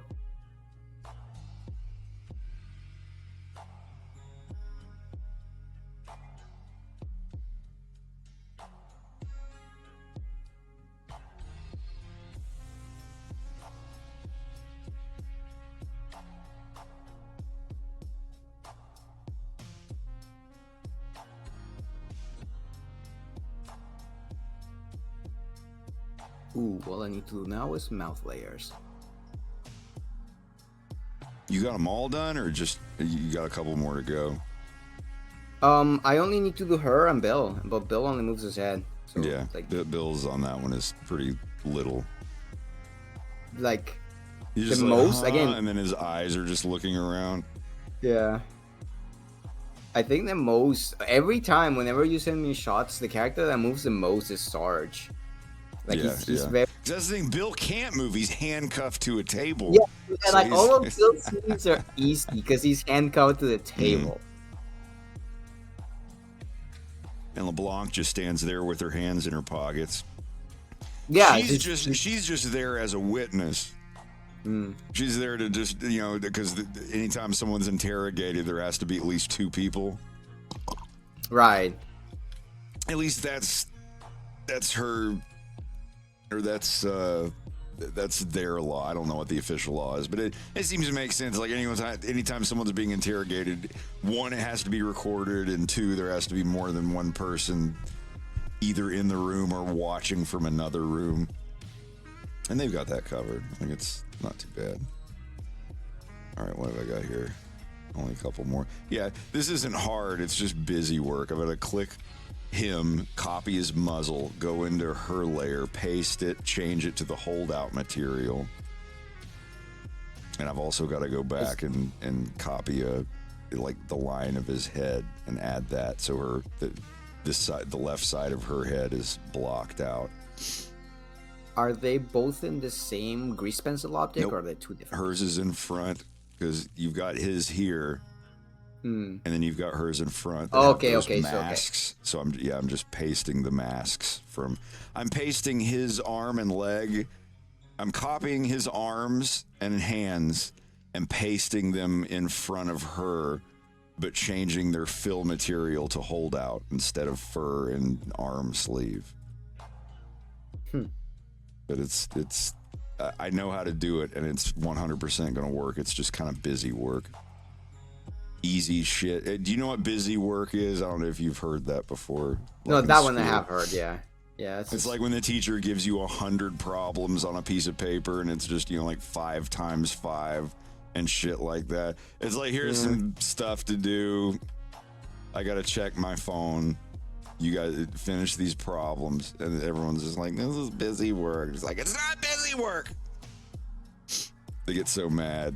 Like, some teachers, like, if you call it busy work, they'll get mad because they feel like they're being put on the spot. Like, you're giving this a whole bunch of stuff to do that we already know how to do under the guise of, like, oh, it's just practice that you need to do, but you're probably reading a romance novel behind your desk or checking your phone instead of teaching us things that we need to know or taking a day. Yeah, we had a high school teacher, my math teacher, Miss Johnston. Like, if you called, like, it was Algebra 1 honors, and if you called anything that she gave you busy work, she would fly off the handle. She would get really mad. She was not a bad teacher. She was all right. But, yeah, like, she would get mad about it. She was the one that was like, she's just like, don't call it busy work. This is work that you all have to do. God damn it. Wow, she spaced out God and damn it to where she could get away with saying God damn it without actually it being God damn it. I don't know, I felt like it. Like, she wanted to say God damn it, but she said God, and then she waited 3 seconds to go damn it. It's like, it was a bad day. She wasn't having a good time. It's whatever. No, she was all right. But when I turned in a math project where I programmed in BASIC, she 100% called me out on it and said, you don't know how to program in BASIC. I did that in college. You're in 9th grade. And I was like, she's like, because she's going to fail me on the project. And I was like, because it was like trying to find the length of a line, which is, I mean, I don't remember the thing. It's like x1 minus x2 divided by y1 minus y2 something. Whatever the formula to get a length of a line was. And I programmed it into Visual Basic with like a thing that you could make a line with x1, y1, and x2, y2, the points of a line, and move them around and find it. And the point of it was showing her the line of code that I wrote that could do it. And everyone else was basically doing the same shit, but on paper. I was like, I'm going to make an interactive computer program in Windows 98 for my teacher. And I did it. And wild, she's like, dude. yeah, it was like 6 lines of code on an MFC program with, like, command buttons and labels that you just drag and drop. But still, as a 14-year-old, I thought it was pretty neat. And and she was like, you didn't did you really program this? I was like, yeah. She's like, well, okay, tomorrow I want you to bring in the lines, all the code, because I took BASIC in high school, or in college or whatever, in the 80s or not, or some whatever shit. And I was like, okay. And I went home and I printed out all the lines of code. And she's like, okay, what does that line of code do? What is this line of code? And I had been programming video games for like 3 years at this point. I started in 5th grade. And she's like, what is this line? I was like, okay, I can just bring it. And I just brought it up on my laptop. I was like, can I just show you on my computer? And she's like, so you really programmed this? And it wasn't even anything amazing. I guess she just thought I was like lying or trying to be like, I got my dad to make this for me. It's like, no, I was like, I can show you my video games too. Nice. I remember the kids in my class, they didn't like my video game because it used the arrow keys to move, so they had to they had to use their right hand to move the character around. And they're like, why is it on the right hand? I'm like, well, that's where the arrow keys are. It's like, well, can't you put it on the left hand? Because like Nintendo, Sega, they're left hand. And I was like, yeah, hold on. And I spent like 15 minutes of that period of no, it wasn't algebra. It was Geometry 1 honors is what it was. I had Algebra 1 honors in 8th grade. And we had Geometry honors in 9th grade when I started high school. That's why it was like finding the length of a line. I loved that class. I wasn't that great in it, but it's just when puberty hit and I started high school, all I wanted to fucking do was just make video games. Like, oh, you have to memorize the y equals mx plus b to get the slope of. I was like, yeah. I memorized it, whatever. I used it to in my grappling hook game where you find the slope of a line to determine like how much swing you've got and all this. Things are so fucking advanced beyond what we were doing in school, but I still failed because I just didn't do my homework because I didn't get the credit for chopping down the tree they wanted me to chop down because I was busy chopping down a forest in a different location. That was the tragedy of high school for me, was that if I had a mentor or some weird old guy that's like, I will mentor your son in the arts of video game, blah, blah, blah. Dude, I'd be the head of a fucking company right now.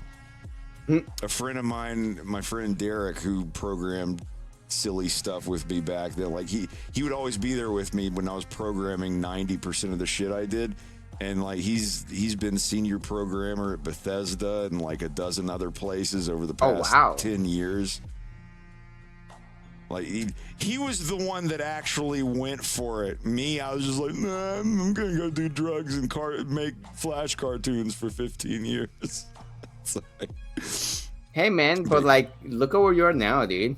And look how all the cool stuff that you can make with the programming knowledge too. You can make some pretty cool tools. Programming was always more just like I can do this. I'm gonna just to see if I can, whatever. It was a fun hobby thing, but I've always, even before computer programming, I always wanted to make cartoons. But if I ever got bored with this and wanted to do something else with programming and shit, I could jump right into it. Nice. So I did like from 1994. I did in 93 and 94. I did a bunch of QBasic stuff when I was like 9 years old. Text-based games like, you are in a dungeon room. There is an entrance to the north. Press the N key to go north. Like, oh, you fell in a hole and died. Start over. Like those kind of games, like Wizardry or whatever.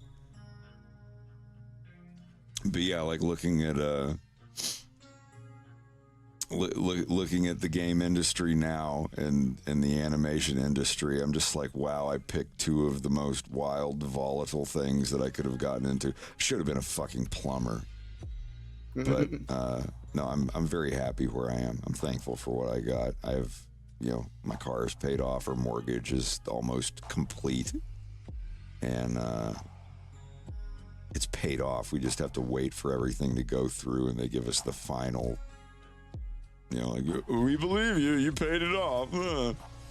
But yeah, like I'm happy where I am and what I'm doing. I don't know if it's gonna last forever, but if game programming and animation both go the way of AI, I'm going to be a niche profession. This is, and even programming. It's like I don't want a game that's programmed by AI. Yeah, if you want to use ChatGPT to brush up a quick script on moving a character with a WASD or whatever, that's fine. But the nuances and fluidity of character movement and collision detection and things like, yeah, you can have a ChatGPT bot take examples from 100 different video games, but it still has to be chiseled and polished by a human being. I don't care how far we get into that.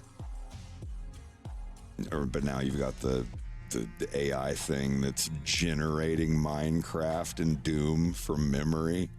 I was like, oh, there's no code. Just move me around and I'll generate a picture for you. I don't want that shit. It's no fun. Their eyes are melting into their nostrils, and the fingers are like, there's 20 fingers on one hand and 3 on the other. I make these jokes, but, you know, there might... It's like, huh? You know, like when you leave a screen on too long and it burns in? Yeah, the burn in. It's like playing the burn in, the AI Minecraft thing. It has no memory. Oh, have you seen it? You know what I'm talking about? And then turn around. Yeah, I saw that. I played it. It's like in a browser. What is it called? You look Object permanence? Yeah. Like you show a dog a thing and then you put it behind your back and the dog's like, oh, it dissipated. Wait, what dissipated? Anyway. You know, AI is kind of like that. Yeah, it doesn't really care if it has the right answer as long as there's an answer. Yeah. Yeah, it's literally like I look up on Google's AI thing. I'm like, where is the voice volume menu in my Yamaha synthesizer? And it's like, oh, it's in this and this and blah blah in this menu. And I'm like, no, you copied the stuff from a Roland synthesizer and just put Yamaha at the top of your description. This is no, it literally fucking does that on half the shit I look up. It's in semi defense, it usually is enough for me to be like, oh, maybe it does have this menu. Okay, it does, but it's called something completely different. The AI was wrong, but it at least directed me in the right direction to look for the right menu in my synth. And usually like that's good enough, but it still deserves revision. It still deserves someone going in like, hey, I looked this up and it was kind of right, but it should be this for this specific synthesizer. I'm all for ChatGPT for something like, this is happening, or my son just got hurt doing this. What do I do? And being a better search engine than Google.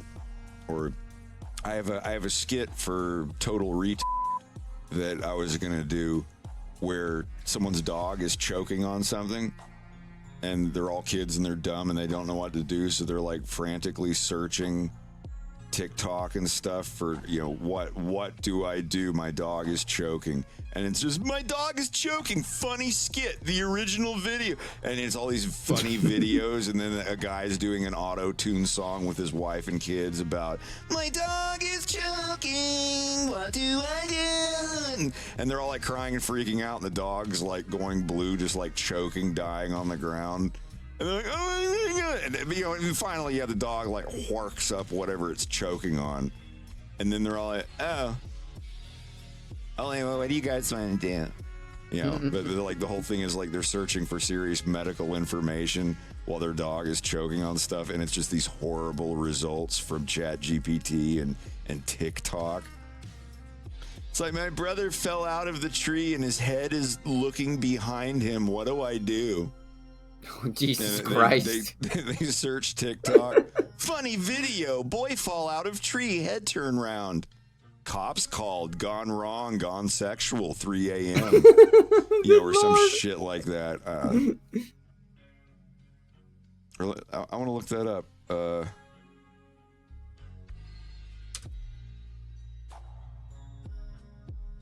This is what Ed and Eddie will be like in modern day. There it is.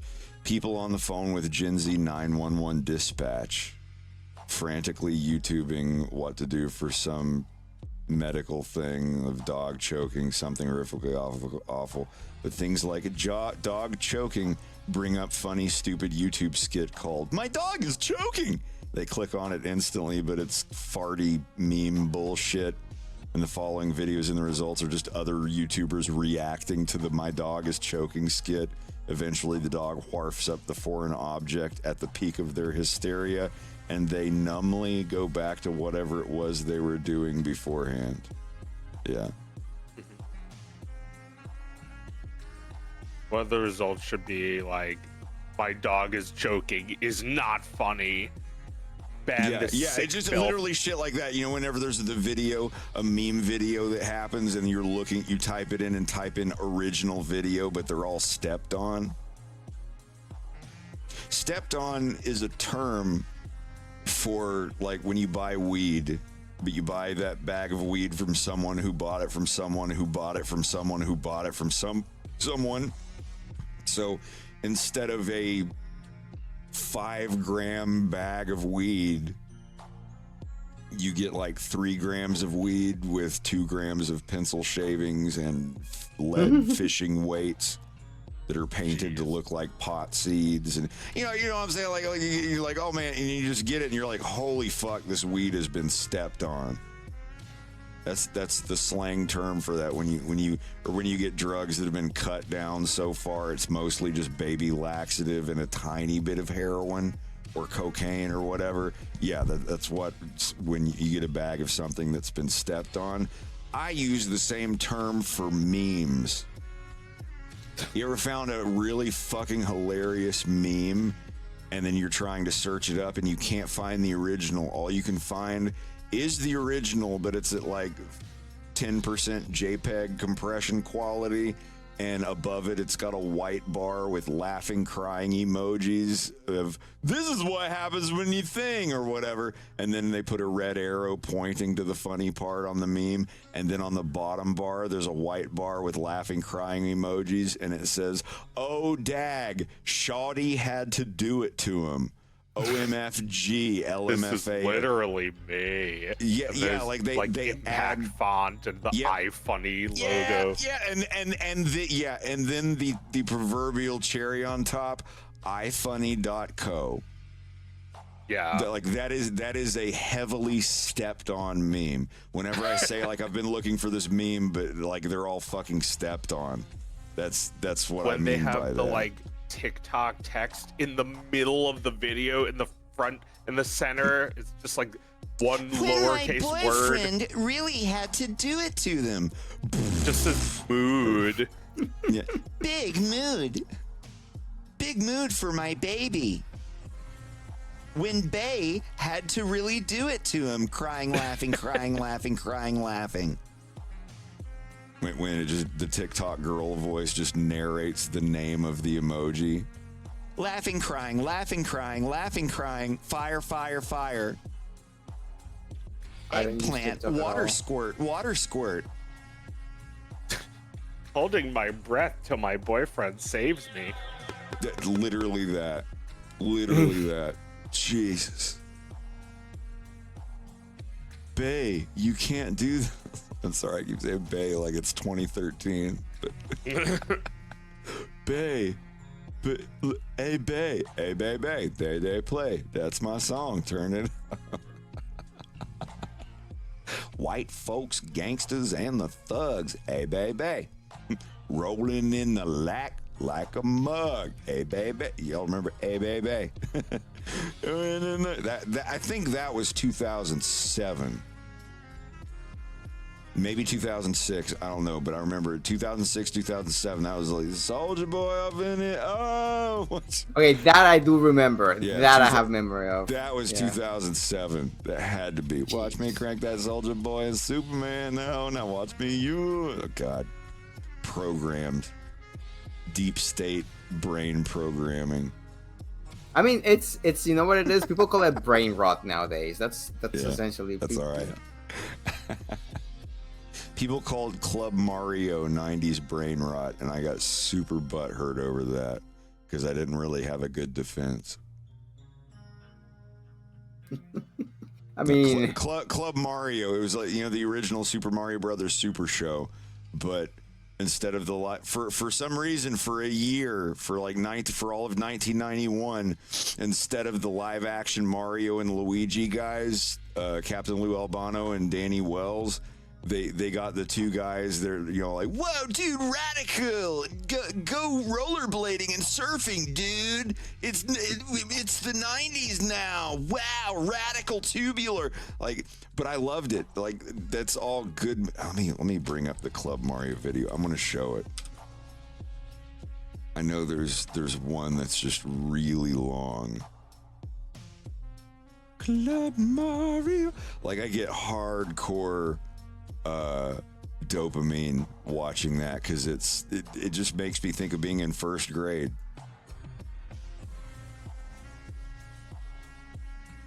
Yeah, for real, this is great. Because like when I was, six going on 7. Hey, paisanos, it's the Super Mario Brothers Super Show.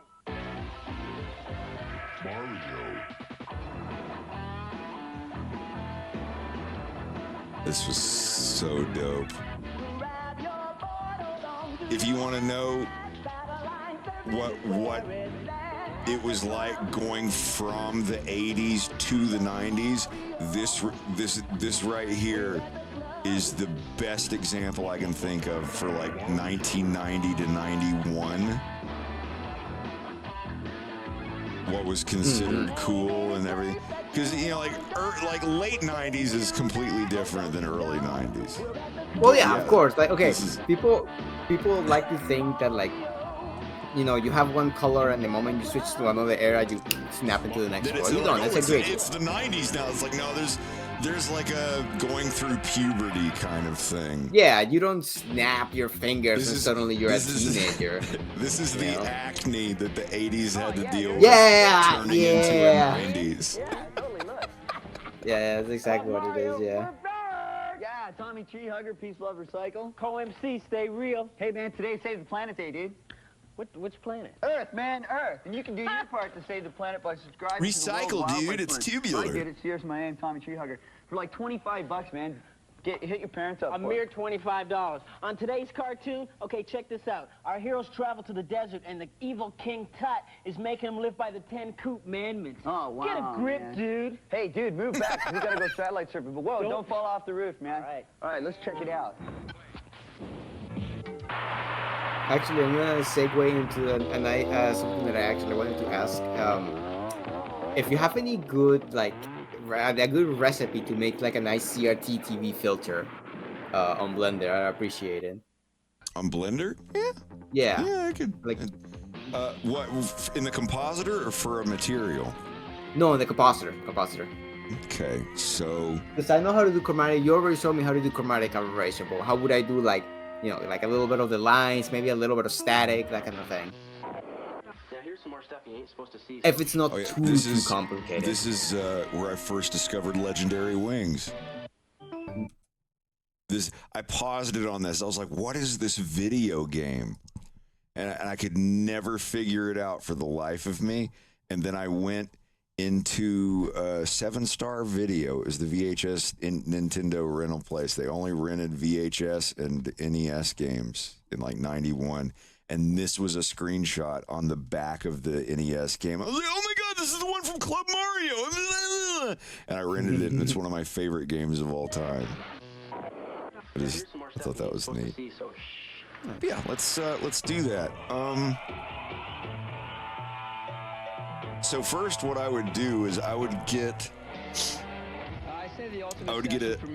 a texture that has every other line as a black line, like scan lines texture. I wonder. Here. This is the material. This is the actual carbon fiber honeycomb. You can see it's very, very light. Because I feel like something like TV static, I could just... You can put images... Now noise, yeah, you can just generate a noise texture for static. You can just generate... yeah, exactly. You can just generate a noise. You're talking about like the 2X Psi whatever thing on Super Nintendo emulators where they add the scan lines and the fuzziness. Yeah, where they have like the scan lines, and it looks like a CRTV. And you can do that too, right? You just take your tin cans and you go to a recycle center, and then they put it in a big machine that comes out like it's a different product. Like for instance, hey, an aluminum golf club, just like the tin cans, except different, man. And now, Zelda! All right, out of my light. Cinderella story, Cinderella man, I guess. Once a lowly greenkeeper, now the Masters champion. So, what you could do... Dinosaurs, man. Here's Ronnie Putter, fresh from the Calvin Pete School of Putting. He's put, All right, man. Hey, good point. I could look up an image of 1080p. Man, we're gonna end up like these dinosaurs. You know, like 1080p scan lines. I'll do that. Like, let me try 1080p scan lines PNG. Yeah, there you go. It's a 1080 1920 by 1080 PNG. Yeah, that's. I assume that's every other pixel. Or no, it's okay. Transformation takes place. So this one, I'll put it in the chat. This is a see-through PNG of 1080p with every other line being, you know, black and white. So I'm gonna save this. That's very nice of you. Oh, jeez, that's kind of hard to look at. Yeah, but that's. Let me look. So. Wow, man, that was a great movie. It was a great movie. Great, son. The guy, I mean, he's got lungs of like 1080p man, what a beautiful movie. scan lines. Hey, let's rate it. Let's rate it So, on a Fathom scale, man. Fathom being 6 feet on here. in water depth. 44 fathoms. Out of 50, I'm gonna give it 45, dude. I can live with that. In your thing down here, let's look back. I'm going to add image texture or image, and then you have to open that image. Full scenes, textures, 1080p scan lines, and then what I would do toward the end, or right here, do an alpha over.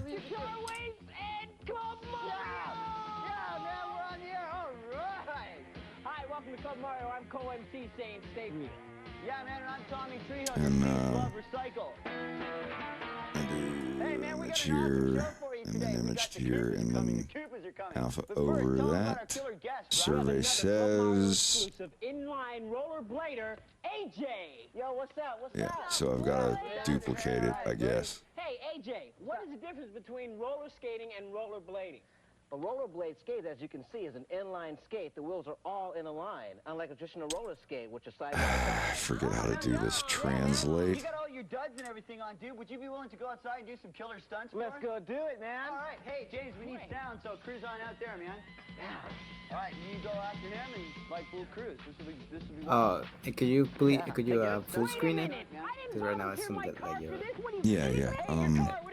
So this is just, you know, I just brought in an image thing, but this is at 4K, so I've got to actually like make it bigger. I've got to figure out how to scale it. I forget how to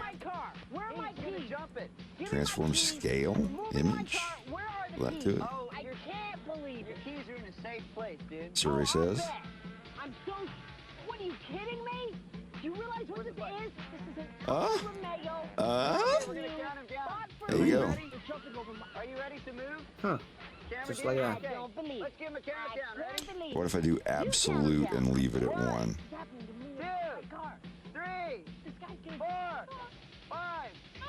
Go! Here he comes. That didn't work. Scene size, render size. Fit. I missed the shot! I missed the shot! He did it! I don't believe it! I There. missed the shot! All right, so You guys are great, yeah, man. do a scale and do render size set to fit. So now if I render it at 1080p, it'll shrink that down too. So you got this, and then honestly on the alpha over for the factor, just set it how strong you want the scan lines to be. You could set it to 2, and they'll be even like darker, or 1 is just like, you know, the regular scale. Or if you want the scan lines to be less prominent, you'd set it 0.5 for half quality, or I mean half value, and you know, just whatever you want to do. All right. Believe it or not, So that's simple, huh? Actually developed in the 1700s, but they. And, Yeah. But the rollerblade company's been around for about 10 years. Really? Yeah. Wow, man, that is amazing. That is totally far out. And they're like all in like. and you can, There you go. if you really want to, Thanks for the skates, by the way. No problem, dude. No you can problem. pixelate it. being on, man. We're gonna have you back again real soon on another You got show. it, man. Right now, actually, we're gonna be checking out Dr. Know-It-All dudes in a few, but right now it's Zelda, man.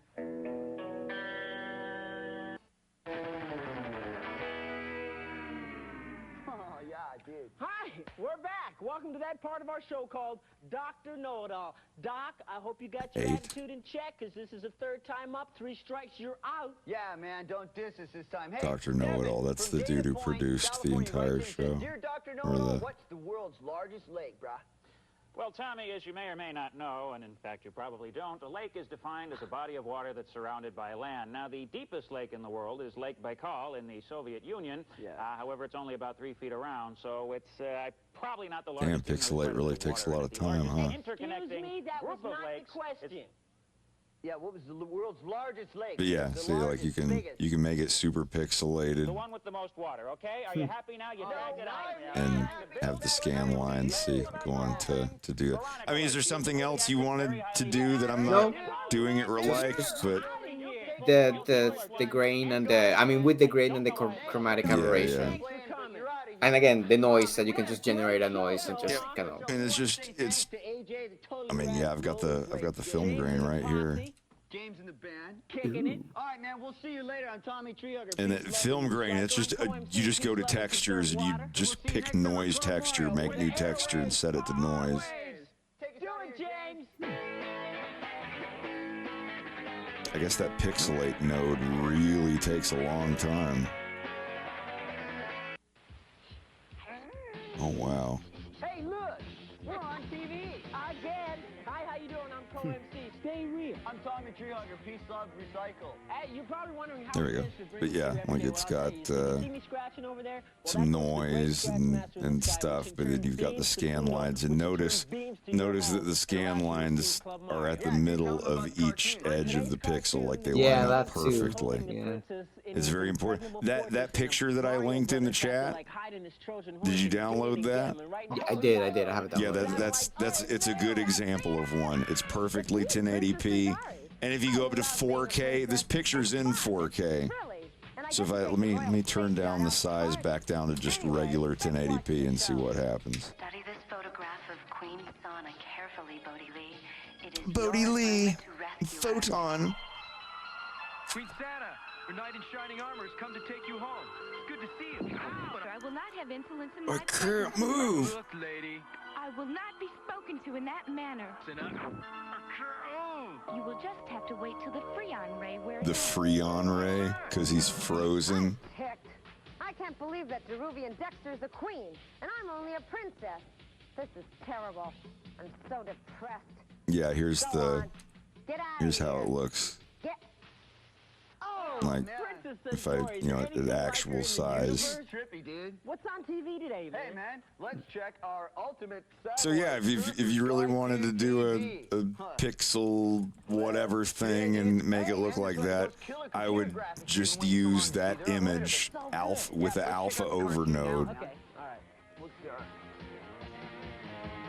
Yeah, it's not hard. Oh, they prevail again, man. The Super Mario Brothers. Cool, hey, cool. man, check it out. This afternoon, we have got the most awesome computer graphics displayed I'll for give you, that a dude. try tomorrow. If you need any help with it, let me know. Yeah. The universe that enables you guys, kids who happen to be smarter than adults, to check out this awesome I got new some show shit posting I want to do Stanley before the and year ends. So. Here we go, man. Let's check it out.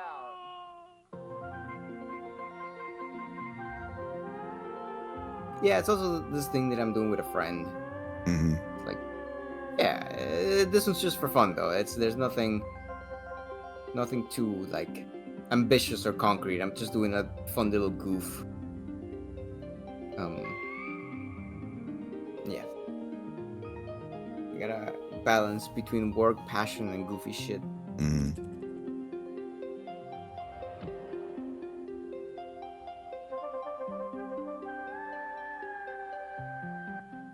Whoa! Did you check out those colors, man? Only on Club Mario. Yeah, the cool thing is we're gonna be coming back to that to check out and see if Stanley and actually, meld spiritually as a bird and a fish. But hey, we're gonna check out a Zelda tease for you now. Zelda takes out Biff, the first star of his and then his big brother. Pain, anguish, No, Rocky, come back. On my show, dude, whales always win. Hey, man. Good commercial, I suppose. We're going to be checking out some more of Stanley and Stella! That most awesome computer graphics cartoon. Let's go to it now, dude. Satellite surfing, homie.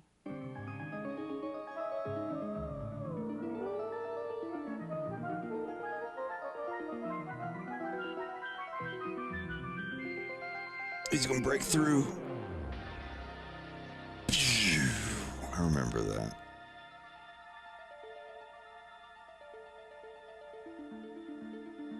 I kind of want to just play that because I actually have that on here. Like the Raw movie.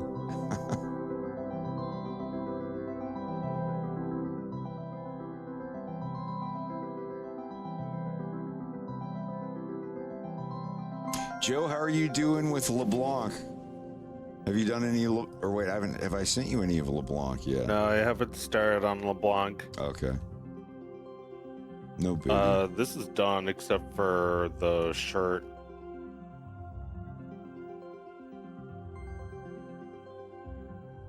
I don't actually know what his shirt color is. It should be the second material? It's like a lighter Black? Blue? No, like the W material, the second material on the QWERTY row. This bluish one. Usually Q and W are like that. This shirt. Yes. If it's the lighter blue, yeah, that's definitely it.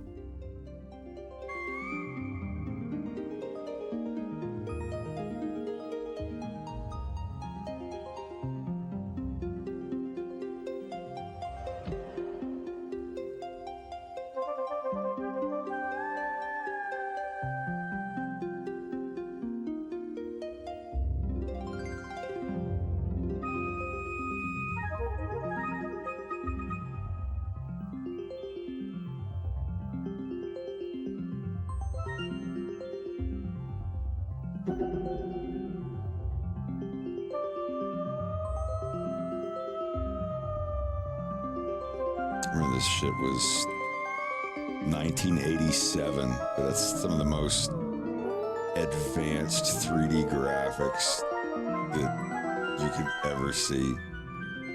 This will look silly now, like you can do it in Blender, but like this shit took days and days and days to render.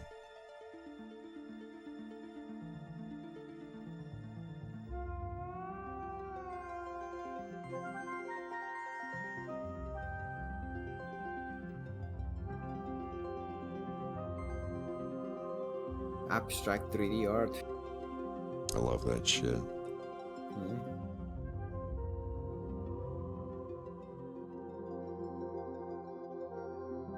I was on co-MC, like they watched the end of it and he's like drying his eyes with a tiny basketball. He's like, that was so beautiful. He's got this tiny basketball. Yeah.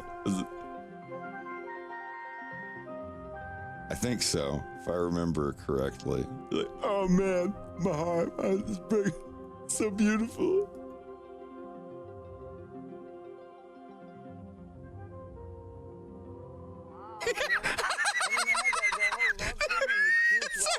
I don't know how I fucking remember that shit. Drying his eyes with a tiny basket. It's about whales. Check this out. Did you know that whales babysit for other whales? Wow, really? That's so nice. Whales are such cool people. They should be people if they're not. You know, these guys are like, you know, they are designed to be like the coolest guys you've ever known. Yeah, absolutely. In 1991, if you looked and sounded and acted like that, you were cream of the crop. His fucking water shoes and the zebra print house pants. Backwards caps. I don't believe it, man. Welcome to Club Mars. I love it. On the episodes for every Friday, for whatever reason, because this was the Super Mario Brothers Super Show. This was like the little bits that were in between the episodes and everything. And because you know, like on the original Mario, they had the part at the beginning with Mario and Luigi, and they were the plumbers, and it was live action, and they're like, oh yeah. Now here's the episode of the Mario Brothers Super Show or whatever. And And then when the cartoon episode was over, there was a little bit at the end of the show where they had more of the 2 live action, and they're like, until next time, everybody, do the Mario, and then that was the episode. But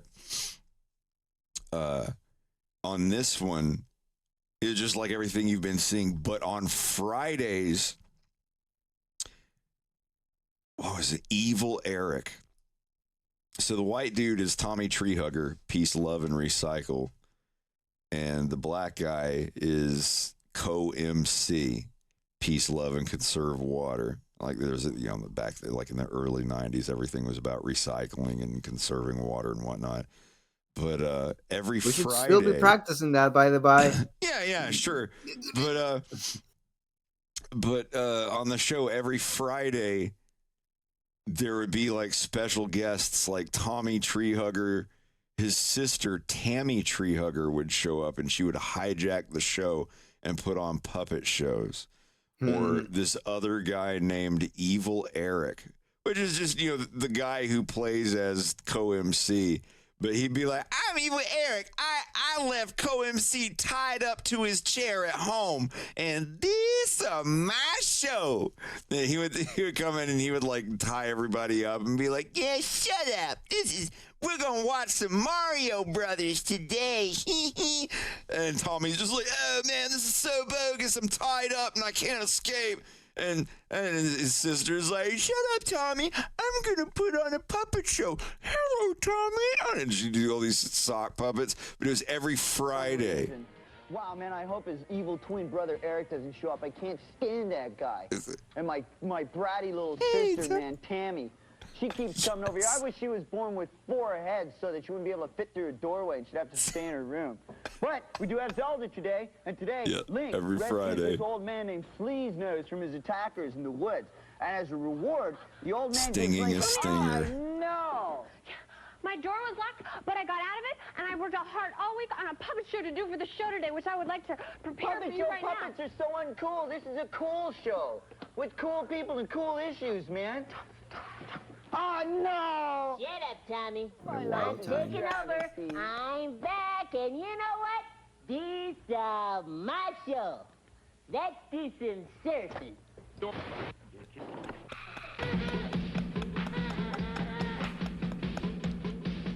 These are my shows. Also, the cuts between people doing skateboarding tricks, going on water slides. Yeah, that jittery surfing. background, yeah. Welcome back, boys and girls, to Club Eric. How you doing? Today, we got a little treat for you. My co-host, Tammy Treehugger, is gonna do a puppet show. Work them puppets, Tammy. My puppet show by Tammy Treehugger. I think Tammy should be a big movie star.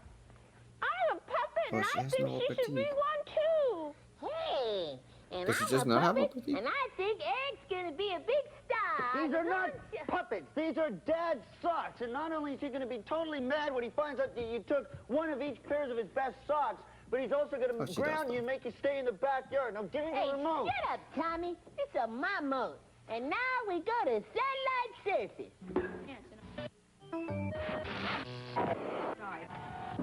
Springfield, Massachusetts, Basketball City, USA, home to the Naismith Memorial Basketball Hall of Fame.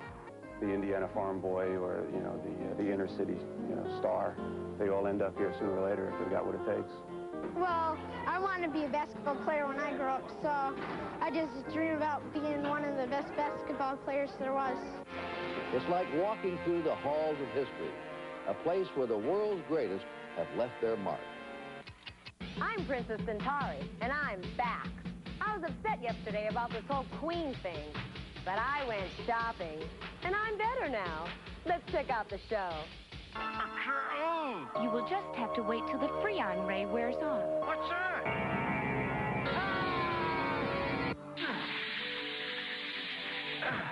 Hey, what's that? Huh? Look who we have here. This is Photon. We're gonna get it. There's a TV show in the mid-'80s that came out with their laser tag set. I know. Boy, that gal has an attitude. Some That's of us another show I girls know have. how to be I'm like- humble and lovely and nice. I'll bet she's glad she doesn't know me. Because if she did, she'd be green with envy. Get it? Hey Fred, what color is this thing? South Theater. I love that green woman. Hey. The headset piece? Would you like me to brush your teeth? Yeah. Black, same as eyebrows, anything else. Well, it has like this black, and then it has this piece. Yep. Right, you got it. Also black. I mean, that's just a line. There's no. Yeah, the little U, the little clip at the bottom, and you just draw a line. It doesn't have a fill. It's just the regular material one.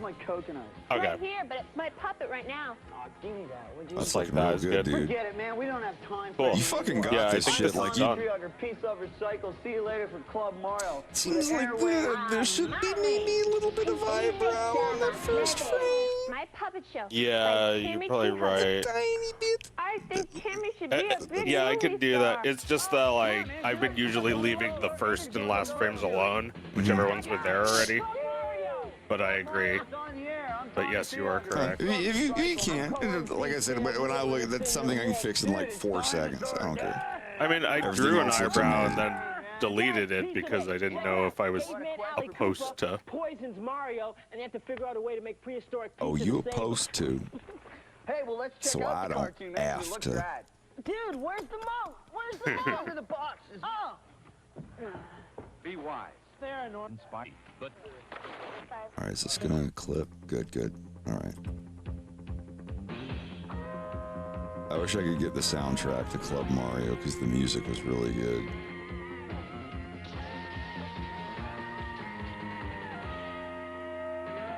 Oh, man, that was such a hot cartoon, Mario man. Brothers again. They always prevail because they're so hot. Hey, check it out, man. Dinosaur fight. Don't cross this line.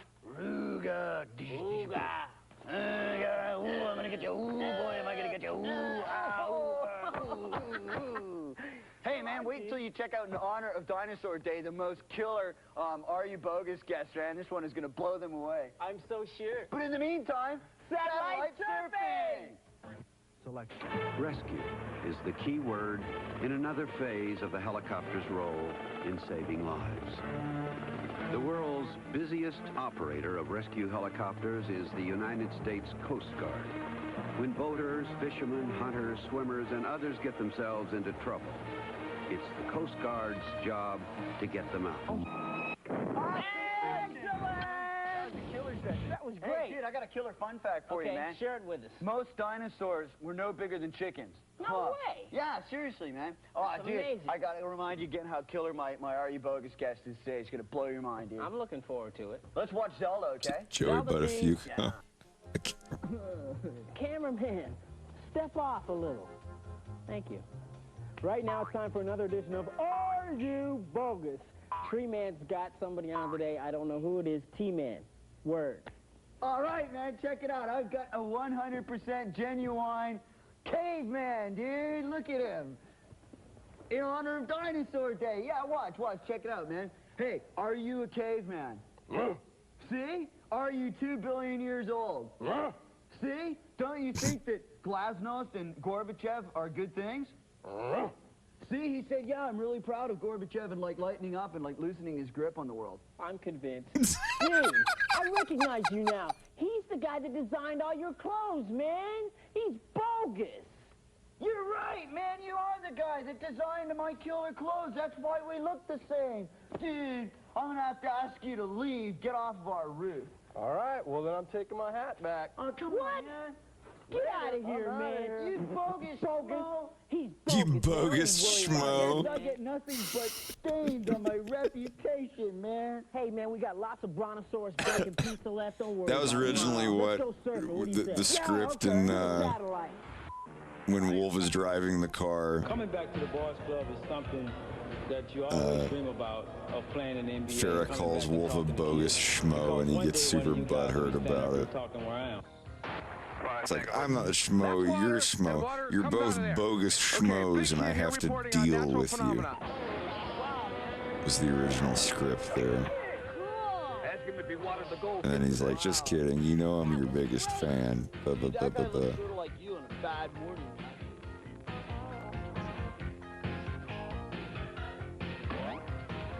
See you next time on Big Kid Theater. I'm just cutting Kid's up all right, here. yeah, Totally You know, cool. I'm your biggest fan. Swallow, dude. Hey, check it out, man. These drivers carry less than $20. Check this fun fact out. Did you know the dinosaurs, this one species I like of that. dinosaurs had He whistles in their heads? definitely feels very older brothery. What do they call them? Yeah. Plutosaurus? Yeah, like I don't know. He sounds like, are you trying to cut in on my girl, little man? You know, when he just rags on him. It's, yeah, it sounds like something my brother will just rag on me about. Yeah, it's like when I would go on rides with my sister and her friends who are all like 3-4 years older than me. And then the dude driving, his girlfriend would say something nice to me, and I'm like, well, I like your hair too. It looks cool. And he's like, what, are you trying to cut in on my girlfriend, dude? It wouldn't be that flattering, but you know, it was still all in good fun. Okay, this is real tricky, dude. Trying to cut in on my wife. Right here at Club Mario, and I'm talking to you on the phone, and you're at home, co-MC. Oh God. Okay, so we're going into that territory. Oh wait, DT, you haven't seen Pete the Power Cock? No. What is that? Tommy Tree Hugger, Club Mario. It's gonna be a pretty silly day, man, because no Do I one's gonna have be your around, permission? okay, co-MC, you're at home. I mean, you could, yeah, of You course. can try.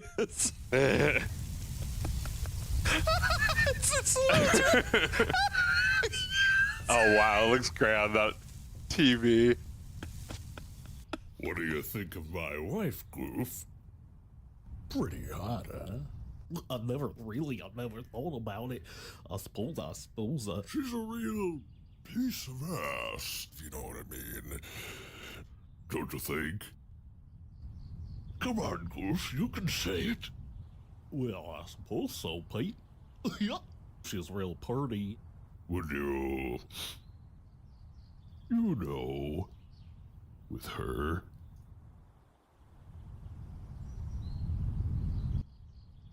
What? You want to do my wife, Goofy? Be my guest. I don't have a problem with it. Yeah, I'd be going there, Pete. Yeah.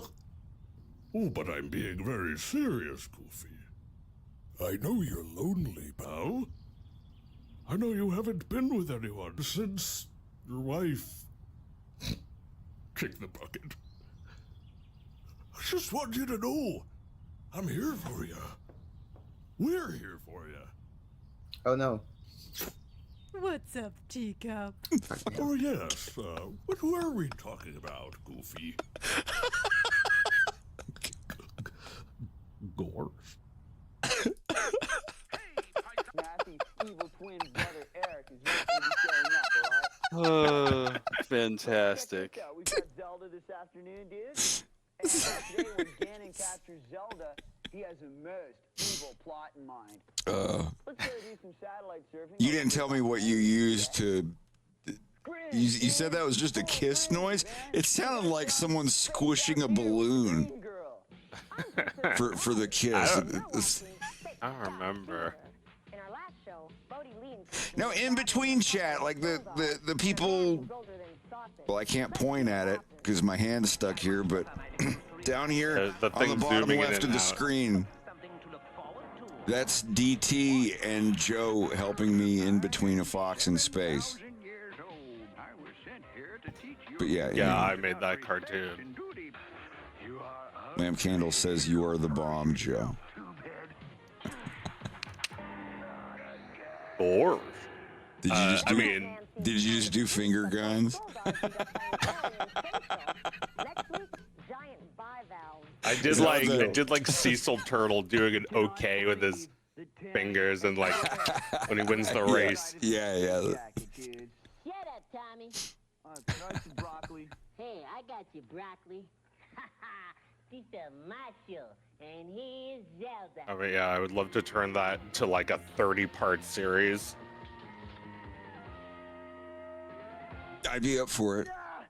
I don't know how I could help, but I'd 100% be up there. I need a money bin to finance it. Keeping Disney out of your asshole. Yeah. That'd be another thing you'd have to watch out for. Yeah, it would be extremely not for profit. It would have, yeah, it would have I mean, like you are allowed to do any kind of fan works as long as it's not for profit, right? Yeah, I assume. That's good. Thanks, Tammy.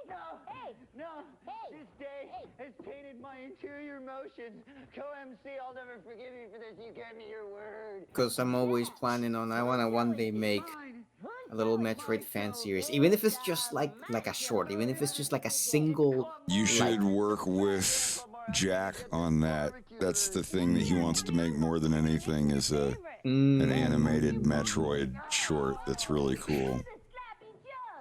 Like it's gotta be again, like if I do like a no Love, Death and Robots type situation, it's like, all right, I'm just gonna do this like 20-30 minutes short and that's it. Like it's just gonna be, if that, you know, yeah, just something that makes people want more.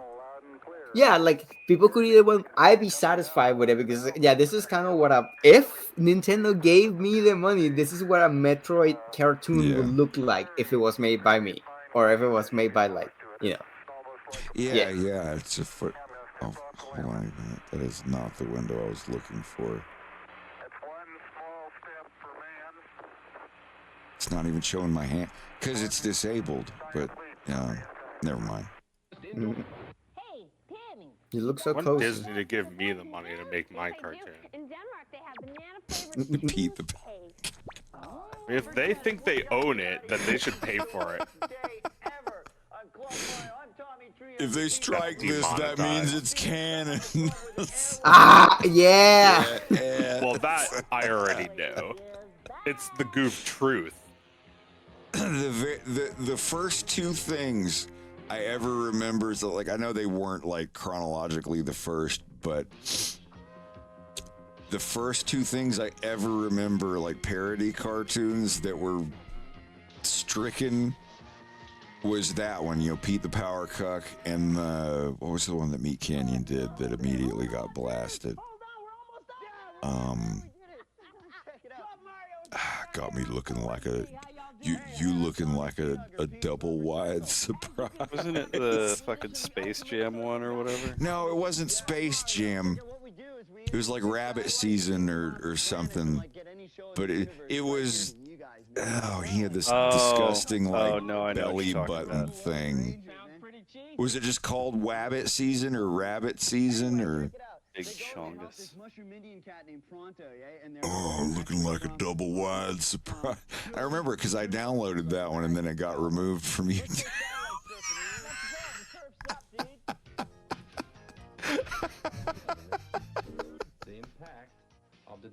The fucking faces on that. But yeah, like BK's Rabbit Season and your Pete the Power Cook thing that you did. Like those are the two big ones where people were like, it's canon. Oh, thank God, it's canon. Mr. Eddie McDonald, the international world university man. Word. Okay, you want word? I know Pete the Power Cuck has a lot of fans.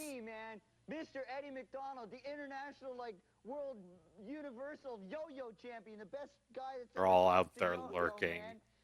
Right here. Yo, Mega Man? Yeah, right. What is it gonna take to get through to you, man? I don't believe this for a minute. You think he's bogus? In the shadows. Show him your stuff, yo, Mega Man G. All right, this one here is the roller coaster. 1, 2, 3. That's wild. He's on YouTube as a He's on YouTube as a yo-yo champion guy. And he's older now. He's probably in his 50s. I have been vindicated, like the small oak tree. They're older now, apes. Sorta. All right, man. I believe in giving credit where credit is due. Dude. Eddie McDonald, the Yo Mega Man. Doc Lucky's Yo-Yo Talk. Yo Mega Man. How's everybody doing? This is Loop the Loop with 2 hands. And here we go. The Eiffel Tower. The Eiffel Tower. Yeah, there he is. I wonder if anyone saw him on Club Mario. Monkey climbing the tree. Here's Monkey up the tree. Monkey climbing the tree.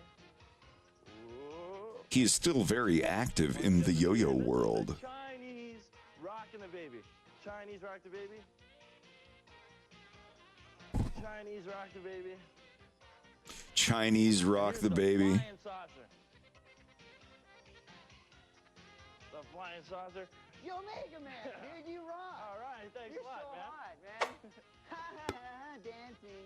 All right, man, let's check out some Zelda, right? You can't see.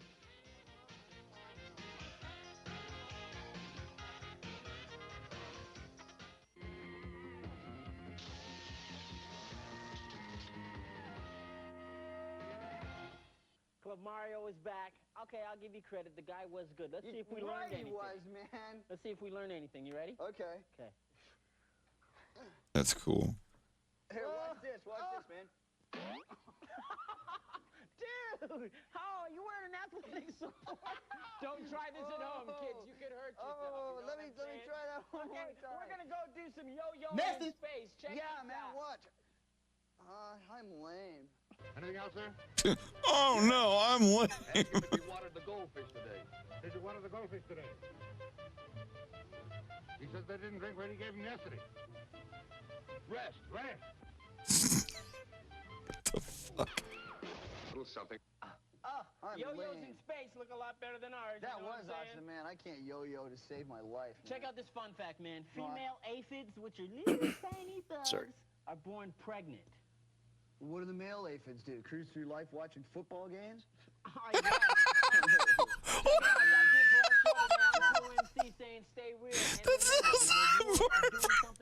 I don't want to hear any factoid about anything that's born pregnant. We're gonna see you next time. Holy shit.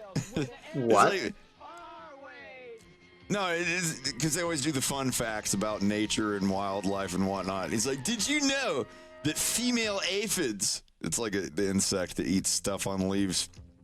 It's like, female aphids are born pregnant. And Tommy was just like, what do the male aphids do? Just cruise through life watching football? It's like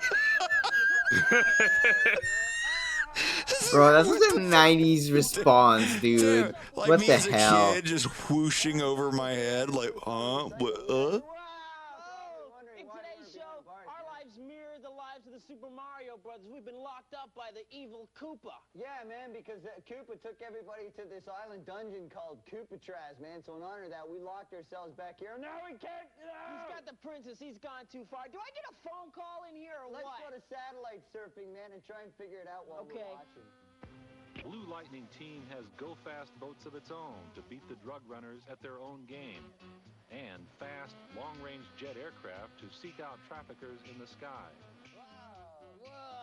Nobody knows the satellite surfing we've done. That was a killer session, dude. Much better since we're behind bars, don't you agree? Yeah, well, the entertainment's pretty bad in here, eh?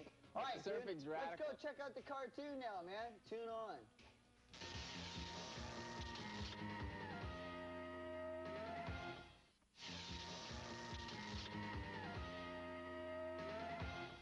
Wow. Oh, careful on the ledge, man. Wait. Hey, you Not know, much room. I Watch your found that. step. Okay, I'm coming out this way. Okay. I found that cartoon to be truly entertaining, dude. Oh, I think there's a part where Wow. Oh, watch it, man. Sorry, I punched you in the head. kidding. No, like the escape part was like truly daring, almost as truly daring as our narrow ledge escape. It just was. Context. Oh. Dude, get up here quick. We gotta go into satellite surfing right away, man. I think you're simply marvelous.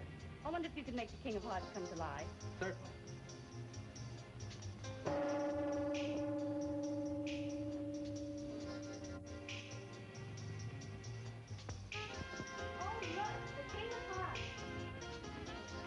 Are you here again? That was my mistake. I must have spun it the wrong way.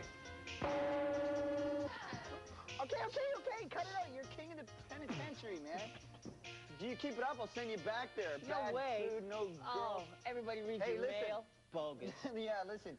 Just don't try any daring escapes like that, because we're, you know, Professionally actors trained stuntmen. Trained for escape. And now that we've said that, how Let's about watch some Zelda?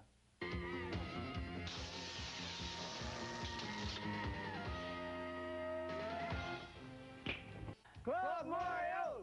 Club Mario! Club Mario! Oh, dude, we're already free. Yeah, I knew that.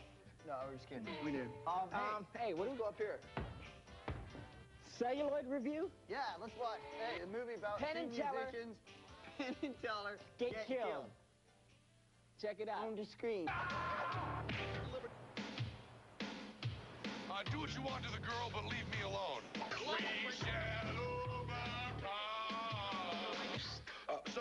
You originally from the Philippines?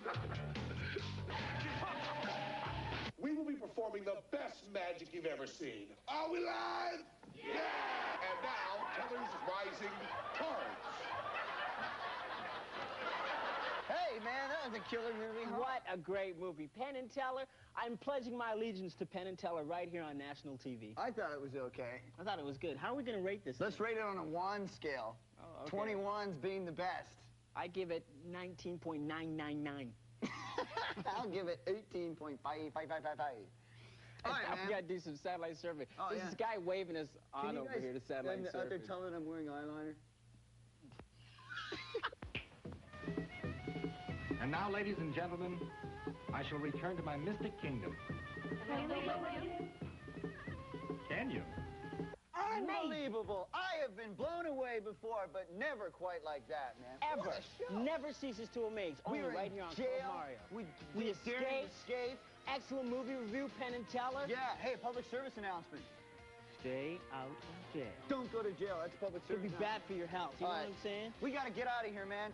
This is Club Mario. I am Tommy Treehugger. And I'm co-MC. Stay real. All right, man. We'll see you tomorrow on Club Mario. Where the airwaves are our waves. Hello. Later.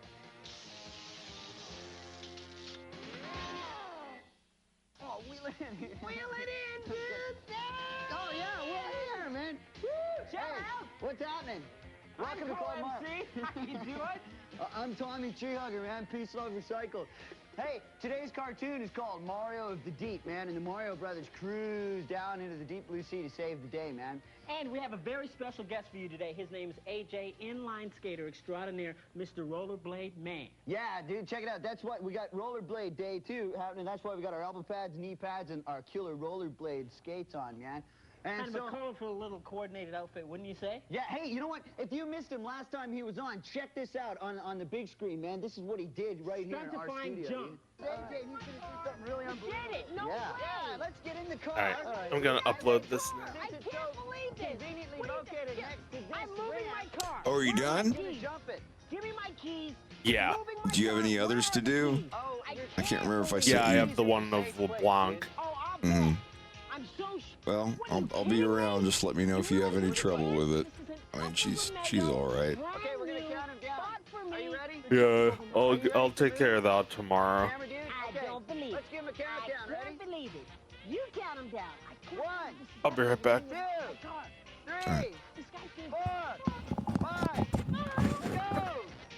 Here he comes. Dude, wait. Oh, I don't have any insurance. Whoa, man! Unbelievable! He jumped right over your car. It's time for our special guest. Come on out here, AJ.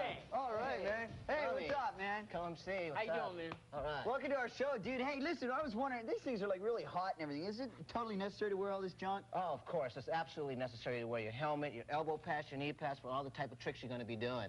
Speaking of tricks, are you going to show us any today? Hey, let's get to it. All right, All right, let's man. check out the cartoon first, man, and then you can teach us like spinny stuff and all that jazz, man. You got it. Let's go to the cartoon now, dudes. Whee, pretty cartoon. Hey, man, this is submarine camera, in honor of Mario going deep sea. It's a flashlight, man. Wow. Busted. Here, dude, take this. All right. Okay, hey, man, you're going to teach us a trick now, right? Hey, let's get busy, man. Let's do it. All right. Put my helmet on first because I really stress protective gear. Yeah, man. First, I'm going to teach you guys how to do a toe heel spin because cool dudes like you should know this move. Okay. No problem. Let's do it. I'll attempt this first. Here, I'll try it, man. Move. Let's go for it. Okay.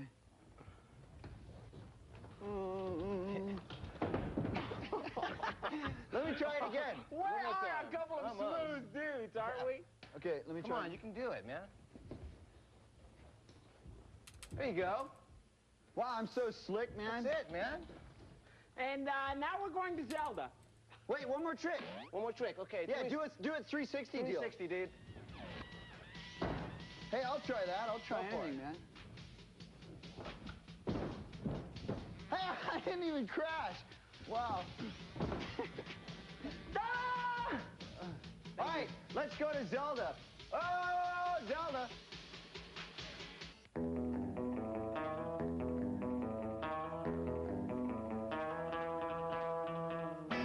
You gotta love that guy, I do. Hi, how you doing? I know you're a little surprised to see me back because last time I was here, Dr. Know-It-All really got on my last Alright, let me nerve, upload you know what that I'm saying? file But hey, and then I'm check back. out All right, dude. Hey, check the it out, next man. scene. Good thing to see you. Good to see you, dude. In keeping with our rollerblade theme today, our question to Dr. Know-It-All, even though you guys think he's bunk, we think he's bunk, we're going to give him one more chance, dude.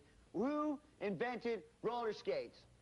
That's an easy one, Tommy. It was the ancient Babylonians, oddly enough, who invented roller skates, although originally they used them as writing utensils. They would skate over these very large clay tablets, forming letters and words. Forget These were the it, first man. newspaper. I'm not going to buy that from you for a second, dude. We gave you one chance, Dr. Know-It-All, but now I'm going to have to ask you to take the straw. Fine. See ya!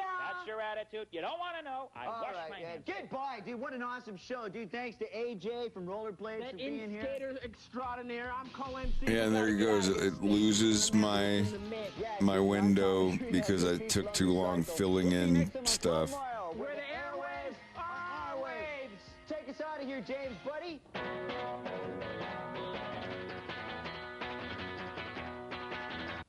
Wait, put it to the left, man. Put it to the left. Club Mario's on the air once right, again. Welcome to Club Mario. I'm co-MC. Sorry, I'm Tommy Treehugger. Peace, love, recycle, man. The theme of today's show is, check it out, Brutally Honest Day, okay? But before we get into that, today's cartoon deals with the Super Mario Brothers going back to New York because the evil Koopa has taken over and renamed Brooklyn Koopland. Koopland, man. So, hey, you want to start Brutally Honest on something? Yeah, Yeah, while we're being fix brutally the honest, snout what about there. this hat, homeboy? Well, this hat, man, it's like a, well, it's a, you know what? Listen, okay, excuse me. We're going to be brutally honest, all right?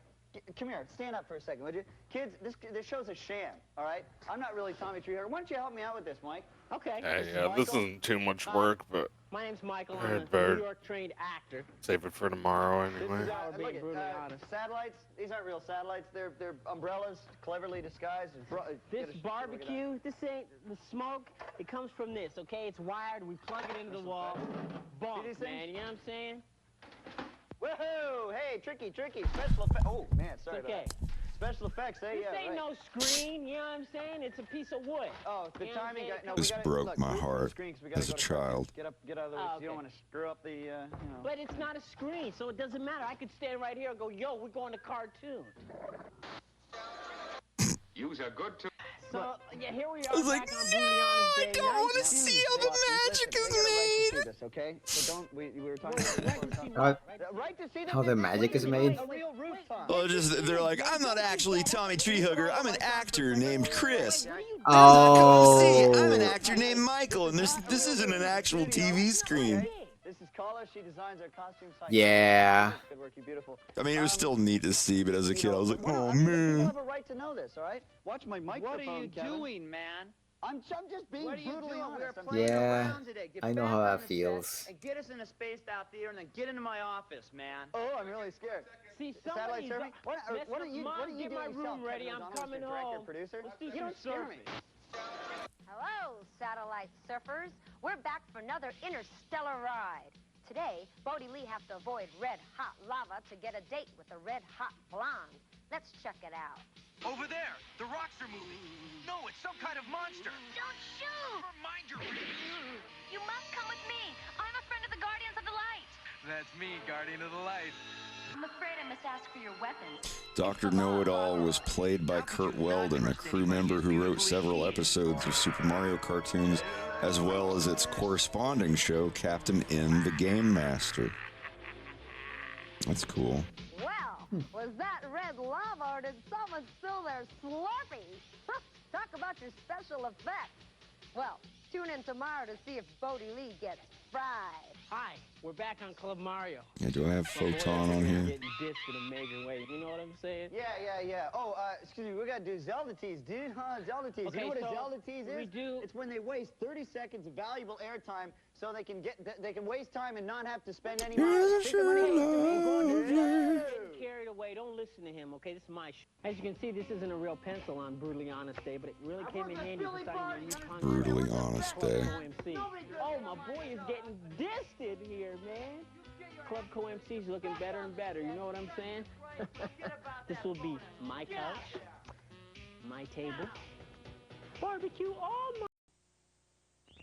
Hell yeah. Before there was time, there was Photon, the crystal energy force which creates and sustains life in our universe. The warlord of R and his evil army are determined to control Photon and use it for their own evil ends.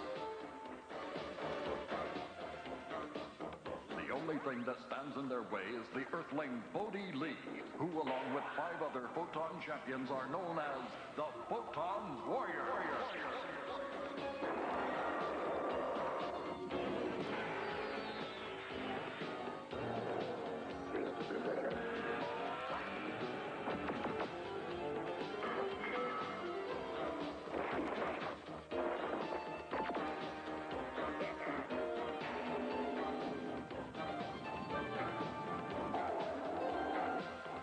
Alright, I'm gonna get to bed. Sleepy baby. The light shines. Alright, dude. I'll talk to you tomorrow. Have a good one. See ya. Later. You can't spread yourself out in a dozen different directions at once. You gotta learn to concentrate on one thing at a time. I'm determined of getting 10 this more done seconds and today. we got us a world record. Yeah. 10, 9, 8, 7, 6, 5, 4, 3, 2, 1. Oh! You dork. What'd you do that for? I'll clean it up, Sharon. You got a problem? Nope, you do. You're about to become ex-Photon champion, Hotshot. You and me one-on-one. Loser treats the winner in the snack bar for a month. Okay. After you.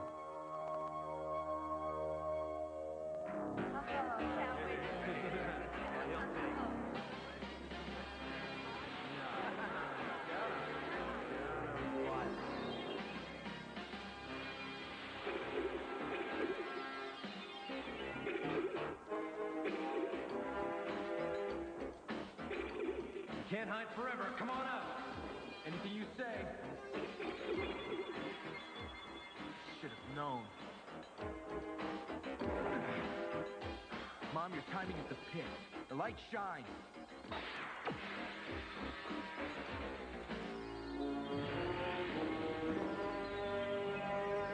Guardians, the briefing will begin just as soon as Bodhi Lee arrives. Sorry to pull you away from your fun and games there, Quick Draw. Don't even try to explain, just pay attention. Greetings, Bodhi Lee.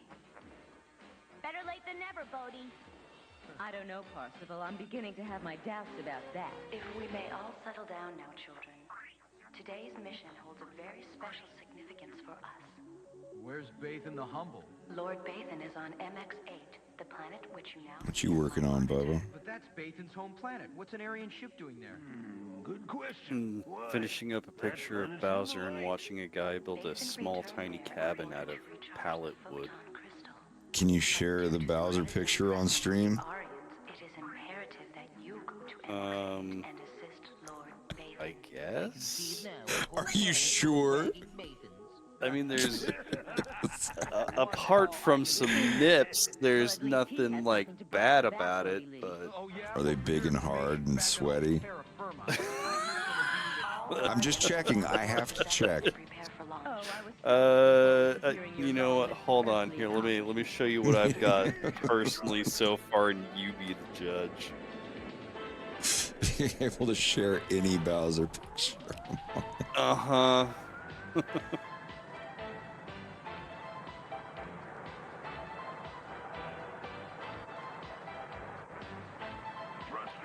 They're all nuts. Yeah. Autopilot programs, Leon. All right, Bathan, here we come.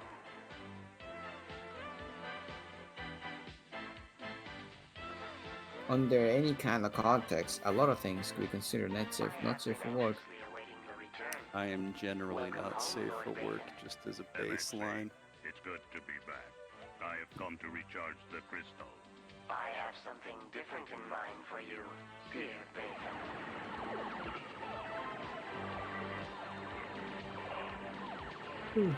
I personally like keeping a healthy mix of both. You know? Like, I don't know. I like the idea that just because it has like not safe for work bits in it does not mean that it cannot tell a meaningful story of any kind, you know? No, but it's you know, I mean, my opinion, like, it's fine, but it's got to drive the story forward, or just be like, it can't be like, oh, but before we save the day, I must make love to you, and then there's this like long camera rotating around them.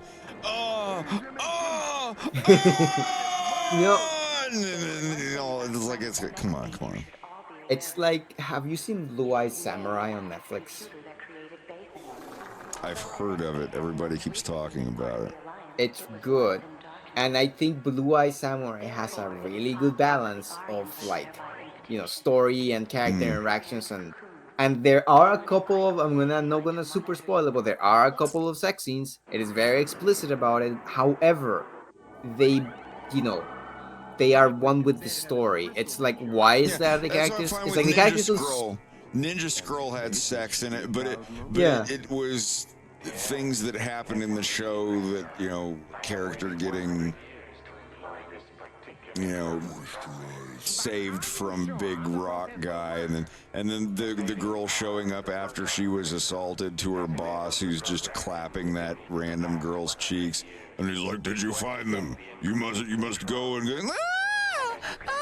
And like, the whole point of it is that the sex scene is off-putting to her and whatnot. And yeah, it was a little gratuitous, but, you know, that I can, like, you know, in my opinion, per my personal preferences, there's a little bit that was a little dragged on a tiny bit too long, but it wasn't just there for the sake of, like, HBO executives being like, oh, this episode of Game of Thrones in season 2 doesn't have any sex happening in it.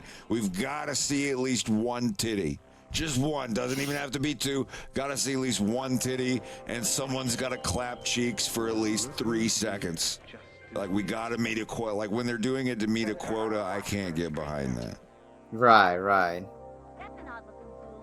Well, I mean, I was gonna point out that again in Blue Eye, that again there's a couple of sex scenes, but it is character driven. Characters don't all of a sudden show. It's like, no, these are characters that clearly tell that they have history, and then the moment happens, and then something else happens. And it's like, it's well paced, you know. It's there to, you know, because the character's not gonna not, they're going to, you know, and it's like, okay, I'll take it. If it serves the story, that's what it is. It serves the story. Yeah, as long as it puts the story forward, I'm all right with that. Let's go. No offense. And even if not, like, I'm not a prude. I'm not gonna like clutch my pearls and go, oh, or anything. But, I might tug my pearls a little bit, depending on the. DT, you know that phrase, pearl clutching? Pearl clutching, I've heard it. It's just someone acting like they're so grossed out and appalled and offended by something. Like, how dare I could never, like some lady clutching her pearl necklace and going, like, you know, overacting and acting like you're way more offended or grossed out by something than you should, I guess. But it secretly turns you on the inside, right? At least just a little bit. Well, that might be a different definition. But no, if you hear people be like, oh yeah, and of course the so-and-so group of people will be clutching their pearls at, you know, a sexy wolf guy with his shirt off or something, going like, oh, like, why would they show this on the, yeah, that's what pearl clutching is. It's just someone really acting way more offended over something than they should. So, someone asking, like, do we get to see the Bowser pick? Damn, dude. Well, then just what are they? Only one way to find I'll show it. Cover me. I'm gonna go find MX8. Then what? I don't have Yeah, the here. slightest idea. I'll show it for a second. Oh wait, no, that's me. Hold on. Bring me a higher love. Oh. It's not even done. It's Higher just love the line that I'm work. God, hold on a minute. It's not switching over. I love that in every episode of this show. They play a popular. It's like in Mario Brothers. They played a popular song. Yeah, I reckon I can show that and not get in trouble. Anything from MX8? No, Mom. Not a word. He's got a package waiting for delivery. It was a null package so Oh that I my could god, put and he's got a pants on mullet. it. Like, why are you? You're making I call him Mullet Bill, legally distinguishable. instead of Bullet Bill. God, he's making my ovaries turn into soup. I gotta close that down.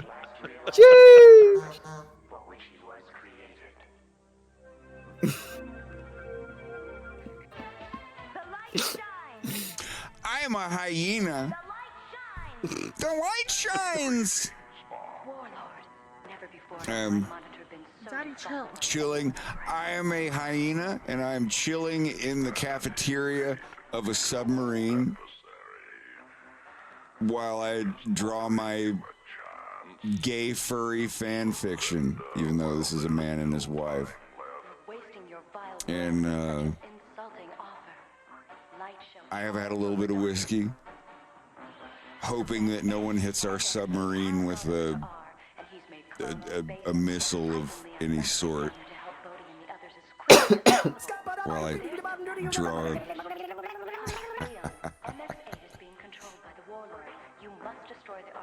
Is this the literal name of my stream account is AFoxInSpaceShow. Oh! You cut that out! I mean it. I gotta finish episode 3. Yeah, this is. I mean, I don't know how you got here, but.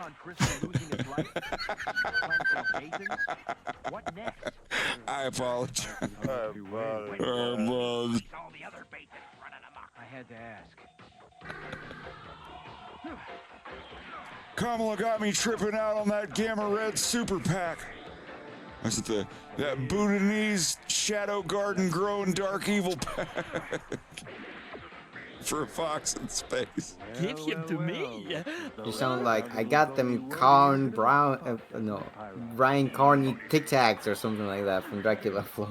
It's for Fox in space, man. I went Judge Judy on that pussy snipe. You know, I had to do them to a snipe.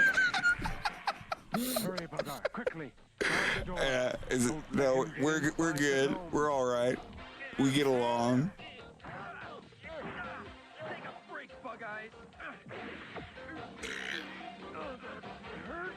Without further interruption, let's celebrate and suck some dick. Never will. Shorty chose to be with a demon sounds like her problem to me. That line always kills me. It's like Shorty decided. It's like I'm a demon. I'm not loyal to anyone. Shorty decided to be with a demon. That sounds like her problem to me. That Dracula Flow is amongst the few memes that will never fail cracking me up. Like every time I hear it. Here's one for you. Die, monster. You don't belong in this world. They thought they could stop a demon. I'm back. I smoke real Imrani. I am Rapscallion just ghost nuggets. having a moment. Y'all can't Don't mind fuck me. with Forgot to mute. You steal men's souls and make them your slaves. Flip the whole brick into an empire. Stop playing with me. I have no sympathy. Oh, I think I've seen this. I live for this shit. This shit ain't nothing to me, man. I'm nice with it. Ha ha. Your words are as empty as your soul. Mankind ill needs a savior such as you. Top shelf Zaza. disrupted my circadian rhythm. I have seen the Magna Carta. I've seen the Eye of He throws the glass. I was flipping bricks for Mansa Musa before y'all even became a Type 1 civilization. This shit ain't nothing to me, you stupid piece of shit. Step the wrong way and you will perish.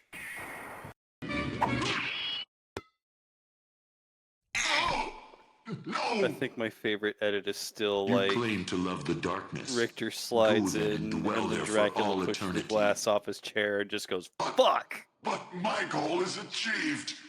Count Dracula has come to purify this corrupt world with the searing flames of chaos.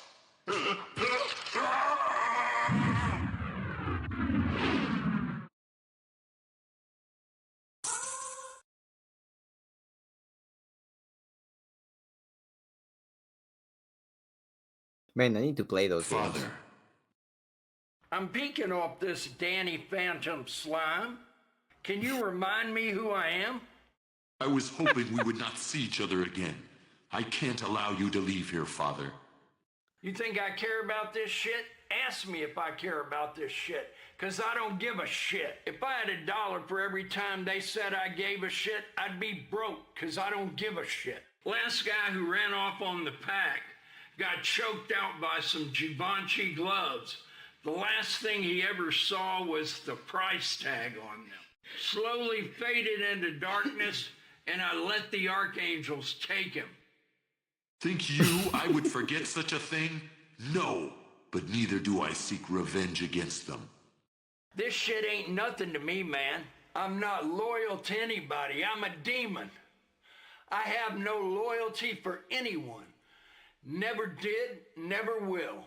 Shorty chose to be with a demon, sounds like her problem to me. Ha ha, this shit ain't nothing to me, man. My money longer than James Cameron. Dracula, in the name of my mother, I will defeat you again. I balled so hard they thought I was a fucking nutsack. This shit ain't nothing to me, man. I'll kill you, you stupid piece of shit. Before there was time, there was Photon, the crystal energy force which creates and sustains life in our universe. The warlord of R and his evil army are determined to control Photon and use it for Slowly faded in the darkness, and I let the archangels take me. The only thing that stands in their way is the Earthling VOD League, who along with 5 other Photon champions are known as the Photon Warriors.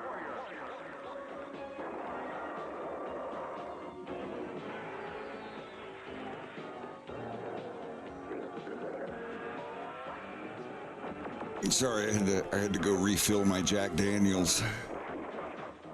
But I'm glad that you dig it. Max, you want to thank you for the resub. Yeah, if you're new here, but you're familiar with AFox in Space, I'm here almost every day. It's all I do. I don't even leave the house anymore. I just work on my cartoon. The light shines. The light shines. Can you believe that history test today? I mean, how are we supposed to know all those questions? When was the Declaration of Independence signed? You don't know? No. July 4th, 1776. They signed it on a holiday? How dumb can you be? That's what gives me such a charming personality. They signed the Declaration of Independence on July 4th, 1776. Wait, you mean they signed it on a holiday? Hi, Johnny. How you doing? Like your earrings. Tell you the truth, guys. I'm a little I'll tell you what I'm going to do. I'm going to let you get your bikes out of jail. I saw a really stupid comment about somebody seeing Frosty the Snowman on TV. And it was just like, no shit, it's December, but they were talking about like, nature is healing. Kind of cute, don't you think? Here. No, Dave. These guys don't understand the facts of life. You better help me explain it to them. What's the use? I love this school. What a bunch of chicken Super Frog? It's alright, dude. If you know the name of the character, you can say so. Curse to me, Chris. We won't tell Mommy.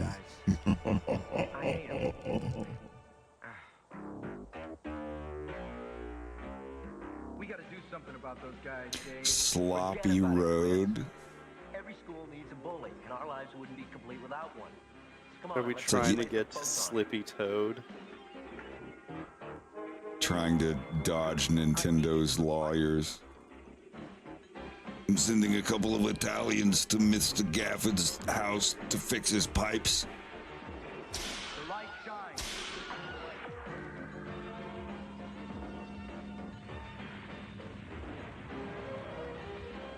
Capturing the planet Oper is vital to my plans, Mandar.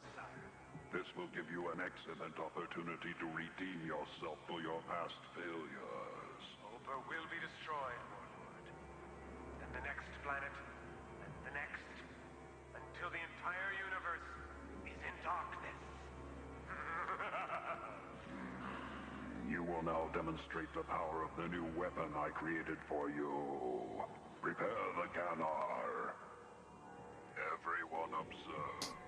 For the first time, we now have the power to actually reverse the charge of a white photon crystal.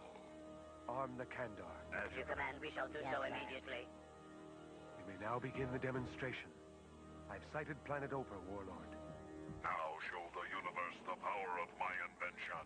Fire the Ganar. Did he say Planet Oprah? Guardians will have to surrender when they see there is no defense. Possibly.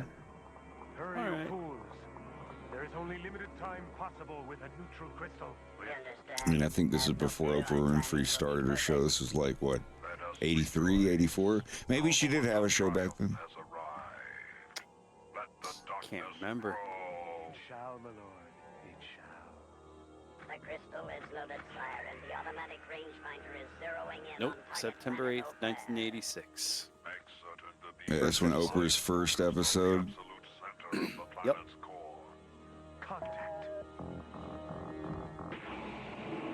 Oh no, Photon was 86. It is just as I feared. The beam has pierced the planet's core. Can't we stop it? The core of the planet has already been altered. Yeah, September 20th, 1986. Warlord has succeeded in stealing the planet Oper from the light. She is 70 years old. Photon crystal is being reversed. Oh damn, her show started 12 days before Photon was released. So I don't know, it's anyone's guess. Maybe they were just trying to help promote her. If AFIS found a way to reverse radiated photons, the entire universe is doomed. There's only one thing we can do now. Find that weapon and destroy it. But we don't Find know it? where the weapon is. How do we find it, Mom? I traced the That sounds like Eggplant Wizard. It is a neutral planet, but for some reason they have allowed R to establish a base there. Parsifal will stay here and assist me in developing further data. The rest of you will go to Prima to find and destroy R's new weapon. Good luck, Photon Warriors. Bodhi, wait. I should tell you and Parsifal that the Warlord is using his new weapon in a systematic pattern. According to my calculations, the next logical target for destruction would be your planet Earth.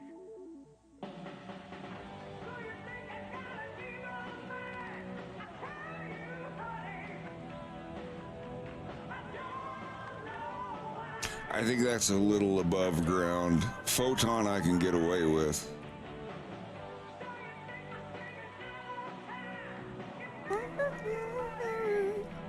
It's always like a karaoke version of a famous song.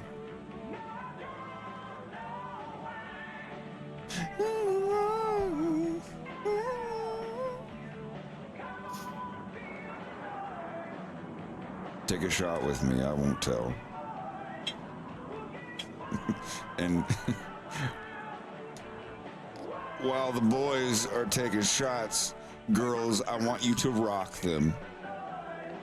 And we can feel the noise, I guess. I remember this song was spelled in such a dumb way. It's not a bad song. I think it's all right. I'll cheers with you. There's a part where he's like, I'm in no hurry.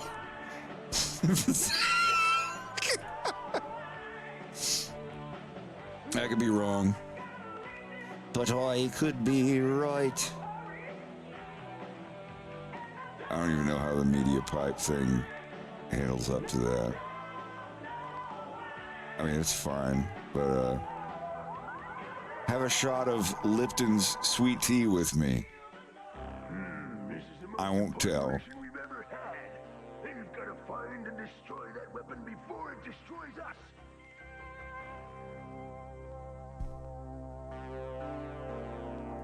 I decided not to drink tonight. I instead had a nice salad. Oh, did you have a salad? A bubbly salad? An exotic water salad? That bubbles? Oh my god. The main ingredients was the devil's lettuce.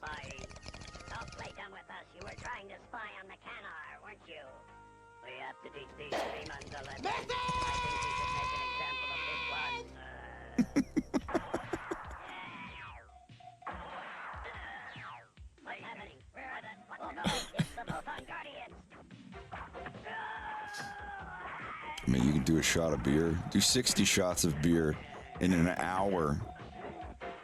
It's called a power hour. I already have beer. I mean, a power hour really is just drinking slightly more than a 6-pack in an hour. It'll get you buzzing. Jeez, I don't think I could chug. Okay, like I think I'm responsibly. I don't want to call Joe out, but he went to sleep and he sent me a picture that I'm actually disturbed by, and I wish that he hadn't sent it to me. But I'm going to share it with you anyway. And it's because it kind of bothers me. Joe, I'm sorry, but like I wish you hadn't sent something like this to me. I can't tell if it's real or not. I'm going to show it on stream, and I hope that somebody can tell me if this is from something or if it is actually AI. Because I'm bothered now. Can someone tell me if this is actually from a cartoon or if this is AI? Because, please tell me that this is AI and not... Isn't that like the tortoise in a hair costume, and that's how he won the race? I mean, it's not that it looks real, it's that the JPEG compression on it looks real. This is... No, I think it is real. I think it's from an episode. Okay, so that's a cartoon turtle. Yes. That's in a rabbit costume and he won in another... Yes. All right, tortoise in the hair. All right, I see it now. With no context, my mind immediately made me think that this was AI. Probably because it's a green-faced rabbit otherwise. Yeah, it's like, no, I get it. I was like, it's a costume, but what is that face? And no, okay. He's making Bugs Bunny's face because he kicked Bugs Bunny's ass in the race. I think that's the same one where Bugs built the fucking super rocket aerodynamic turtle shell and tried to win. I don't see any costumes. I did a Bugs Bunny Tortoise Beats hair costume. You just have to pull the actual episode. I remember that being a thing. Yeah, I'm looking, but there's no shots at all. Joe, what have you done to me tonight? Like you have, because immediately when I saw that, I was like, "What is it? Is AI doing Bugs Bunny now?" I'm sorry. I apologize.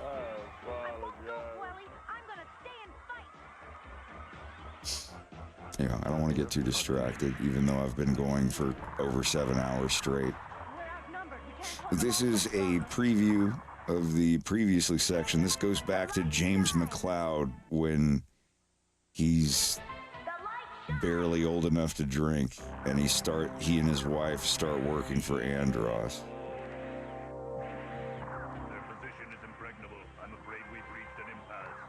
Their position is impregnable. Everything is going according to plan. Все идет по плану. Русский в чате где? Well, all right, but I don't like it. Кто-нибудь в чате, Кто говорит по-русски? Скажи. Скажи добро пожаловать, потому что я хочу всем сказать добро пожаловать на мое шоу. Это мой стрим, и я аниматор.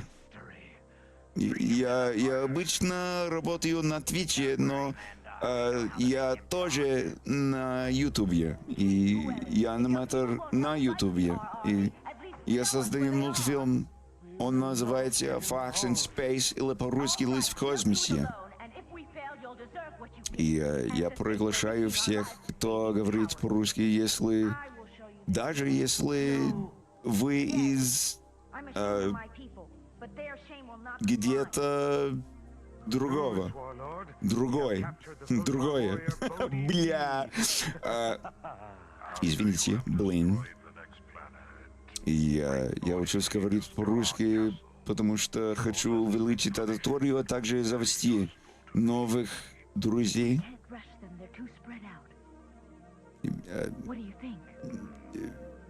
Все, кто говорит по-русски в чате, я приглашаю всех каждый день помочь мне, если вы не против. I'm running out of words. Мой словарный запас еще слишком маленький. Маленький. Слишком маленький, блядь.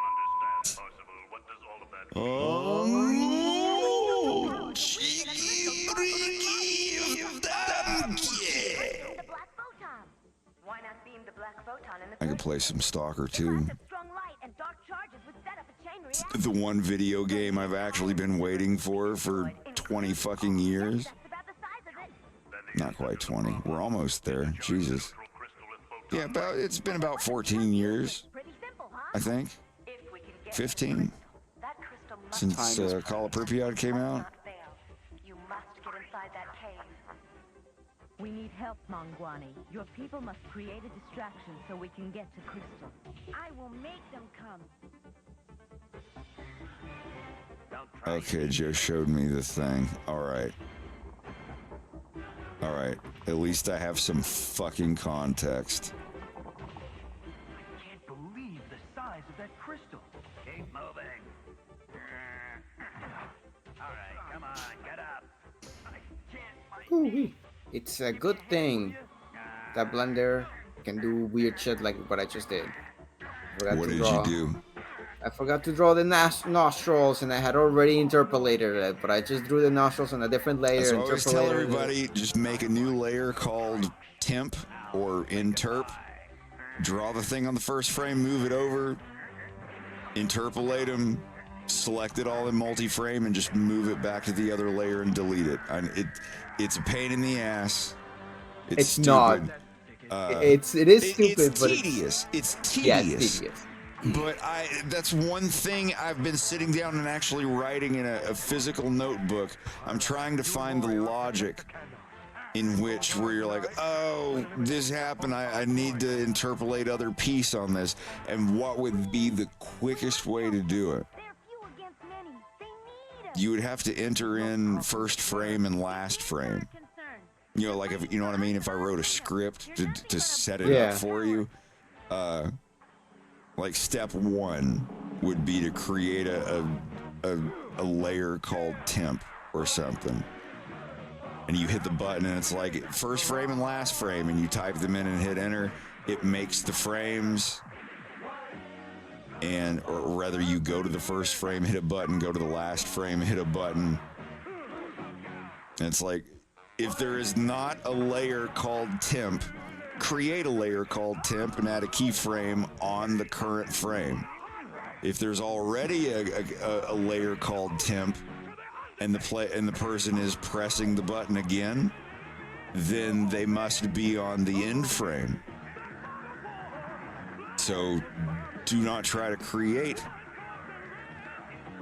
a layer called temp, because obviously it already exists, but add a keyframe. So it would be the same thing. So and then if you hit it again, this show Photon is using the exact same sound effects for teleporting as Ganon does in the original Legend of Zelda cartoon. Oh, really? It's interesting. Like when they have the same 20 sound libraries. But I feel like setting up a script for that specifically will be very, like, I don't know, it's very specific. Yeah, but it's when the situation happens, you've got to stop and say to yourself, like, all right, situation's happened. What is the first thing I'm doing? And then you write down what that thing is that you do. And then the next time it happens, a month later, a week later, or whatever, it happens. You're like, okay, what is the first thing you do? And if after 2 or 3 times that it happens and you write down the exact same first fucking step, that's the first thing you put in the code. It's like, all right. I mean, and it won't take that long. You can do it in a couple days. You're like, if you find a place where you do it, you're like, oh, this happened. And you just don't save your file. You're like, oh, the last time I saved was 20 minutes ago. Go back to that old version, lose your work, and go back through your path again, and you're gonna have it happen again, over and over. Or like even just hit undo a couple times. That would be the more based thing to do. But yeah, like you find a spot, you're like, oh, I forgot to do the thing. You forgot to do the interpolation or whatever. So right at that frame, when you start to do the interpolation, you let it, you do the steps and take notes of what it was. But then, like, once you take notes, you undo about 40 steps and clear your mind and pretend you didn't do anything and get up to that step again where you're like, oh, yep, I forgot the nostrils, or I forgot whatever. And wherever your mind goes for that step, like, for sure, that's the first line of code that you need to do. But leave it open to the chance that later on you approach it the same way, but it's a different layer or a different place in the file where different things might happen, or you might need a different approach than what you put as that first line of Python. Just be ready, because I've had to do that with a bunch of things where I make a function and it's like, oh, I hit all this and it sets up everything and it sets my material to the black nose material and it deletes everything else and I'm good to go. And it works for 7 characters in a row that I do it on. But then the next character, their nose isn't the black color, it's a pink color or a blue color. And you're like, wait, oh, well, it set it to that. Fuck. So, like, that's what I mean. Like, situations like that where you're like, oh, the code has worked perfectly for 3 weeks on 7 different characters. And this character didn't because they have a different nose color. So then you have to rethink your approach. It's like, do I alter the code?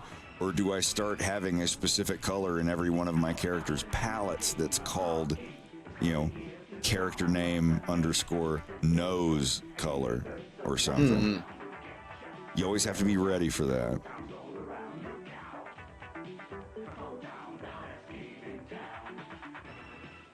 And that's how you wrote all the tools that you use now?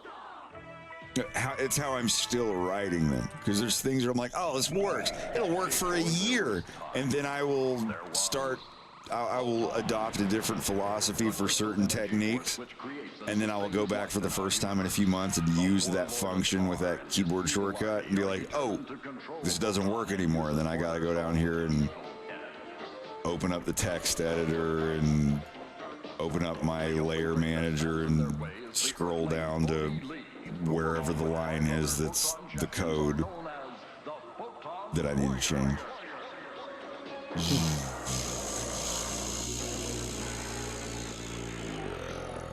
So much code. Unregistering all of my operators. I could just put it all in one operator if I really wanted to. Or much less than this. I suppose. I need to be able to, if I can enter an argument with the key press, because I have one of these batches of code for every single layer, and it's like I should be able to just do enter this with layer number, material type, string, you know, whatever, and all that, and just have one set of code. Like the layer you want to go to, the draw mode you want to be in, and the material you want to set it to. Instead of, you know, copy pasting it 23 times. Because it gets fucking tedious. My code should not be that long for that. But I wrote this when I was learning Python. I'd never programmed in Python in my entire life. So there's always room for improvement and optimization. Yeah. I mean, you are going to have to rewrite a lot of this once you get the new grease pencil stuff, right? I'm going to have to rewrite 100% of it. Because like I looked. I actually sat here on one of my days off recently. Oh, let me get some tea. I actually had to sit here on one of my days off and spend like 17 hours just with the new Blender open. Brand new key map. All of my 230 something keyboard shortcuts that I've made just gone. Had to have to start them all over from scratch, and I'm slowly building that file, but I got about halfway there and found the list of grease pencil operators that they haven't migrated over from 2.1.1. For the layman, for the non-Blenderman. The current version of Blender that I'm using is a slightly old version, and the 2D animation stuff, you know, like the vector shit, like Flash cartoons and Toon Boom, like the tool in Grease Pencil that does all of this, all of the functions for, like, you know, like wiggling stuff around and deleting certain things and rotating and skewing and all that. There's a few hundred of them that they have to migrate over, and they have only migrated about half of them to the new version. And until they get 100% of those commands migrated over, I can't use version 3 of Blender yet. Blenderman, Brinderman, Rinzeman. But Tivia is my friend. So yeah, like everybody that wants to help me and make money in betweening on my cartoons for me, I have to require everyone to use version 4.1.1. And when the new stuff comes out, I will be very happy to convert over to that one, but it's going to take nights and nights and nights of staying up super late and writing a script, coding, lots of coding. But I love it. I love coding. The last time I made a video game, not counting the goofy tech demo that my husband and I did in a weekend. I don't know. I'm not sure. Not sure? Not sure you no longer want to be a Can I- loser? A zero? Can I show that on here? You will never be a loser again. This will increase your abilities 50%. Tell me now, 50%? That's a hell of a buff. real friend. You are a great one. Game capture? Return to Nivea now to prepare for the competition. Yes. This is my little Star Fox dude. She is ours. Yeah. Dude. This is a little. Ow. Falling damage. You can't jump from any higher. You're like, ow. The girl has all the assistance she may need. I made this in a weekend when I got bored. My husband made a much more advanced thing, but We are going to the second moon of Nivea. A recent meteor shower has deposited No, that's from like 4 or 5 years ago. I think that was from 2019. When did I make? Hold on, I'll find the. When was this? Yeah, this was February of 2019. It's just a little 4 megabyte Fox McCloud walking around jumping thing. You can't die. I didn't even program a life bar. I just wanted to do the collision detection.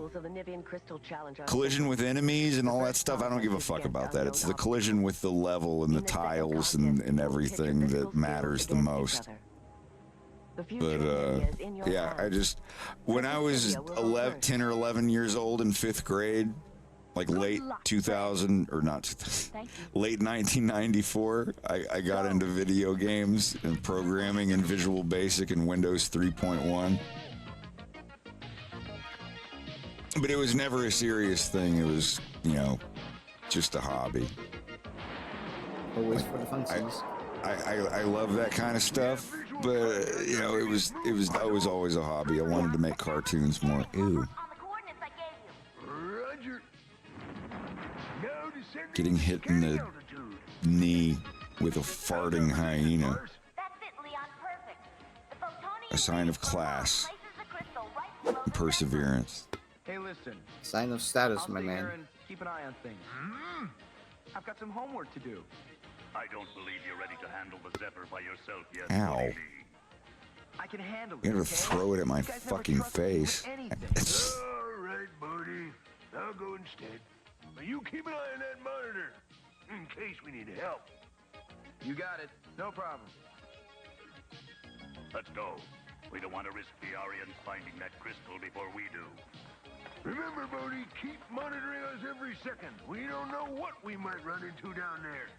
Excuse me, Pike. Here's my place. Now then. I can see how Tibia's doing.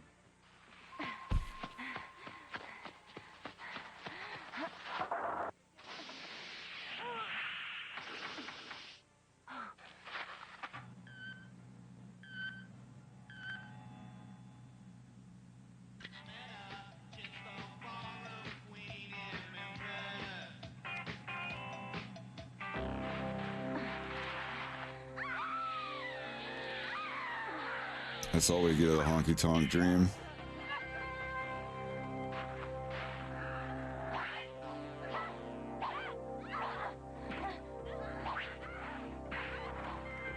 These are going to crossfade between each other. I can't really do a live crossfade yet.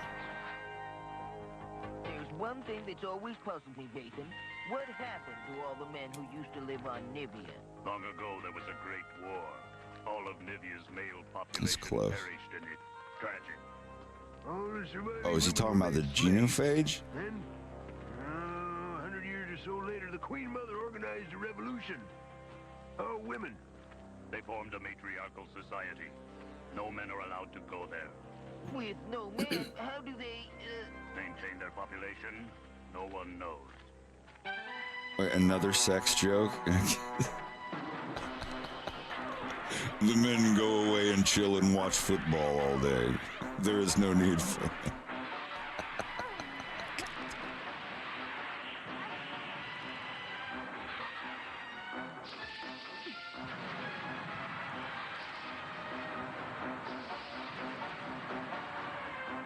You never miss, do you? Bet.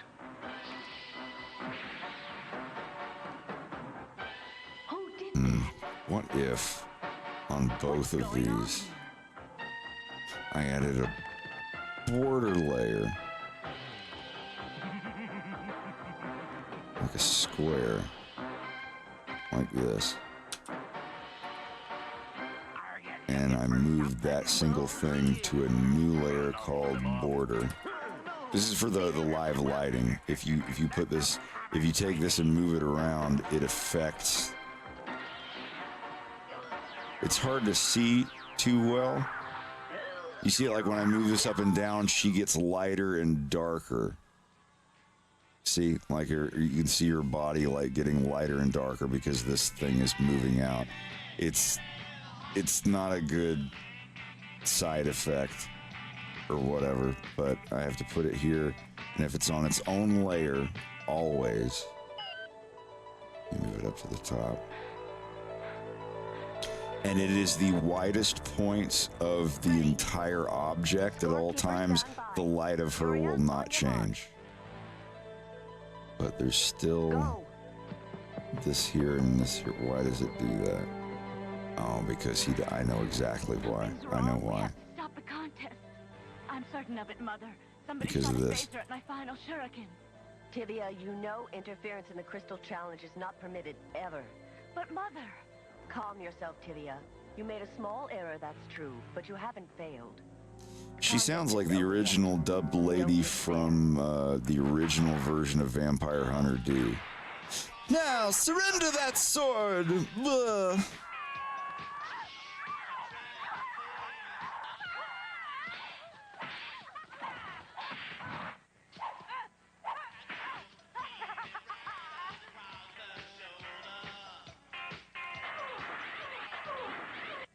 Guess they were just allowed to put karaoke versions of songs.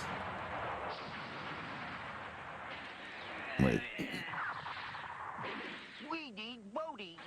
I'm gonna put myself to bed. I did. I will see you all later. All right, buddy. Have a good night. Calling Bodhi. Come in. Please, Bodhi, can you hear me? Bodhi, leave. Not yet.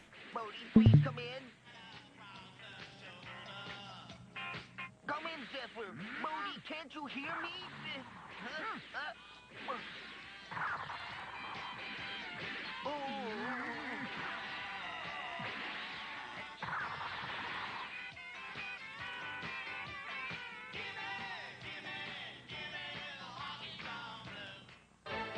The light shines. Why hasn't Bodhi answered on his stress call? I guess something must be I think I hear an interference on that. That's wild. How possible to relay our message? He's trying, but Bodhi doesn't answer him either. I told him to keep trying, though. He's not even monitoring the emergency frequency. Bodhi, come in. The others need you. Emergency. They're being attacked by the Aryans, Bodhi. Please, Bodhi. Bodhi, please come in. It's no use, Parzival. He can't hear you over that music he's playing. Oh, it's a plot point. Never mind. Achieved a perfect score, Queen Mother. The winner of the first contest is Duria. Let the second contest now begin. We're completely surrounded. Hello, Bodhi. Come in. I'm losing my voice. It's a fun game, Photon Guardians. Enjoy yourselves while we go get that crystal. Come on, mateys, let's finish this job. The second contest is about to begin. Ready, That's Queen much Mother? better. You'd better win this one, Tibia. The phaser for recharging the crystal Her name's lies in the Tibia. sacred field.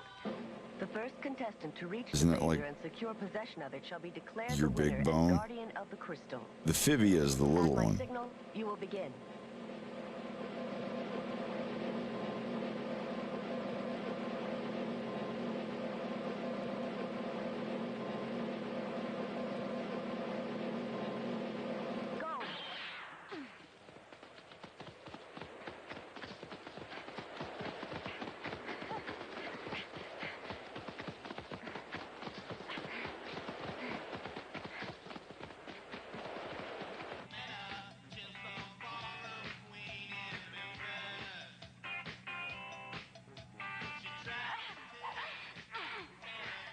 Oh yeah, I think that's done for these two sequences. And that's almost 20 seconds. I'd say more like 10 or 15 seconds. Because these are longer than they should be, so I have extra room to crossfade them. Emergency! Bodhi, please answer me. We're surrounded by Aryans and we need assistance urgently. They're surrounded by Aryans.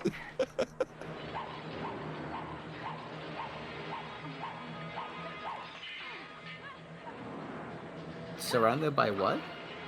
It sounded like the name of the aliens is Aryans. This show was produced in Japan.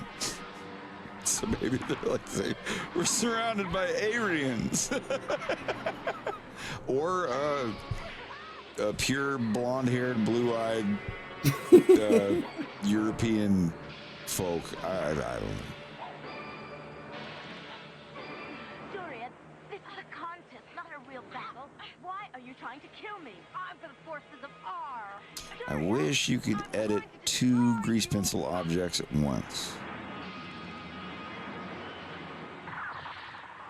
There's Modi. Where's he going? Never mind. Take advantage of the distraction. Anyway, this is what I wanted to do. We have to find the crystal. Hurry. And then I now have to go into her barrier layer with the block thing. And only, yeah. But I was a fool to believe so. It's like anytime you have pop, when you're doing it that way, you've got to take care of your pop on 2 layers instead of 1. For you, Mandar, the game is over. Yeah, because you have the fills. Yeah, you have the holdout, and you never do this masking shit until you are 100% done doing your animation stuff. Oh man.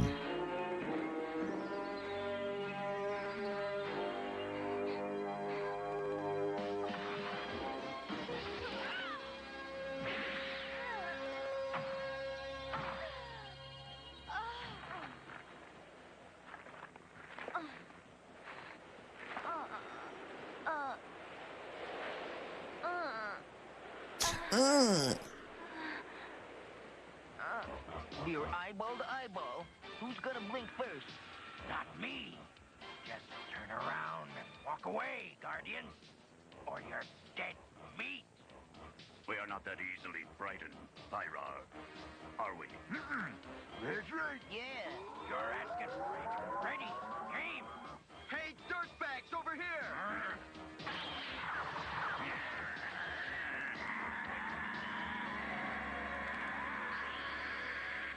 Thanks, Bodhi. Better late than never. Guess I messed up. You did it, Bodhi. Sorry. What's this underneath thing here? This chin. All except What is this? Lord Nathan, of course. And? Oh, and Leon, naturally. He never makes mistakes either. But don't worry about it, Bodhi. You're allowed to make a mistake every now and then. After all, you're only human, right? Now let's charge the crystal. Ready, Lord Nathan? Leon? Ready.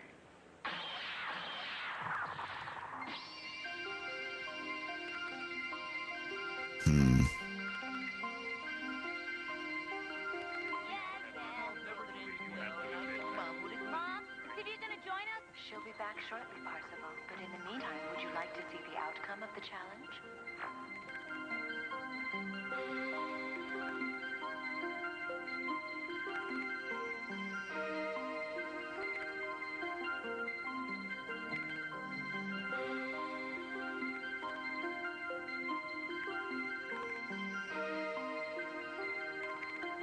I want you all to know this will be a shared crown. I'll wear it when I'm here. And when I'm not, it will be worn by my equal and best friend Duria. It's fair. There we go.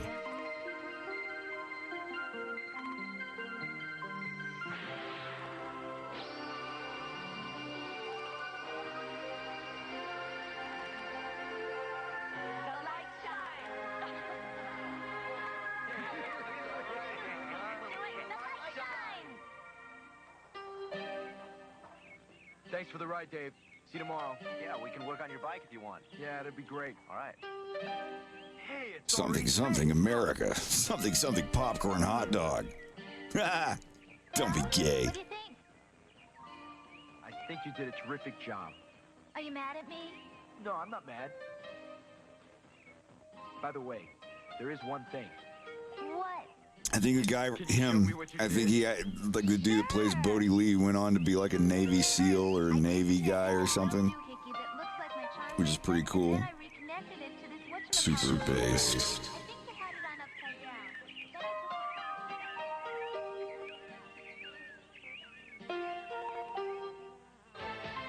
The light shines. The light shines. What do they call navies like seals? Why do they call them Navy SEALs? Because seals are animals that swim really good, and a Navy SEAL has to know how to like hold their breath for a long time and do underwater stuff, I guess. I don't know that for a fact. I could be horribly wrong on that, but that's my guess. My uneducated guess. Perhaps. I don't know, why not call them dolphins or sharks? Yeah, well, why specifically seals?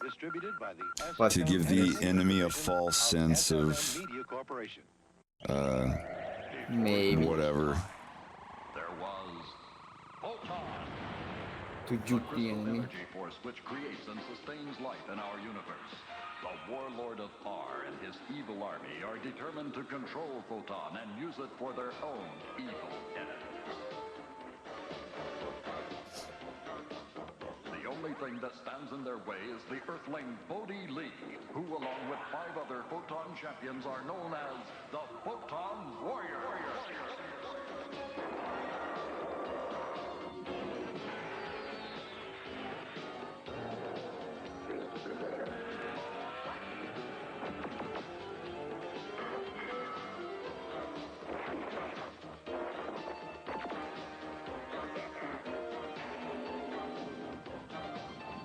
Anybody remember these? Did you ever play any of the Beachhead? Oh! I do remember. I played with one of those once. Not exactly VR, but still like a visor thing that if you turned, it turned you in the game. Yeah. It's pretty cool, actually, you know? I remember Beachhead. I had Incoming. Incoming was on Dreamcast, but it came with my computer in 2000. We really need you. You've got a stomach virus? Spare me the details. I think I'm gonna go get on VR chat. Chuck is sick. He's not coming. That leaves us to I had to go get on VR chat. replacement now. And go be a hyena and have people talk about my feet because I don't have shoes on. I gotta make my character shoes. I really do. They're like, why does your character not have their shoes on? Are you like a foot guy? I was like, no, I just haven't modeled his fucking shoes yet. Jesus Christ. Oh, man. I almost prefer that to the regular VR talk. You're in VR chat, and everyone's just like, dude, I be like FR, no cap. If I'm on the Fetty and I got Riz. Oh, no, you're not. You're not on Fetty. I call cap, bruh. Is that guy a furry, bruh? Ew, no cap.